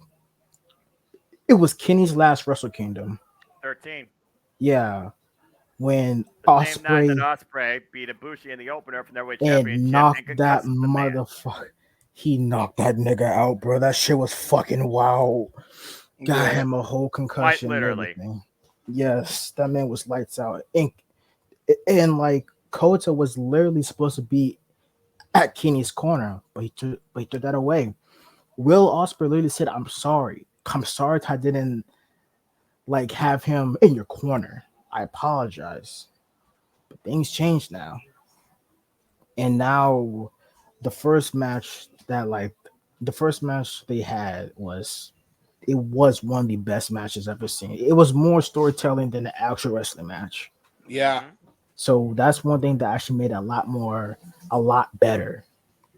And then the main weakness, because I think the first match, 80% of the offense was Kenny. Kenny Yep. was beating the dog shit out of him. After Osprey whole literally fell from that very Yeah. nasty fall. Yeah, Yeah. that shit was uncalled for. And then, but I will say this: Osprey went out like a gangster, spit at him, flip him off, and then took that. He was like, "I'm not going down like no bitch, bro." I'm a I'm gonna Goye into the one-wing angel. Yeah. So, fast forward to current day. To Forbidden Door 2, Electric Boogaloo. Yeah, electric Um, boogaloo. Yeah, true. This Fair. match was the same way.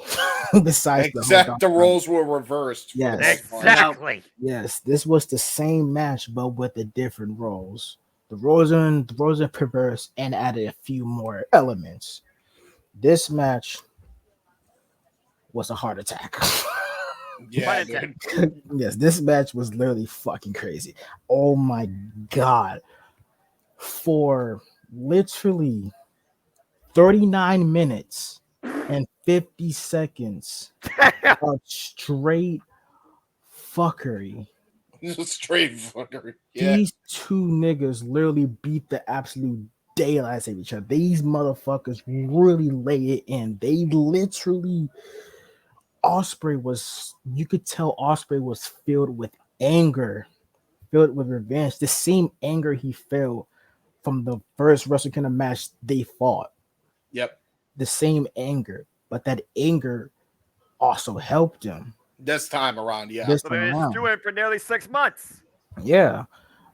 And the reason why that anger helped them is because of Kenny's like emotional state, because Don Callis was right there. You know Kenny still feels some type of way about Don Callis. Big time. So with two emotional fuckers, it's gonna weigh in. The anger is gonna go over the fucking anger that or sadness that Kenny has, because Ospreay was seeing red. He was literally ready to kill this motherfucker. From him slamming his head on the fucking announce desk, I swear those headshots looked like that sucked. Especially Because that last one. That I'm pretty sure he scrapes him across the top and front of the table that busted him open in the first place. yes, he was going ham. Then Don Cost went to play a dickhead role. He got ejected like it even mattered because this man came back and the ref didn't eject him again. Like, what the fuck? And that was like the one thing that confused me. But then again, I was just like, well considering of there's the athletes, you have two men painting a canvas worse than Cody Rhodes and Dustin Rhodes did. The referee's discretion at that point was like, I ain't DQing this for shit. We need to have this keep going. Yeah, because it was so. They used the because I think this was also in IWGP rules, I believe. It was. It was good. Because if it wasn't American rules, the match would be thrown out immediately. But far none. Yes, but like the match was like going this way, then this way, then this way. More advantages to each man because they was going crazy. They was literally busted open. Kenny Omega being a dumbass, literally smacking Homeboy's head on steel steps like crazy. That shit was wild. The match picked up middle of this fucking joint. The moment Will Ospreay got decked with a clothesline from Canada and then DDT'd on the side of the steel ring steps that have absolutely no damn give. Yeah, because like the thing is the fact that this whole fucking joint, it was the first false finish with the damn when he poked him in the head with the joint, hidden blade, and I think he did the Stormbreaker. The Stormbreaker, the first Stormbreaker. 1, 2, kick out. What the fuck? Rope break, not kick out. Yeah. Rope break, bro. He didn't even Kenny didn't even put his foot on the rope, like I said. It was just the way Ospreay covered him too. Like, it was just literally the foot, the momentum just graced enough. Yes. I couldn't fucking believe it. So like that basically tells me the Stormbreaker, if he was away from the ropes, it would have been over. It didn't. Rope break. No. Awesome. No, of course not. Then they kept going and going, and they kept going. I was losing my fucking mind, bro, because I was like, what more can you do? Fight like freaking Go Super Saiyan 2. Yeah, after kicking out at 1. The fuck? Yo, bro. I'm about to talk about that. So go for it. Okay. So when homie decided to be an asshole and literally did the call me Goe to a one-wing angel, right? Yeah. Part of me was like this motherfucker gonna kick out because ain't no way you're gonna kick out a move you created and you practice every single fucking day. Right. Yeah. He kicked out at 1 because he was like, bro, I'm not losing in my hometown, bro. This is not WWE. I'm not losing what was funny about that, by the way? What was funny about that is the reason he kicked out was because it was before he even got his legs hooked around him, so he just powered the fuck out before he could even get the opportunity as well. And Paul Turner still was somehow able to get the hand down on the mat for the 1. Yeah. Yeah. And it's like there's a few reasons why he kicked out. One, because the moment he hit the Kamikoe, he heard Koda's voice be like, bro, are you just gonna lay there? She's like, oh hell no, fool. My man used 2 buffs. He used the 2K resiliency, and he hit him with a momentum shift from Day of Reckoning. Also known as a brain buster. As soon as Omega and Ospreay got done with their firefight, and then came the most lethal move I've seen in a long time as a wrestling fan that I thought legitimately killed him. I thought this man hit a, bro. The fact that he hit a tire driver. 91. But what if, like, when I first saw that, I thought he hit the Gonzo bomb. Whoa. That's Gonzo even bomb's worse. safer than that shit. Golly. Not necessarily. Because Brody the King, gossip I bomb mean, he uses it to a degree, more of a sliding variation. So if you get hit by a Kawada gossip bomb, it's all over, bro. Kawada just be like, he hangs you down and then just drops on your neck, bro. yeah, Not even literally, he power doesn't put his bomb. legs in between. You dead. You just die. He So still kicked out a 2.9, by the way. that should have been a 3, in my opinion, because Yeah, nobody that should have kicks been out it. that God! nobody kicks out nobody But kicks out the I fucking- don't give a shit because then he knew what he had to do. He's like, I had him dead to rights anyway. He just Yeah. kicked out because he didn't want to lose. Yeah, he gave him the fucking make exposed him. hidden blade. He I'm threw gonna that thing fucking back make to him. England and hit him Boom. bare elbow in the damn face. Boom, Stormbreaker, done. And It's that was one it. thing to hit somebody in the back of the head with that joint. It's another thing to hit him right in the face. He just Pearl Harbored him. Yeah, he did. Yeah, that he shit did. was crazy. He Then hit him it- right in the jaw. He did what he did in the one clip that blew up where he fucking hit the hidden blade and then just kept raining down elbows. That was that. That's what this was. Yeah. You know, but the match over. The match was fucking fantastic. But I would change the ending a bit. I would have him do a rampaging hidden blades. Just go ham on him. I agree Yeah, with hit that. him Knock with his TKO would have been great, but Yes. I'm Referee cool with them. stoppage versus just the final Stormbreaker over the other shoulder because he's Yeah. got permanent deformity now right here. So, I mean, yeah, but still. The holy match fucking shit. blew my fucking mind. And the match was worth it. Yeah. And I'm happy what they did after the match and put another match to be a cool down because They needed to. we needed to cool off after that match. Yeah. I never seen a really well good storytelling match that dated back to their first match this year. Yeah. This is Same not year. even It's not even 6 months old yet. No, right. it's not. That's And fucking ridiculous.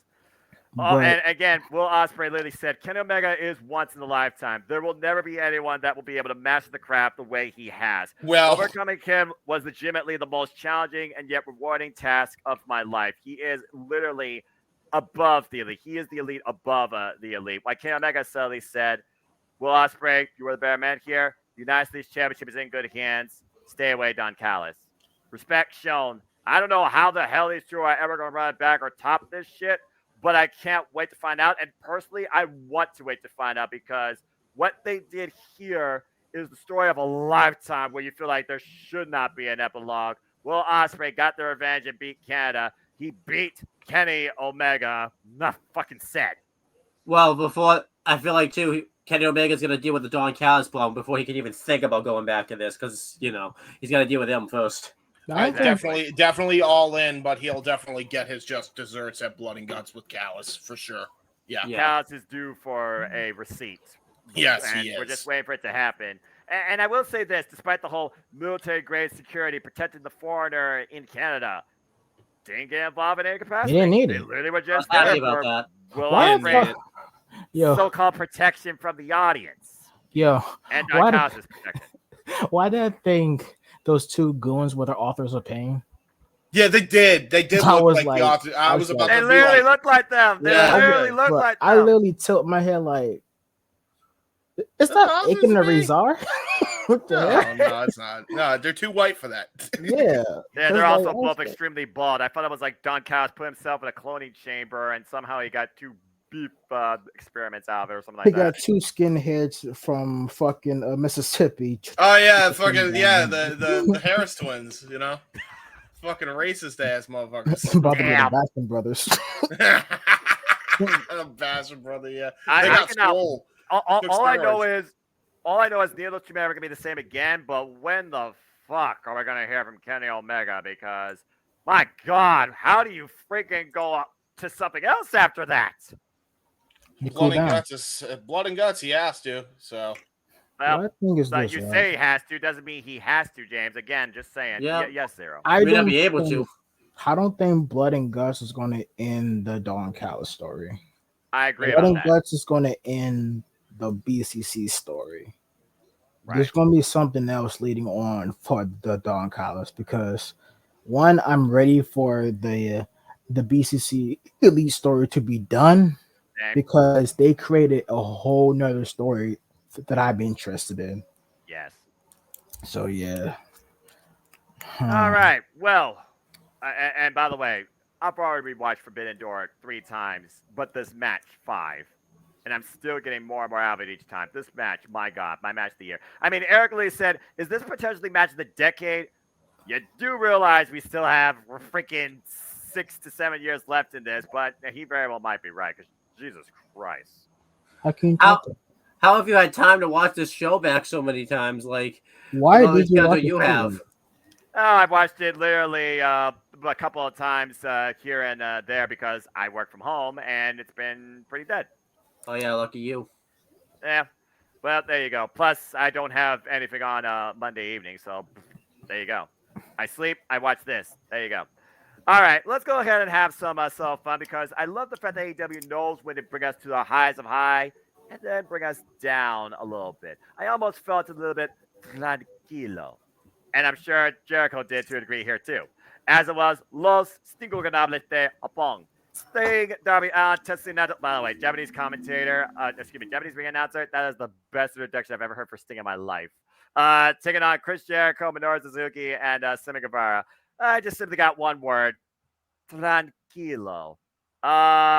James, Darby Allin got knocked the fuck out by Minoru Suzuki and probably needs to go see that Bricker DMD to get his jaw wired or something like that. Besides that, I don't really got a whole lot more to say about this besides the fact that, again, Steve's the idea of Sting and Jericho. And I'm going to say right now, I do think there is a one-on-one with those two coming. Wouldn't surprise me if it's at all in London.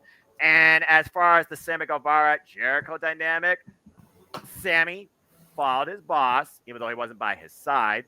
You got your ultimate meme pick for the year with Suzuki, Sammy, and Jericho in the pose. The fuck was that? Yeah. And Sammy did the 630 splash on Sting through the damn table and ended up back in the medical staff for it. New Jack Sting, baby. Let's go. Yeah, right. Either way, a quick float over. By the way, Naito, he takes his time, James. He's got to get off the clothes. He's got to get ready. He's got to stretch. He's got to take off the elbow pads and put on the little wrist straps. And then, he engages. And we did get that little bit of the kilo, as we usually do. Great synergy towards the end with the incredible jackknife float over, cover on Minoru Suzuki, and Sting and crew win.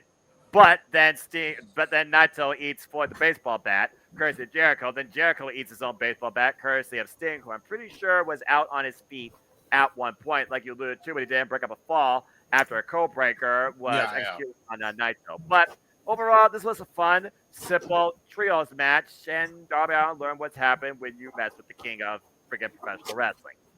James, you're fine. I got nothing much to add. I just thank God Tony Khan broke up the fucking last 2 matches with this shit.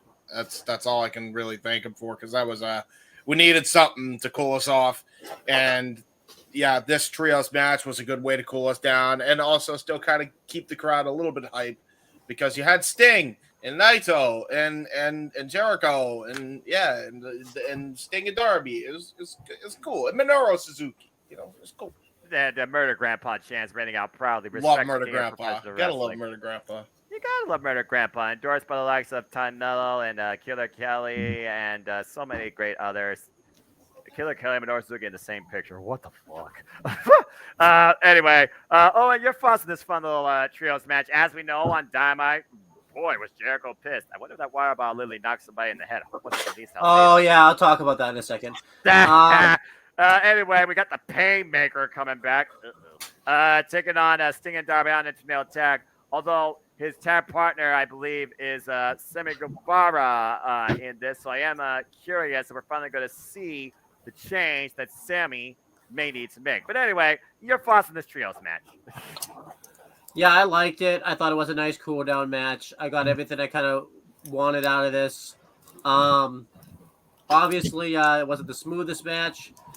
Jericho, Darby Allin was legitimately knocked out. Like he's not even there for the finish or anything like that. He got caught with a Judas effect coming in like a bullet. You don't think you would be knocked out? Oh, I'm not saying I wasn't critiquing it. I'm just saying like it happened. I'm just saying that happened. Fair enough. But I do question if Sammy was supposed to hit that 450 if Stin didn't get out of the way in time, because it seemed like Stin tried to roll over and then he didn't make it out in time, because I feel like they had to cover that up.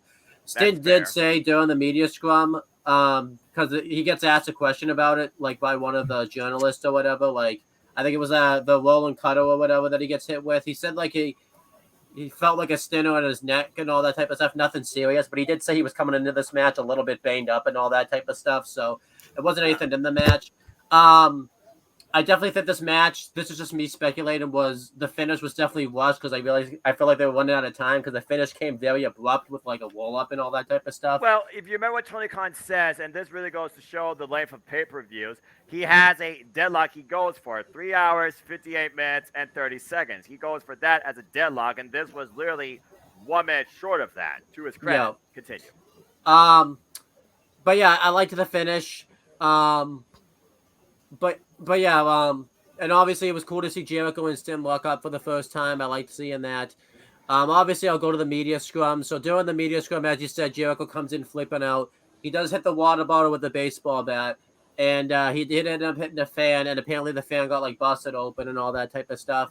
Denise Salcedo was right next to this fan. I don't know if she hasn't done a video like talking about it yet or anything like that. I haven't really checked the channel much to really know anyway, so I don't. But on the channel, there's nothing really about it. I don't know if she'll go on Fightful Select and talk about it. I mean, as long as it wasn't her, I mean, it's one of those things where at this point, Tony Khan, charge Jericho, fine. Damn. Yeah, a lot of people have come out and said this was like a stupid move to have Jericho like do that and everything like that. I just think it was like a freak accident type of thing. I feel like they got mad at Tony Khan. I don't think Tony. Not his fault. Yeah, I think Jericho just kind of went off script. He was just kind of going all over the place. That stuff happens sometimes. I know that media scrums can be chaotic and everything like that, but it is what it is. It happened.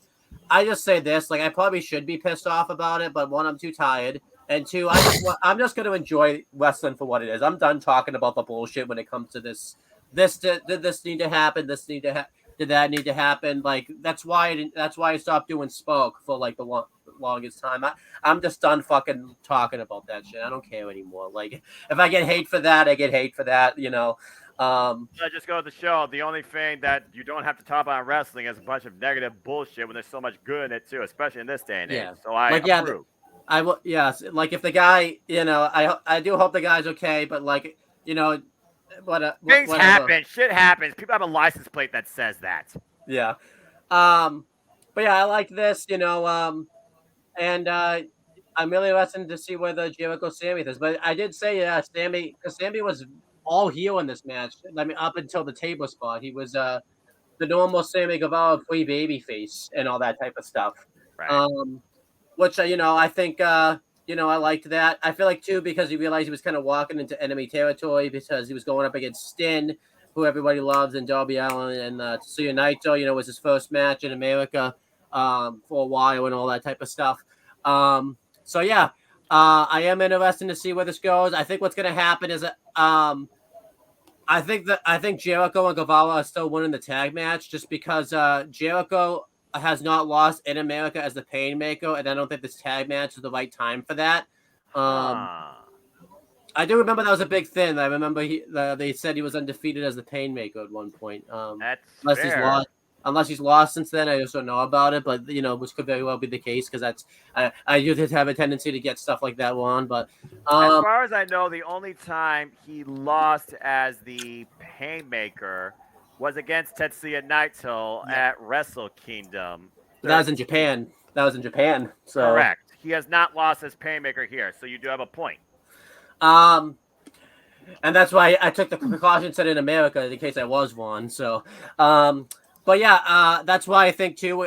Plus two, the Jericho Guevara need to win. Like Jericho's losing too much, I think, and I think Jericho needs to get a win somehow. I think she's starting to kind of lose a little too much. And I think there's just no point to do Stin versus Jericho at All In if he goes and loses. Like it just doesn't really make sense. I guess he's a heel, so he could just be like, you didn't beat me 1-on-1, but it's it just doesn't make sense. You have to do the logical thing, I think.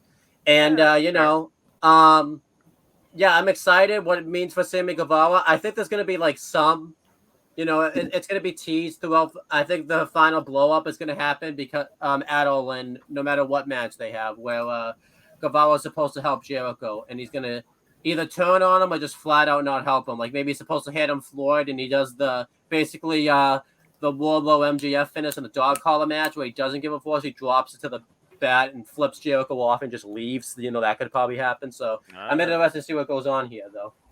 Yeah, because why you do have Steen versus Jericho, the story really here right now is Sammy Guevara and Jericho. So Yep. that's a fair take. Also, yes. And then and then I'm done. No, you're fine. On Collision, Darby Allin did say that if Sammy Guevara showed up to this match, he would lose all respect for him. So I'm wondering what that's going to factor in now, too. I mean, he said he would kick his ass, and nobody necessarily lost all respect for him because, again, Sammy, I mean, he local. He wasn't even involved in the finish. So, yeah. I mean, fair take, though. Okay, Zero, let's cool down, relax a little bit, give some thoughts about this trios match, and when do you expect maybe the Sammy and Jericho fallout finally happens? Do you think it could be this Wednesday even and tornado tag with the Painmaker, or do they hold it out for a little longer? So All Japan had like their fourth Dynamite series show. It was a interesting show. And wait, oh shit, I forgot I talk about AEW, but what? Yeah, don't judge me. That's fair. That's But, fair. like- I totally get it. I do the same thing. I did the same thing on Open Minded. That's completely fair. Hey man, Hey, we continue. Blowjob Preston just had their show in Kirk and Hall. The fucking main event was the plus the BJW World Strong Heavyweight Championship. So I need to watch that. But Nice. But anyways, but this was a forgettable match in my opinion. The only thing, the only thing I actually truly remembered was Naito being Naito. Before the match started, he was wearing his suit, starting to take it off a bit. Took off his shirt, took off his pants, and did a little stretch and shit. He was getting warmed up. Yeah, of course. You gotta warm up. You gotta stretch the legs. Then he just started taunting Sammy Guevara by just trying to do a collarbone tie up and just walked away. But I'm gonna say this. I need y'all to be aware of this, all right? T-shirt Naito is scary. Never ever mess with T-shirt Naito because that man he's different with a T-shirt. He's different with A different mode, different tranquilo. Same with T-shirt Bushy. You don't have to be scared of him. He's just weak as shit though. But yeah, T-shirt Pushy is a debuff. T-shirt Naito is kind of a buff. So yeah. So let's talk about that one match between Kento Miyahara and Kotaro Suzuki. I don't have that on my agenda here, but we could certainly try and compare. But I do see what you mean. Yeah. Shit. Overall, you mean the fucking main event between Bryan Danielson and Okada? Yeah, the fact that we just heard the final countdown for the first time since his Ring of Honor days in 2010. All right, before we do it, right? I forgot to tell you, the 6-man tag match was 15 minutes and 9 seconds, so that was a bit longer than I thought it would be. Yeah, I'm kind of surprised, but I'm kind of surprised with that if I'm honest with you. But yeah, let's go ahead and talk about this first time encounter, first time ever dream match. Yep. Two of the absolute best of this generation. As once again, coming out to final countdown, thank you, Tony Khan. The American Dragon, Bryan Danielson, took on the Rainmaker, Kazuchika Okada. That was crazy, dude, by the way. Holy shit. I marked the fuck out. I cannot believe he did that. That was freaking awesome. I was honestly, I honestly was hoping he was going to hold out on that till All in London, because just hearing that theme and the audience saying the final countdown, 70,000, imagine that. But I will admit, this is still pretty cool with 14,000 plus people. Y'all did right, by the way. Good stuff. And this was really good stuff, I must say, for everything I expected and more. With both entrances, the move was set. They didn't even lock up, and the audience was already just like, let's fucking Yeah, go. because they heard the final countdown fucking And play. they weren't excited enough Danielson. the fact that literally this is a dream match of what is fantasy booking to the greatest this generation. And I still don't think the greatest of this generation was defined, but it sure as hell was a wild ass battle of both men paid for it. That being said, it's the main event. So Zero, it's all on you. Your thoughts on this first ever dream match and the fact that not since the freaking G1 Climax, I believe it was 22, Kazuchika Okada did not lose via submission, sits against Shinsuke Nakamura in an arm bar, but with one damn arm now broken, Kazuchika Okada literally submitted to Bryan Danielson. Holy shit, that was not my 2023 wrestling bucket list. Zero, the ball's in your court. And I know how happy you are about this on multiple fronts. Daddy's happy, baby. I know, Yes, I know. sir. That's why I wanted to be first. All right. So, well, okay. Before I go in, clowning Okada, I will have to say this though. This match was a wrestling match. This wasn't this was more okay. The Ospreay match was a pro wrestling match. This match was a wrestling match because Legit this technical was wrestling match. Yeah. Exactly. This was a wrestling match without all the spectacles, without all the theatrics.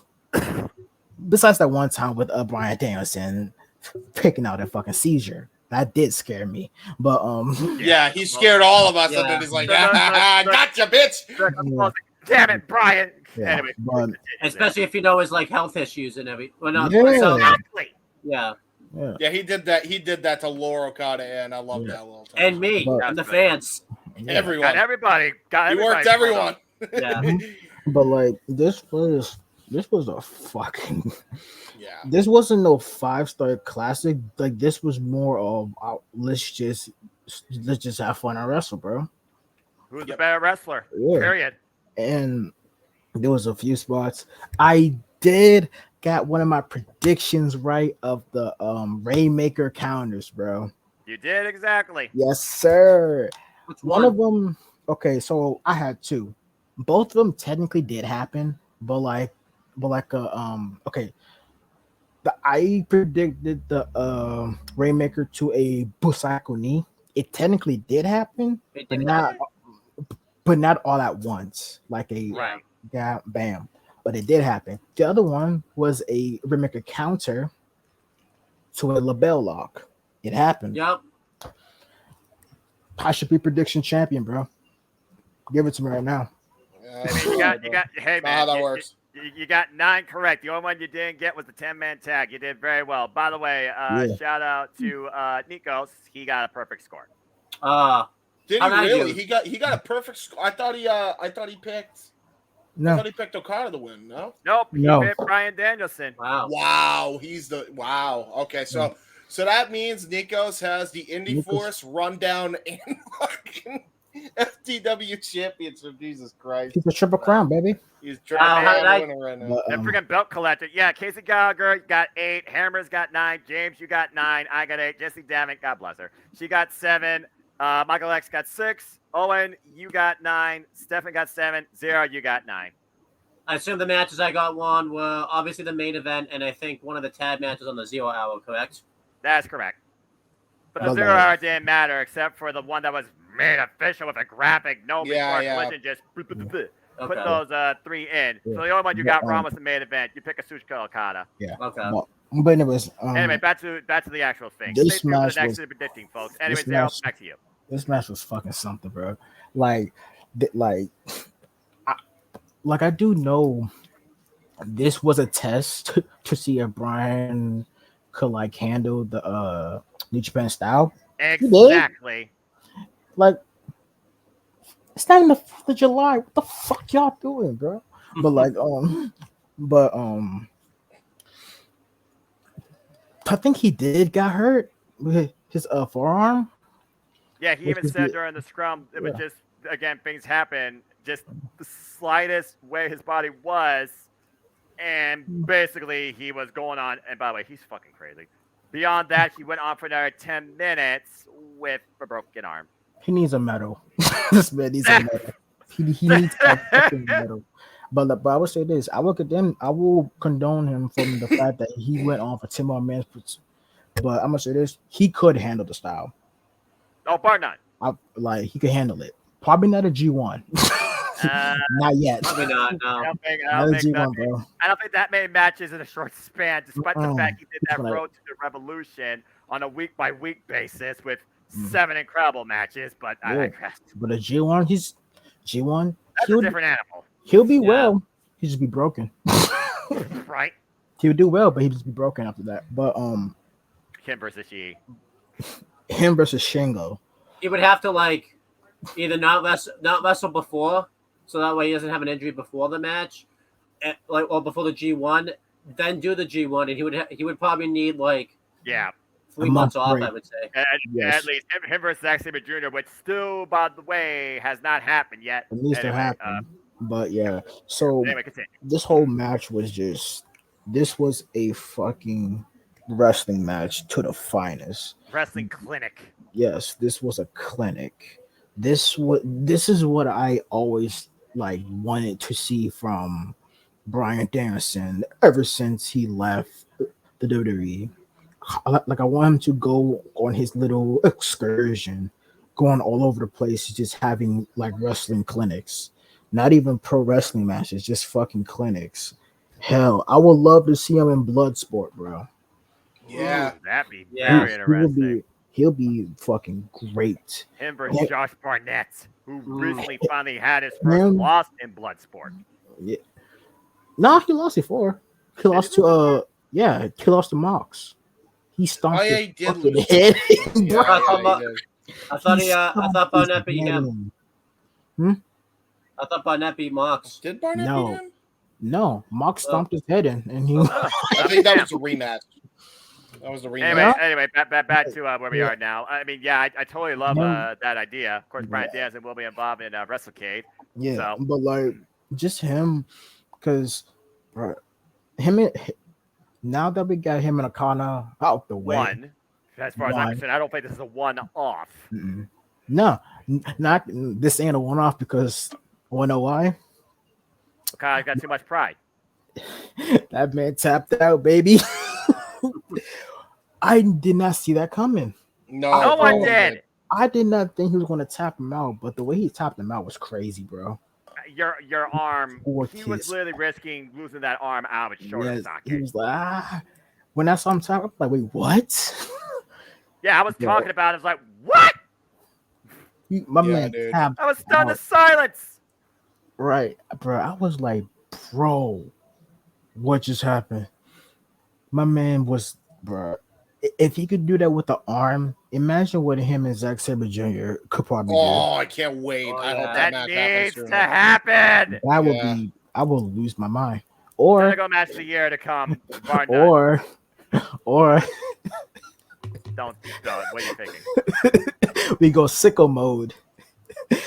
Brian Danielson against Shibata. Tabata. Oh no! Oh my god. Battle of the No headbutt. Centuries. No headbutt. No Tabata headbutt. definitely would No They're use, gonna- headbutt. Both of them Yeah. gonna die in the ring.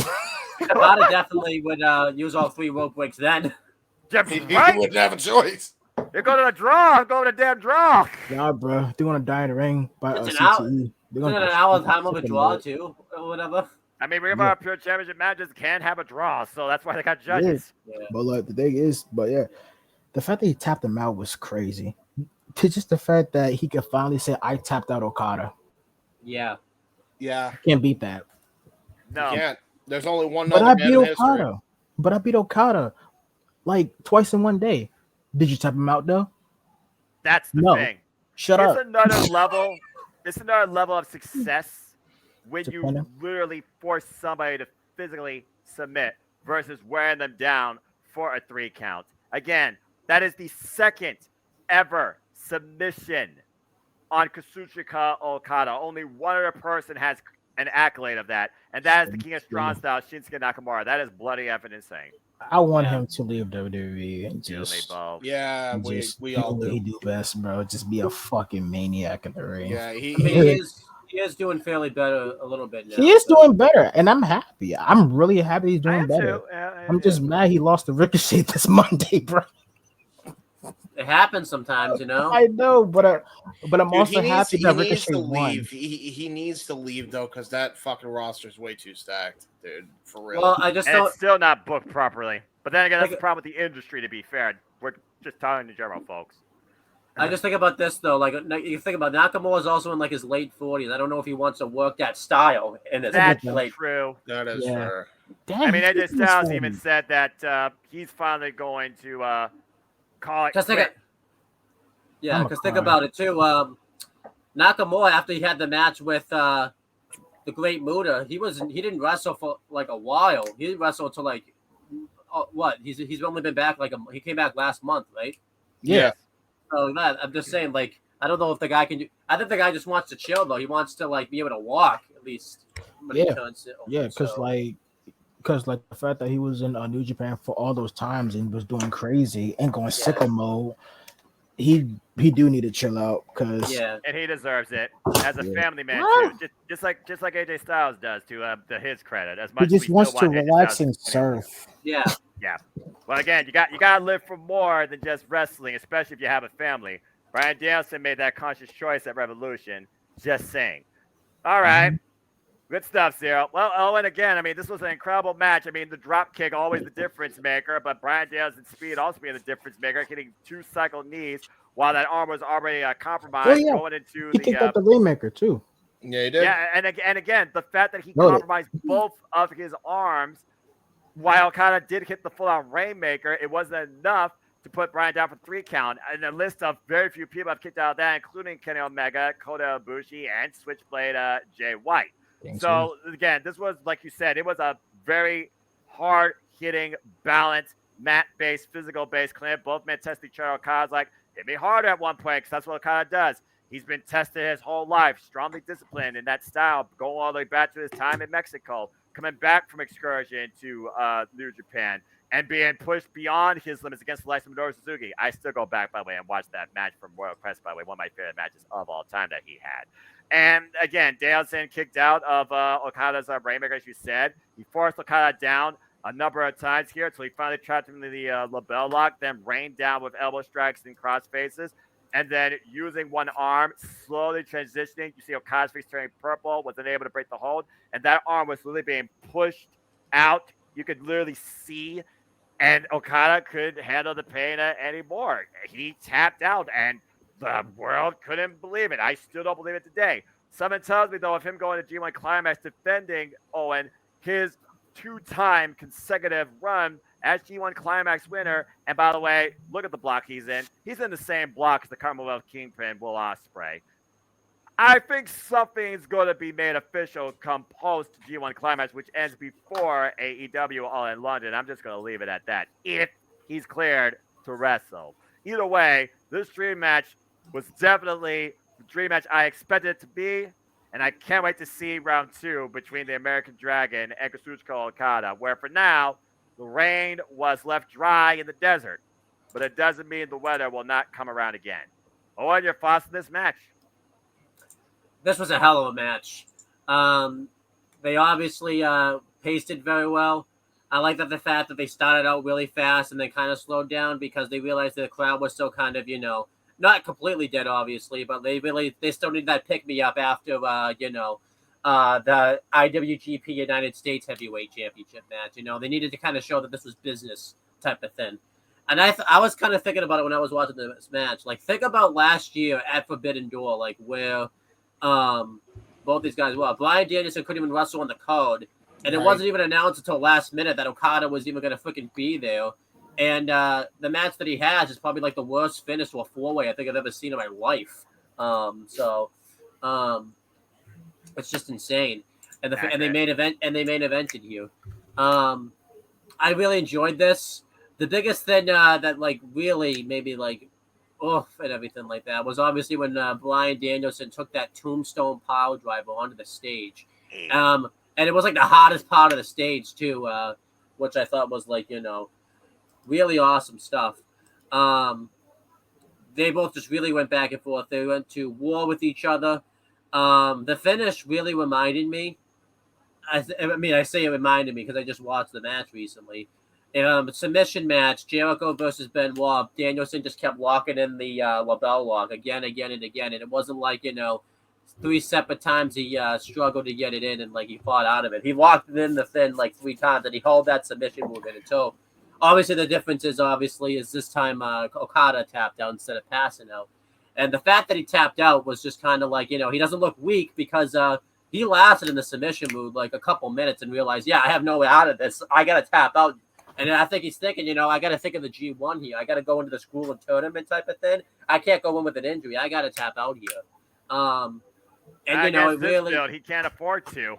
Yeah. I think it does kind of give a nice storyline for Okada in the G1. Like, what's his headspace going to be like now in the G1? His momentum's been killed now because everyone was kind of thinking, and I was thinking too, if you remember when I did the predictions, I was on the fence who was going to win, but because Okada was in the G1 and everything like that, I was thinking like Okada needs to kind of win this to get some momentum. But honestly, this might be better. Now Okada kind of has to fight from underneath, and we're wondering if he even going to be, how well his performance even will be in the G1, which I think is really good storytelling. Obviously, I don't know what this was going to lead with Bryan Danielson. The thing that sucks about it, obviously, is his arm got injured in the match. I think you covered it, Noah. Yeah. And he was 6 to 8 originally weeks, I believe. But Brie Bella posted something, I think, on her Instagram story, saying it may be longer than that because if you look at the X-rays, his arm just looks completely messed up. I'll see if I can find the picture. Jeez. But it's the state of the business. It's just the state that Bryan Danielson's body is in, but I'm still excited about it. I still think Bryan Danielson. I feel like they're saying it's longer, but I feel like the dude's still gonna try to come back. He's just a fucking crazy ball. He will. You know Bryan Danielson will. You kidding me? And this isn't. He'll have a cast to protect his arm, I'm sure, to be able to have him wrestle. So he'll be. This is like what his arm looks like. Exactly. Yeah, he'll be fine. If nothing else, we'll see him in a sling, and he'll be on commentary while the Blackpool Combat Club continues to be real. But I'll just say this: like, this isn't me obviously having any inside knowledge or anything like that. I just kind of know the man that Bryan Danielson is. I feel like he's gonna try to make it 6 to 8 weeks. He's gonna try to be back in that win within 6 to 8 weeks. I think. Goodness, bro. But wrong. this was just tremendous. Obviously the pay-per-view just ended. There was no angle or anything that came out of it. And to be honest, after that, freaking Bryan Danielson tapped Okada out. That's enough of an angle. I don't think we needed one this year. I remember a big critique I had last year was they used Forbidden Door to build Blood and Guts. It's like, what are you doing building a TV show? I kind of like that the pay-per-view just ended. There was, there's enough to kind of tune into AEW, to kind of, and New Japan. They put over New Japan now. We want to tune into New Japan. Yeah, they even had the Japanese commentary. Apologies, by the way. That's Rado, Megatoy, and Hikaru, who, of course, do the commentary for all the episodes of AEW Dynamite, Rampage, and I imagine now Collision for the fans of New Japan Pro Wrestling and NJPW World for the Japanese fans, which I thought was a really nice touch too. Everything this whole show was literally English, Japanese, dynamic, New Japan AEW dynamic. I loved that. Yep. Do y'all want to know how long this match lasted? Go for it. Yes. 27 minutes and 47 seconds. Wow. Yeah, I believe that. I believe that. Yeah, with how many drop kicks Okada delivered to Bryan Danielson and the speed and physical dynamic and then the tech-based clinic. I mean, heck, he even had Bryan trapped in the money clip at one point, and Bryan was able to escape it. I love the struggle, too, by the way, that it took Okada, like he didn't hit the Rainmaker, like the struggle that he was doing. Bryan Danielson kept slipping out of it. Just he scouted it. He scouted like 3 damn times before Okada finally hit it. He even tried the spinning Rainmaker, and Bryan countered that. And by the time he hit it, it was too late. Yep. And I do want to go back to my point, by the way. I feel bad to the Shibata-Danielson match. I feel bad for the judges if that match does go in out. Who the fuck do they pick? I feel bad for the judges. How do you judge that? Get some technical wrestling masterminds. Dean Malenko, Lance Storm. The Storm. Zack Sabre Jr. Just That because. who trained Katsura Shibata? Get that guy. Yeah. Anyway, all right. James, James, on to you. Again, Okada, he will be involved in the G1. Bryan Danielson, we have no idea what the future holds for him as far as in-ring experience goes. But talk about literally closing out the night in a crazy way that's going to leave people just wondering what would happen in the repeat encounter. Now, truth be told, we have not been strange to Okada losing to foreigners. He lost to Jeff Cobb at some point. He lost to Switchblade Jay White at some point. He lost to Jonah during the G1 with the freaking tsunami. They did run that back, though, of course, at Ryogoku Hall at Power Struggle. So we have seen Okada usually come back from these situations after basically, just testing himself further and then coming back after his opponent. So I definitely see this being run back, just a matter of when. But again, health, of course, has to be a first priority. But what I also like about this, the dynamic of Okada this year, channeling the spirit of Inokiism, literally being the guy, the mountain. Why Bryan Danielson hikes up cliffs and mesas in the desert. Bryan Danielson conquering something higher than Mount Everest in Kazuchika Okada. Why Okada has put every young boy in this current generation down because they're all beneath him. This is the first time this year that Okada was literally beaten by somebody people are going to say was better than him. I don't know if you can still say that you got the best this generation going on right now with Bryan Danielson, but it's still a lot of suspicion disbelief of what we saw. So what's your takeaways from this dream match encounter? Where we go from here with both men? Man, I mean, I don't know where you go with both men. All I know is that they got a long journey ahead, obviously, after this. And yet Okada will be competing in literally less than a month, while Bryan Danielson will be lucky to compete in less than 2 months. Yeah, by the way, like, the fact that there are people that are legit shitting on both this and the Ospreay match, like, I don't get it. Like, you've seen this type, like, again, I just don't, whatever. Like, and there are some people that just are foolish, and there are some people that are just looking for a click. Don't worry about it. Yeah, for real. Like, I think that these matches ruled, man. Yeah. These kicked ass. I will say, too, they say stuff about this, James. They don't say anything when Walter, Sheamus, and Drew McIntyre have a hard-hitting match. Exactly. I mean, guys, let's not go there. Tribalism is just a false reality of self-pride and foolishness and weakness and one's insecurity. I know. But yeah. We talked about this before. Protect your mentality. Continue, though, James. But yeah, fucking great match here. Like, both men looked great. Even Okada looked great in defeat, and this is the greatest way you could have put Danielson over here. Especially coming out to the final countdown. You knew after that. I even knew after that moment. Yeah, he's fucking winning. He's fucking winning. As soon as they did, I was like, I'm fucked. Yeah. It was a wrap. I just did not expect a submission win, man. That caught me completely off guard. That was such a great pay-per-view. Great way to cap off. Yeah, man. I got nothing else to say because you guys pretty much covered all the rest of the points for me. So good shit. All around good shit. Well, I'll just say this in closing as a simple final tip before I get y'all's thoughts. This was officially my favorite of the year, and it far exceeded my expectations and blew last year's Another Forbidden Door out of the water. They raised the bar. I can't wait to see what they do next year, which again, they're calling it edition, or where they have it. I would love to see this at the Tokyo Dome. Keep making this an international spectacle of AEW and New Japan Pro Wrestling performing, and get Stardom involved next time, if nothing else, because it damn sure needs to. But that being said, as I always do on the Simple Take, let's go around and get everybody's final take. Zero, I will start with you. Your final take away from this year's AEW and NWW Forbidden Door pay-per-view. Better than Double or Nothing, in my opinion. Yep. Yeah, this was not because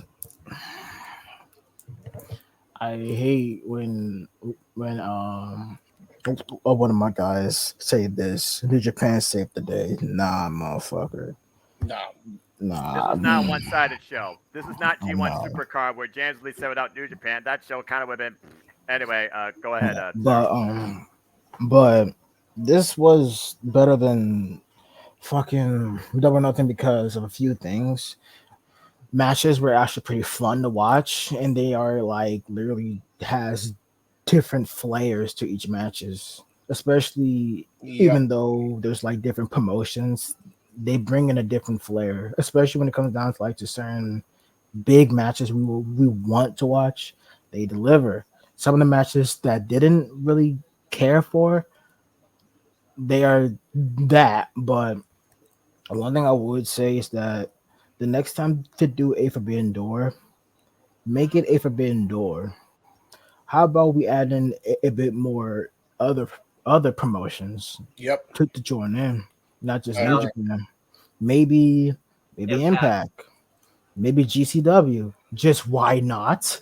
Maybe Yeah. Noah, Pro Wrestling Noah or And All they had Japan. Timothy bad. Thatcher before at AEW. Yeah. He took on Brian Danielson earlier this Yeah, year. bro. I'm trying to see my boy Kento Miyahara just fucking show up. Maybe Kaito, maybe my boy Nakajima. The fucking Finally, perfect. fuck off with the Yakuza and the cartel and fucking get AAA involved. That'd be great. I don't trust AAA, Andrade in my Eagle and Knights opinion. on the No, same side. I don't either. But Yeah. the reason we don't is because of who fucking. I Not just that though. It's more of the insides of AAA like Conan and all that. Yeah, I would That's say fair. get NWA involved just so that way Aaron Stevens could have a proper final match in wrestling. Just so you could Oh, have, the Pope. yeah, Forgot to my boy Pope Yeah. Daddy. Chris Yeah. Adonis, the list goes on now with how much Yeah. incredible talent, male and female, there is that truly could be a part of this Forbidden Yeah. Door that could span internationally Because the wide. thing is that the damn thing is named Forbidden Door. MLW. Don't forget MLW too. They can MLW. Yeah, I could get the chance to see fucking Hammerstone get Hammerstone's stoned great. in. Hammerstone's Demily so Eslo is really defending the MLW Featherweight Championship against WXW Women's Heavyweight Championship, Ava Everett. So there you go. Yeah, right. Forbidden Door. Shout out for title, by the way. Even though it's a term, let's literally make it a Forbidden Door. Yeah. Yeah. That's a fair take. Owen, anything else that you want to echo as far as your final take for this year's Forbidden Door pay-per-view? Yeah, this show was just absolutely excellent. Just a great wonderland of dream matches that you never thought you'd see. I obviously love that this show happens now because we get to do these crossover type specials, like with the rundown and obviously with Simple taking AEW Spoke. It's always fun to kind of get that in there and stuff. And just, yeah, I will say I am concerned. Obviously not with Forbidden Door, obviously, but I know we're going to talk about this with what All In and All Out's going to be like, just because it's going to be the first time AEW has done Pay-per-views, back-to-back weekends. Yeah, and What's up? it's the first time because AEW hasn't even done a AEW hasn't even done a pay-per-view monthly, let alone this way. Yeah, because they made it official. Zero AEW All Out will be coming to us from the United Center when AEW takes Chicago over all that week, and it culminates for AEW All Out from the United Center Sunday, September 3rd, the weekend after AEW All in London. Yeah, so I've seen, I am a bit concerned about it. Obviously, that's two Sundays, by the way, back to back. They're both on Sundays, by the way. But I am concerned about it, as I usually am concerned about it just because, I'm worried, is one going to get built up more than the other, type of thing. Like, what's the state of the roster going to be? Yeah, will one just be strictly a collision version of one? Will one be this? Like, I'm just curious about it to see how they're going to do this. But in terms of this show, this was just incredible. I do gotta say though, they gotta because I watched the media scrum afterwards. There needs to be a better reaction time when that gets out because I had to get up to fucking work yesterday and I was up for fucking 2:30 because of that. Like they have to do it right after the show, man. What are you talking about? I know. I'm just saying, have it set up because I had to wait for 20 minutes before it actually came on YouTube. Well, it's not like they can immediately go back there and be ready. They gotta make sure everybody makes their way out the arena. They send them off and all that type of stuff. But yeah, I enjoyed this for the most part. I thought it was absolutely wonderful. I thought every match delivered. Every match felt different. And yeah, I'm just excited to see. I'm excited to see too what AEW is going to be like because now this show is already being built. Anyways, before Collision, what's AEW going to be like now that there's going to be 2 shows built into pay-per-views now too? That's going to be really interesting. Well, I guess 3 shows, but who's counting? Yeah. Look, there's enough content as it is that you're going to lose track of stuff at times on a weekly basis. But that, again, very fair take. James, you and I called it. Not gonna lie, this is one of my favorite calls this entire year, and there's definitely a joy calling it with you. But what's your overall final take for this AEW from Indoor pay-per-view? Great, phenomenal, thumbs up, A+. Great effort by everybody. Yep, can't argue that. And again, as I simply want to say, again, as Excalibur alluded to, this was a love note to professional wrestling fans that gave everybody something, whether you're a fan of AEW, New Japan, or something else in the industry too. All right, Gato, thank you to everybody involved, workers, staff, promoter, booker, everybody top to bottom. You did the work, you didn't slack, and the audience was definitely fully into all of that. Tremendous pay-per-view, my pay-per-view right now of the year. It's as simple as that. Yeah, I would say it's for me it's this or Elimination Chamber or WrestleMania 39 night one. Those are like my three top. Yeah. My top three right now, because I look at all things wrestling, because y'all know what I am. I'm crazy. It's this AEW Revolution, because again, that Iron Man match, I think that's still probably my match of the year, but Ospreay and Omega 2, yes, might surpass. I gotta look at both bats back again. And then up there as well, Wrestle Kingdom 17, because it was a phenomenal one-night show, true back into form, like it should have been, with a fully reactive audience, and definitely a ton of wonderful first-time moments. So again, it's just been an incredible year in general of professional wrestling this year. There's no denying that. This is the greatest year in the industry's history, in my opinion, to be a fan and to engage in anything in it, even what you might be most critical in.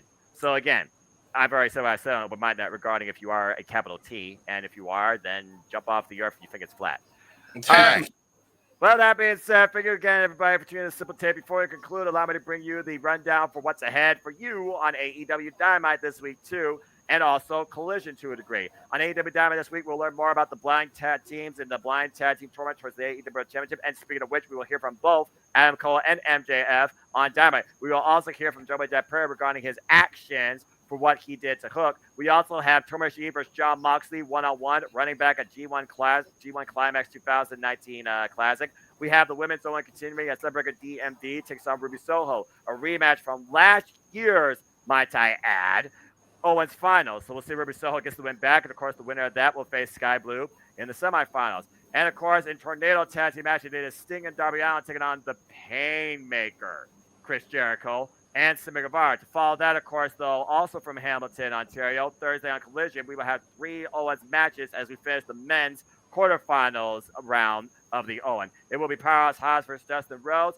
It will be Samoa Joe versus Roderick Strong. And it will be Absolute Liquor Starks versus Juice Robinson. And as we move forward towards AEW All In, keep in mind, folks, we also have immediately following that, AEW takes over Chicago as we go all out. There you see it right there. They'll be in the Now Arena for Dynamite and Rampage Wednesday, August 30th. Collision will be from the United Center, and all that will emanate from the same building following that. So stay tuned for more on that as the summer of AEW is underway, and they're not letting up on the gas.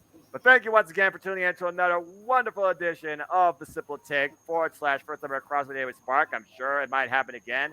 Not sure how we're going to handle that double preview weekend. Lord help us, but we will figure out a way. Until then, it's been a blast, guys. Let's go ahead and get some rest, and let's go ahead and plug our stuff. And once you all do that, if you want to bid yourselves to find that dude, you're more than welcome to, as I will play the outro and then pull the plug. Zero, been a pleasure. Anything you want to promote, where can we find you? Why the fuck is All In and All Out back to back, bro? Because Tony Khan's a madman. Are they back to back as far as nights or No. Weekends. Gotcha. Weekends. Yeah. Sunday and then the following Sunday. Bro, how we gonna do Spark though? I don't know. We're gonna have to figure it out. It might I'm be about just to 12 Tuesday cry. night, like this. I'm about to be miserable, bro. Hey, if you don't want to do it, Zero, I'll take your place. Nah, man, I got no life, so I'm asking you. Damn! Put yourself freaking underneath the ringer while you keep trying. It's great. Yeah. Man, I'm gonna turn to a horn, so I'm gonna just hide it. It can just hide it underneath the ring, bro. But, hide underneath your bed. Yes. Whatever works best, I guess. But anyways, you can find me at fuck, what's it called? Zero hyphen zero. Guys, remember, we're all tired. Fucking Zero Channel -0. That's where you find all my other channels and my main shit. Pride 5 is coming probably on the on the 30th, all matches has been booked. Now all I gotta do is record and create the thumbnail. But yeah, so it's gonna be fun. And the BYW guys is gonna be maybe appearing. There you go. Yeah. Very nice. WYW slash frontline, right? Frontline crossover. No, it's basically just everything. Ah, gotcha. Okay, It's so a just little bit of everyone. everything. Okay. It's There basically you a go. super card. So yeah. Yay, supercard! I like supercards. So who I'm tagging in for the That's next joint? Tag me. All right, here we go. 'Cause I have the least amount of stuff to plug, really. All right, well. Tagging. Okay, cool. You guys can Tag. follow me on youtube.com/JHebert at JHebertSide95. That's JHEBERTSID95 right here is my user. You can find me on YouTube and Twitter. My J Hebert side has been a bit altered, the YouTube channel, for all my J Hebert side of things shows, with the exception of J Hebert theme edits, which I'm going to be making a playlist for that soon. But all of the shows otherwise are now shown on my front page the minute you click on it. The new FTW main hub is now launched and ready to go. The first release of Best of FTW Productions Episode 1 will be the Mistress audio story of me and her doing the shared experiences. That's going to be what's re-airing on that channel. So go check that out if you haven't already. Be ready for July 9th because that will be the air date. It will also be at 8:30 p.m. EST. And I'm sure a bunch of other different time zones because if you're, What it else is going to be on there too? Yeah, anything from Zero, pretty much anything from Zero or Kuzon or Mike or myself or Owen, anybody that's ever, or Noah as well, anybody that's ever like produced for FTW, that's where all the best of content's going to go on there. So be on the lookout for all that shit on that channel. So yeah, that's coming up. And we also got a couple things coming up. Indie Force will be making its return. You all will see that on Friday on July 6th. July 6th is the official date for that. It will be me, Casey, Nikos, and Michael X. We're going to be talking a bunch of different stuff. In fact, I actually have a topic list, and I meant to get that up ready. You're exposing your weakness on live. I know. What is on the docket for this episode will be AEW Forbidden Door. We will be covering that again, but just briefly. Casey and I did watch the event, and so did Nikos. AEW Fight Forever, because Nikos is going to be playing it and giving his thoughts on there. Vince already rewriting shit in WWE. Oh, I'll be saying a lot about that. We'll have a debuting skit featuring Tony Khan. That's all I'll say there. Street Fighter 6, because Mike has been playing that a fuck ton. Mortal Kombat 1 preview, aka Mortal Kombat 12, who's counting. We'll be talking about that. UFC going on 30 years. We'll be talking about that. Linkin Park's newest single, Lost. We'll be talking about that. And the main event topic isn't a wrestling thing. It's a YouTube thing, Smosh reuniting, because it is the most gangsta shit that anybody has ever got a YouTube channel back, ever. So we're going to be talking about that. It's going to be cool. Pretty good show overall to look forward to there. And as well, on the watch-along front, and Noah and I will be calling this, last year it was a watch party. This year it's going to be a watch-along event. Blood and Guts is going to be happening, while we will also be doing, if they do it again this year, probably Royal Rampage watch party. So watch-along event for Blood and Guts, watch party for Royal Rampage. That's what's coming up on the docket for everything on my side. Well, James, if it's in Boston, if you go to yeah, that's fair. That is true. So, the Friday wouldn't matter because I'll still probably do the watch party. But tentatively, that is what is on the docket, and that's what I will be there for, unless plans change. And obviously, you guys will hear about that if they do. Fair enough, man. Stay busy, but also Yes, Zero. So watch along and watch party are two different things. Or Yeah, watch FTW does watch party. JMN Multiverse Media does watch alongs. Yeah. Oh boy, I'm gonna be gangster. That's some bitch. Yeah, I know. All right, cool. But there you go. And All right. that's what I got coming up. Good stuff, James. Hey, Owen, always a pleasure. Anything you want to plug and promote, where can people find you? Yeah, I got a lot to plug. Obviously, if you want to watch this video again on another channel, you can go watch it on my channel, since that's it's the crossover, so you can watch it there. Or you can go watch it on Noah's channel, obviously, if you're watching it on my channel, but most likely you're probably watching it on Noah's channel first. But I'm gonna air them at the same time, so don't worry about it. okay. Yeah, it'll be like a dual stream premiere. But don't worry about it. WWE after know about me, but yeah, I heard people been asking about it, so there. Anyway, continue. WWE Aftershock will be uploaded. We'll be covering the go home week of Money in the Bank.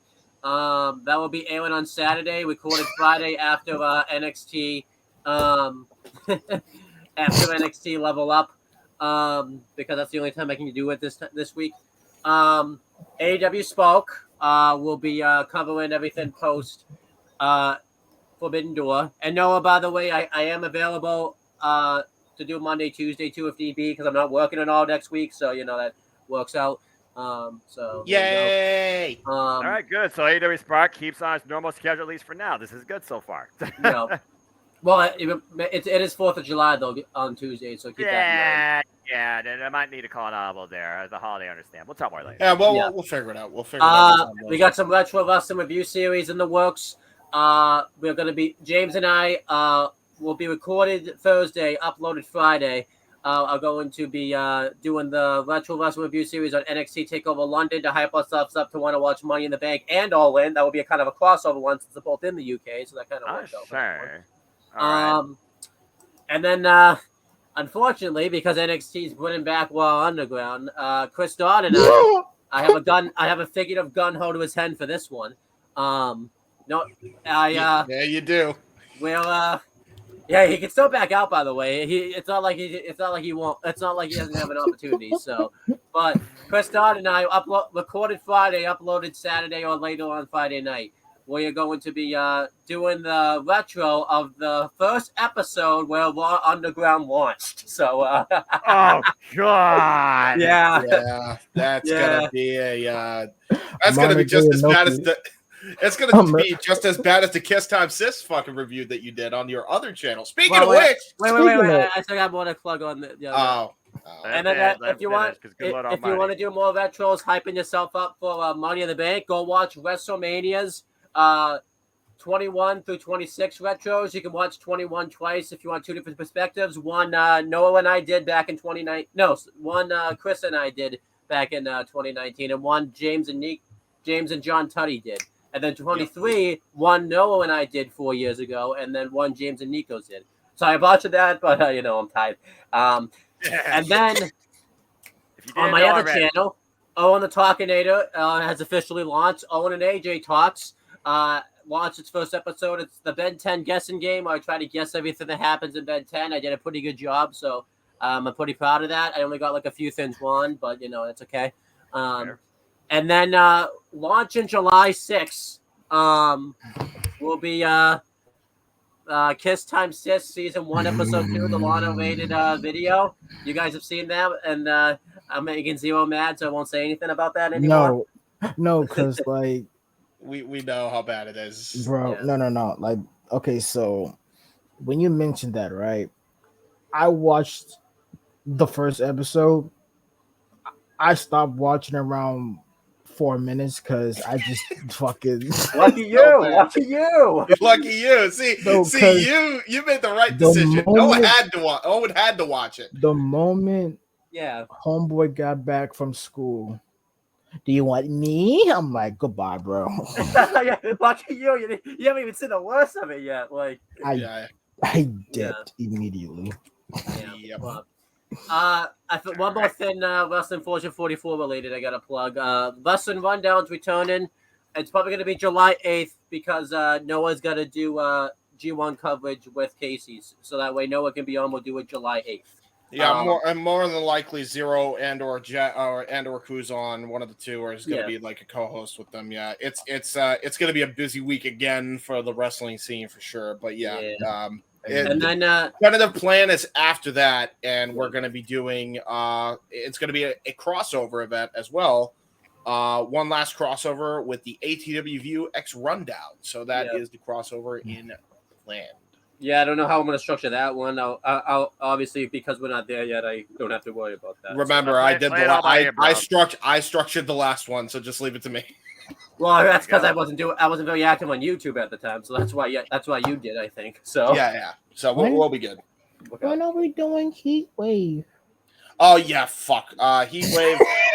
Heat Wave's in the works at this point. We don't know when, but we're planning on doing Heat Wave. It's probably going to be after that week of the rundown and stuff because there's a lot, but that's what's coming up.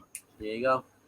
All right, good stuff, guys. Always keep busy, but also make sure you get the rest you need and protect your mentality. Thank you always for your participation, and this has been a fun crossover. We'll see when this happens again. Most likely probably will with the 2 back-to-back pay-per-views, but I digress. We'll figure that out later. And thank everybody once again for tuning in. If you want to know more about me, know this, for I am just a simple man and a lifelong fan of professional wrestling, damn it! But I digress. So find me if you want to on the Twitter and on YouTube at nfoster1916 for all things wrestling. Shout, of course, to my dire ATW family on the Twitter.